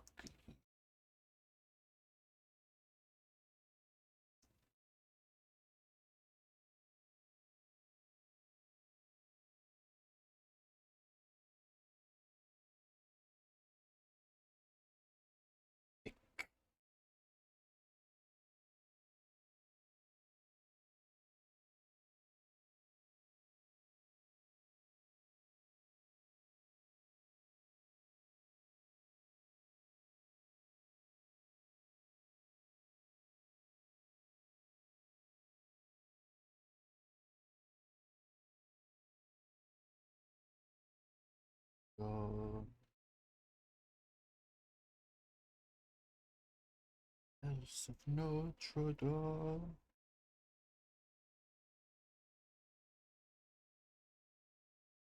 There's a sword. Something to say.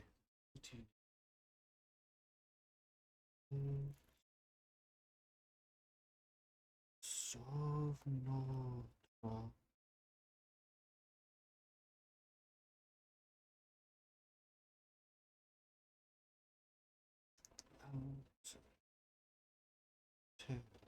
Tale of a master.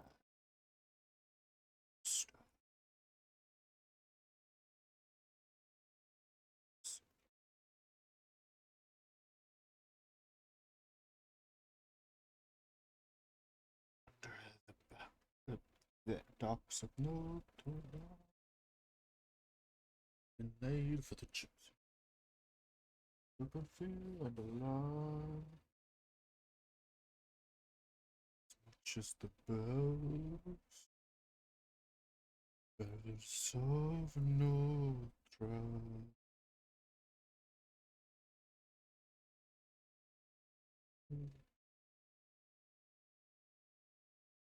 Fuck, I don't know why I just started thinking of this old fucking meme where it's a fucking picture of Elmo talking to one of the, I don't know the fucking human characters' names, but one of the like black humans, and and the caption is just, "What if Elmo singing along to his favorite song? Then can Elmo say it then?"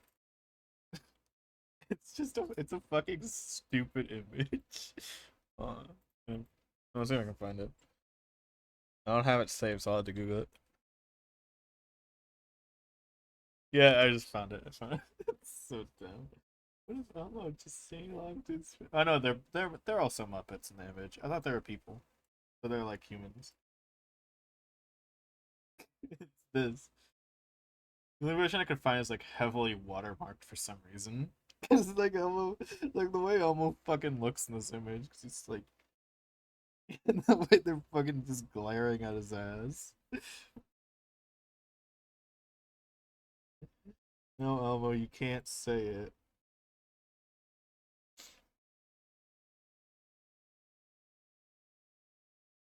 That is a question though. Do monsters in the Sesame Street world have their own word? Surely, surely, you know, there are people who don't like them, right? As long as people don't like you, there will be a word made to insult you. Surely.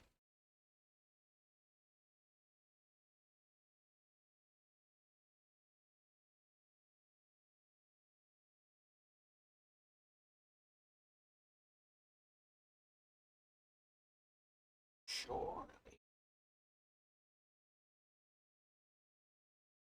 Fuck.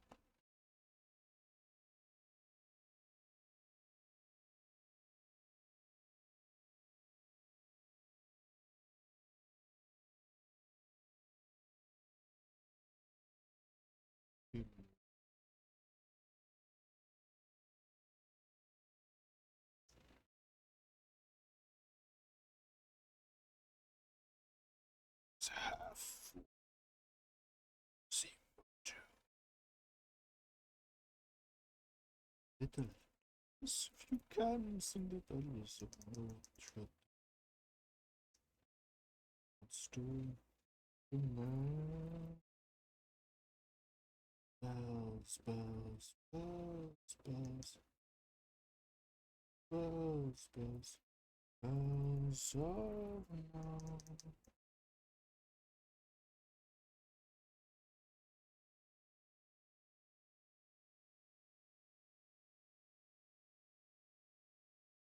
I think out my fingers how long these should be.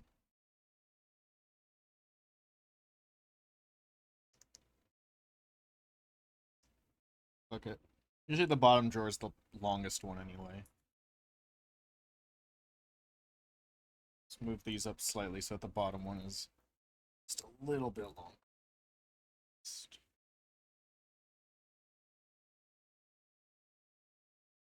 So I'm too lazy to measure it out so they're all the equal length. fucking do Division if I want that.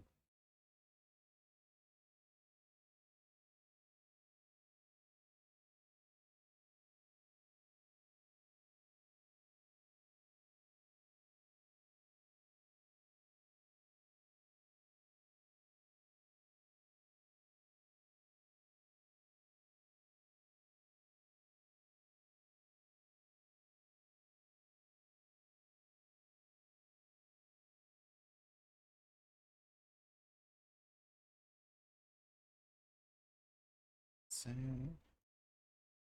The best thing Rick Astley ever did was remaster all his old songs in a sad format. This is one of them. Best thing he's ever fucking done. Fucking Never Gonna Give You Up, but it's sad is so fucking good. I'll play it after this, actually.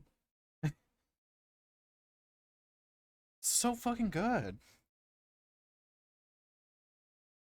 This is how long these drawers technically are, with how long the desk fucking is. Fucking, they got important shit in them. Like fucking filing cabinets, I just realized, with how long the drawers are. It's best for you. Mistaken. It's destiny. It's for all time. No, we can do the... Oh, I don't want to do the chimney right now, actually. Let's do door and then broom, and then if we have time, maybe the telescope. Then we'll leave these two left. Together forever we two. No, I will move heaven and earth. Be together forever. Now, which way should the door? Like, I feel like I should open inwards, actually. Or, yeah, like that way. And the hinges are here.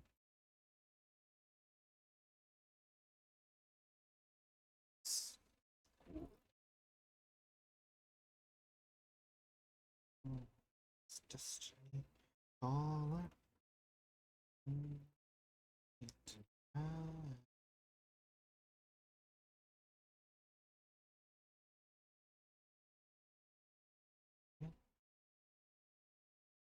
Of our life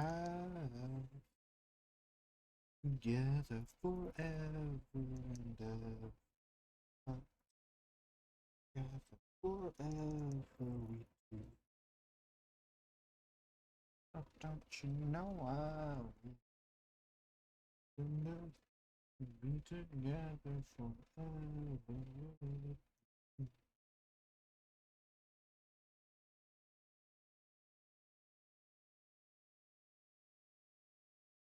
How the fuck does... Oh, right. I was like, how the fuck does this connect to the door again? I forgot. Like, oh wait, there's a fucking... There has to be a door fucking... frame.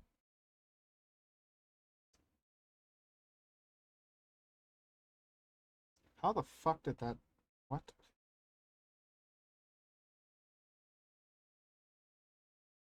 Here's the sad version of it. So do I. Thinking I wouldn't get this from any other guy. Tell you how. This reminds me, did I get the jazz thing working? Appears to be working. Like for the VOD, there'll be soft jazz playing. Run around, searching, gonna make you cry, and say goodbye. Let's double check that's working. If not, it's gonna suck.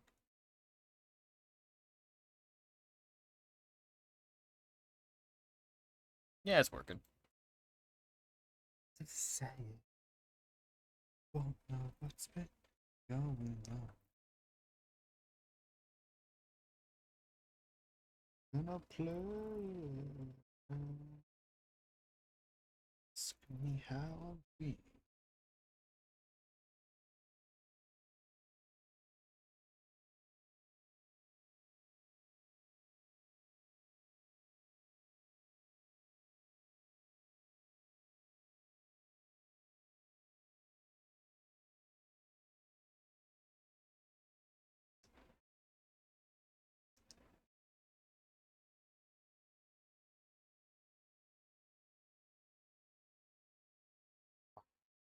Phone's on battery because I haven't had it plugged in.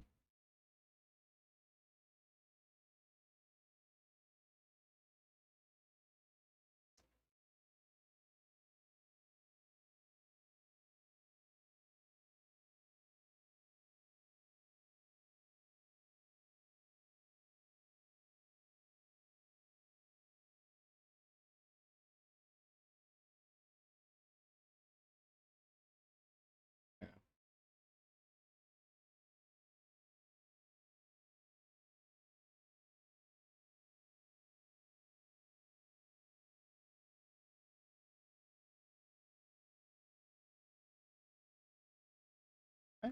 My brain can't figure out how to make this look good.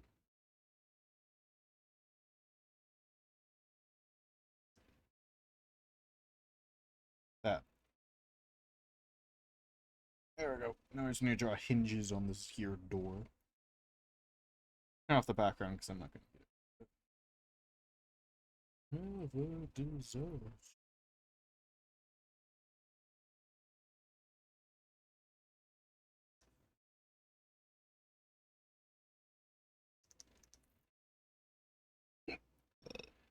Excuse me.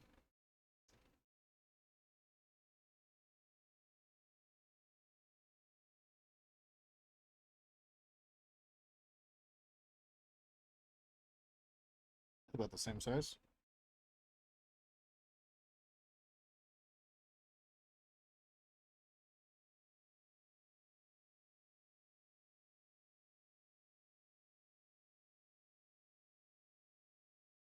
It's like how this was a song in a kid's show. Still can't. It's a good song though.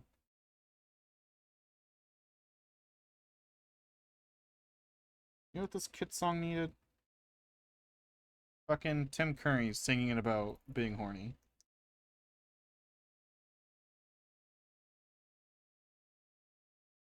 You don't believe me, the soundtrack version, which is this version, he literally says the word, he literally says the phrase, "It makes me a special kind of horny." That is literally a fucking thing he says in this song. The fucking sound, like, it's given it's not in the movie version, but this is the fucking soundtrack. You don't think a kid's gonna, like, listen to the soundtrack? Like, in the car? Right? Like, do you think you're gonna, like, you listen, you watch a kids movie with your kid, you buy the soundtrack, you're not gonna screen it first because you just expect the soundtrack to be what you saw in the movie. So you're just gonna get fucking jump scared by this, and your kid gonna ask you, what does horny mean?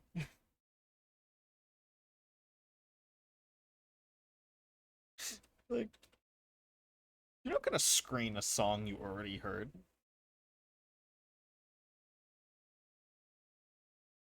Oh, here it comes. See? He just says it. He just says that.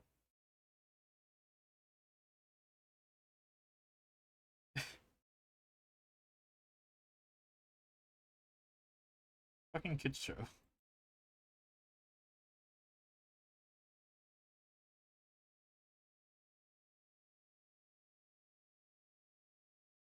Acid rain. Pouring down. I use this fucking item as I'll just screenshot it. I try too hard to, like, copy an image on websites that they don't want you to. I just need to fucking screenshot it. I just need, like, my threshold for screenshotting something needs to be higher or lower. So I could fucking just be like, fucking screenshot it.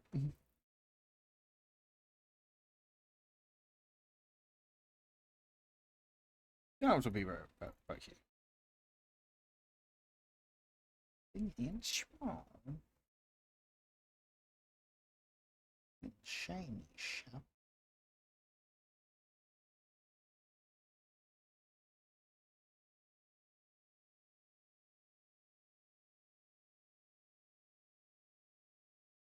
With this jungle lane.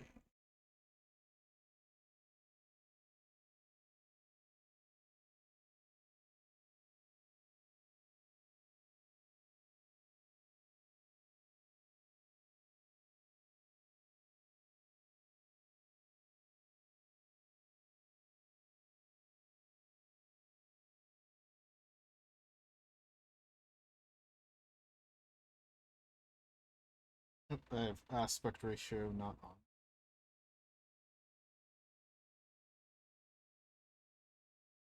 So, and this month.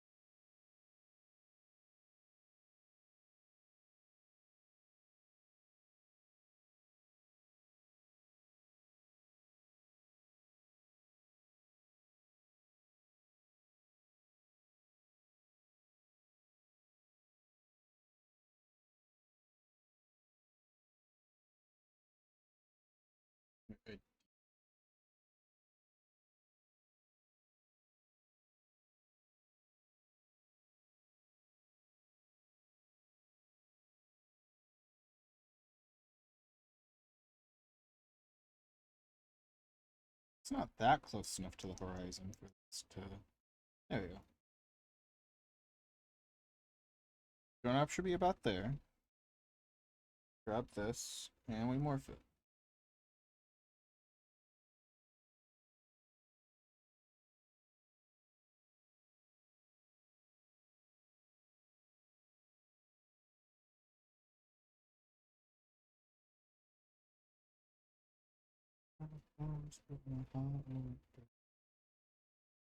You know what I'm feeling like listening to? Of my playlist. Just gonna. Yeah, just gonna.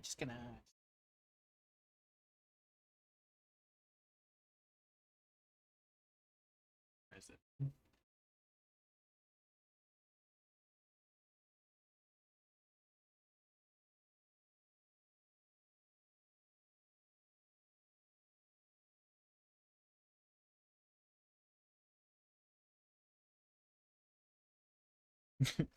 Come on.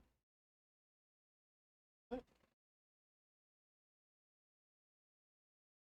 it is. So let's gonna listen to. Gonna listen to Tokusatsu openings.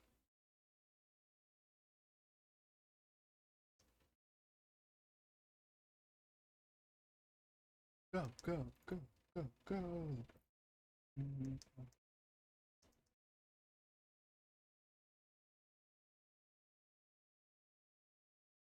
Doki ken sai wo ore Chino Express.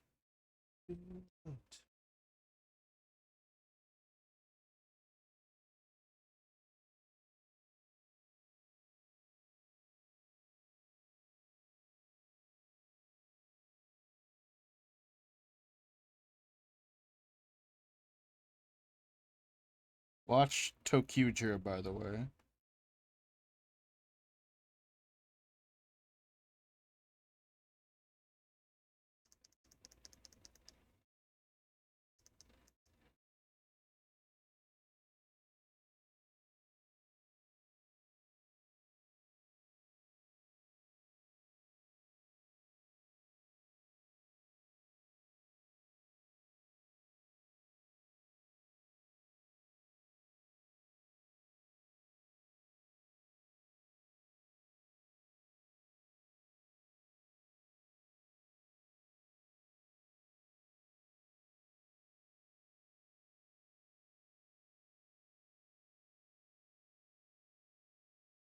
Fucking, I can't make this look great.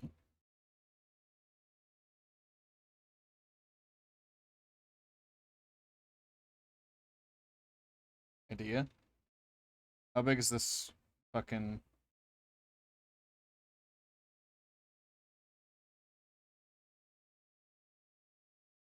32 by 64.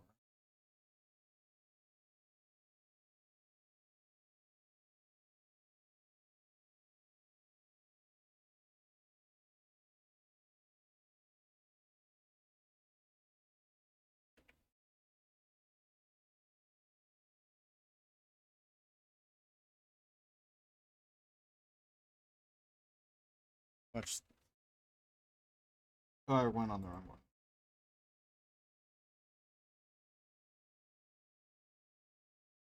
Nope, I typed in 3.2, not 32.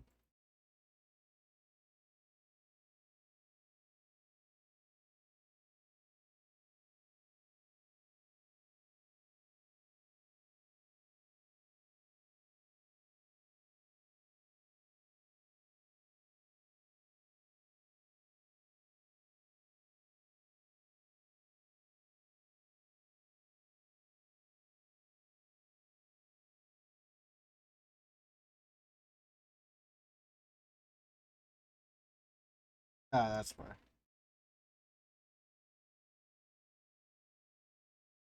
That's how big it should be. Also, I drew that on the wrong fucking layer.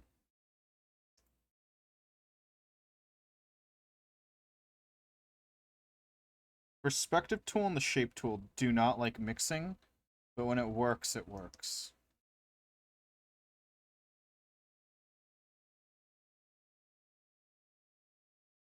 See, it needs to conform to this shape now. Biggeth braineth.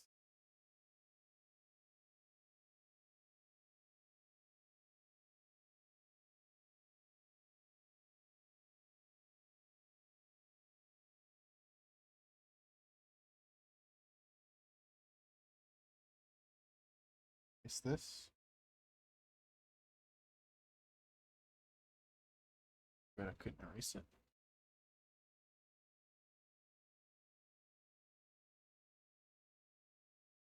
Magic, magic, shut down.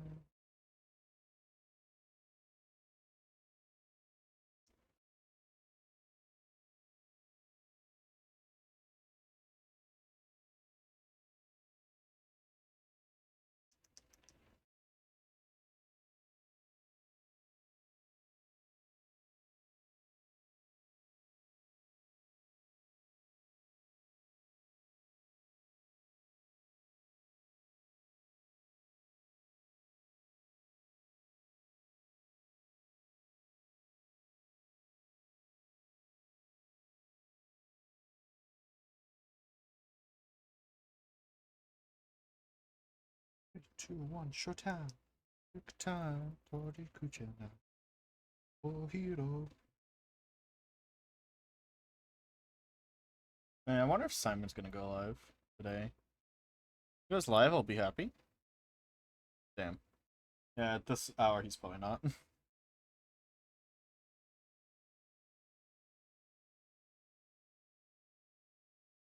Showtime.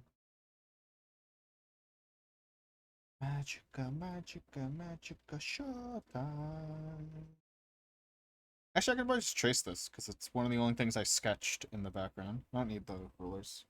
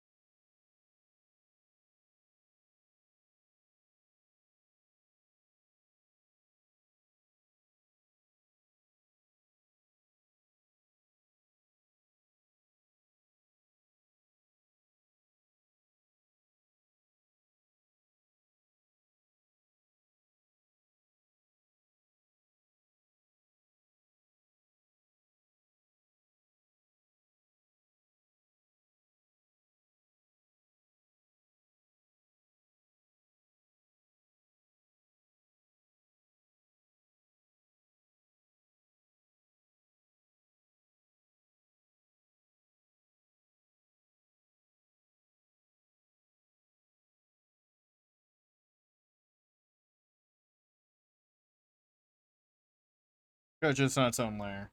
I have to redo something. What?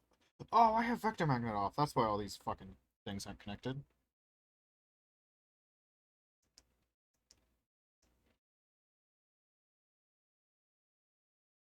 I have simplify not on, so stop simplifying the lines.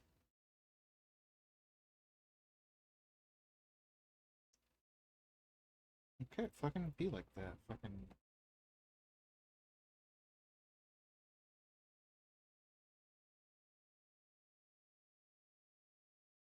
What song is this?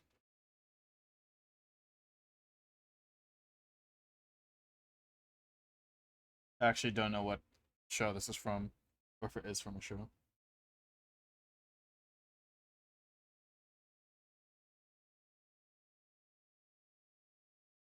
It's been on the YouTube J-pop mix, but usually that is only anime shit. For some reason.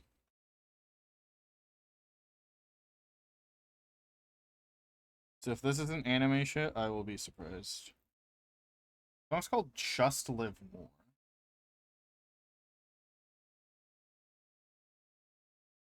Look that up.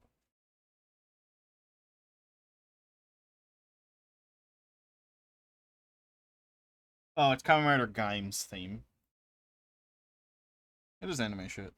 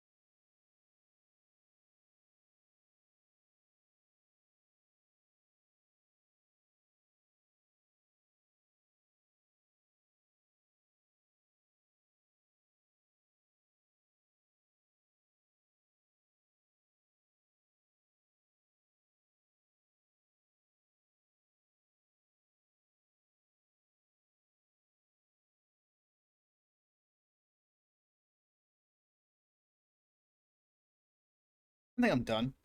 I don't want to work on the telescope, which was the next part. Can't believe we're almost done. I mean, I still have to animate the fire. But yeah, coloring is like, yeah.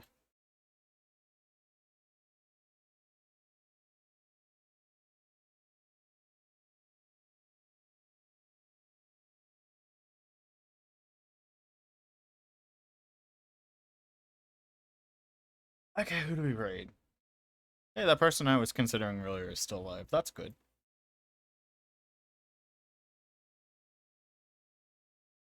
I swear, if I raid this person and Simon goes live, I will be upset. It probably won't happen. But if it did. But if it did. Music pause, please. Oh my god.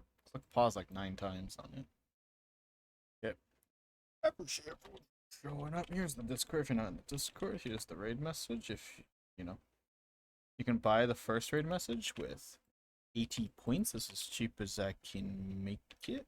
So, you know, fucking buy it. Yeah. I appreciate everyone for showing up. I'm almost done with this, which means I will no longer have a black screen for the intro and outro, and that'll be fucking awesome. I'll probably try to even finish it off stream, even. My art block has, like, magically disappeared recently.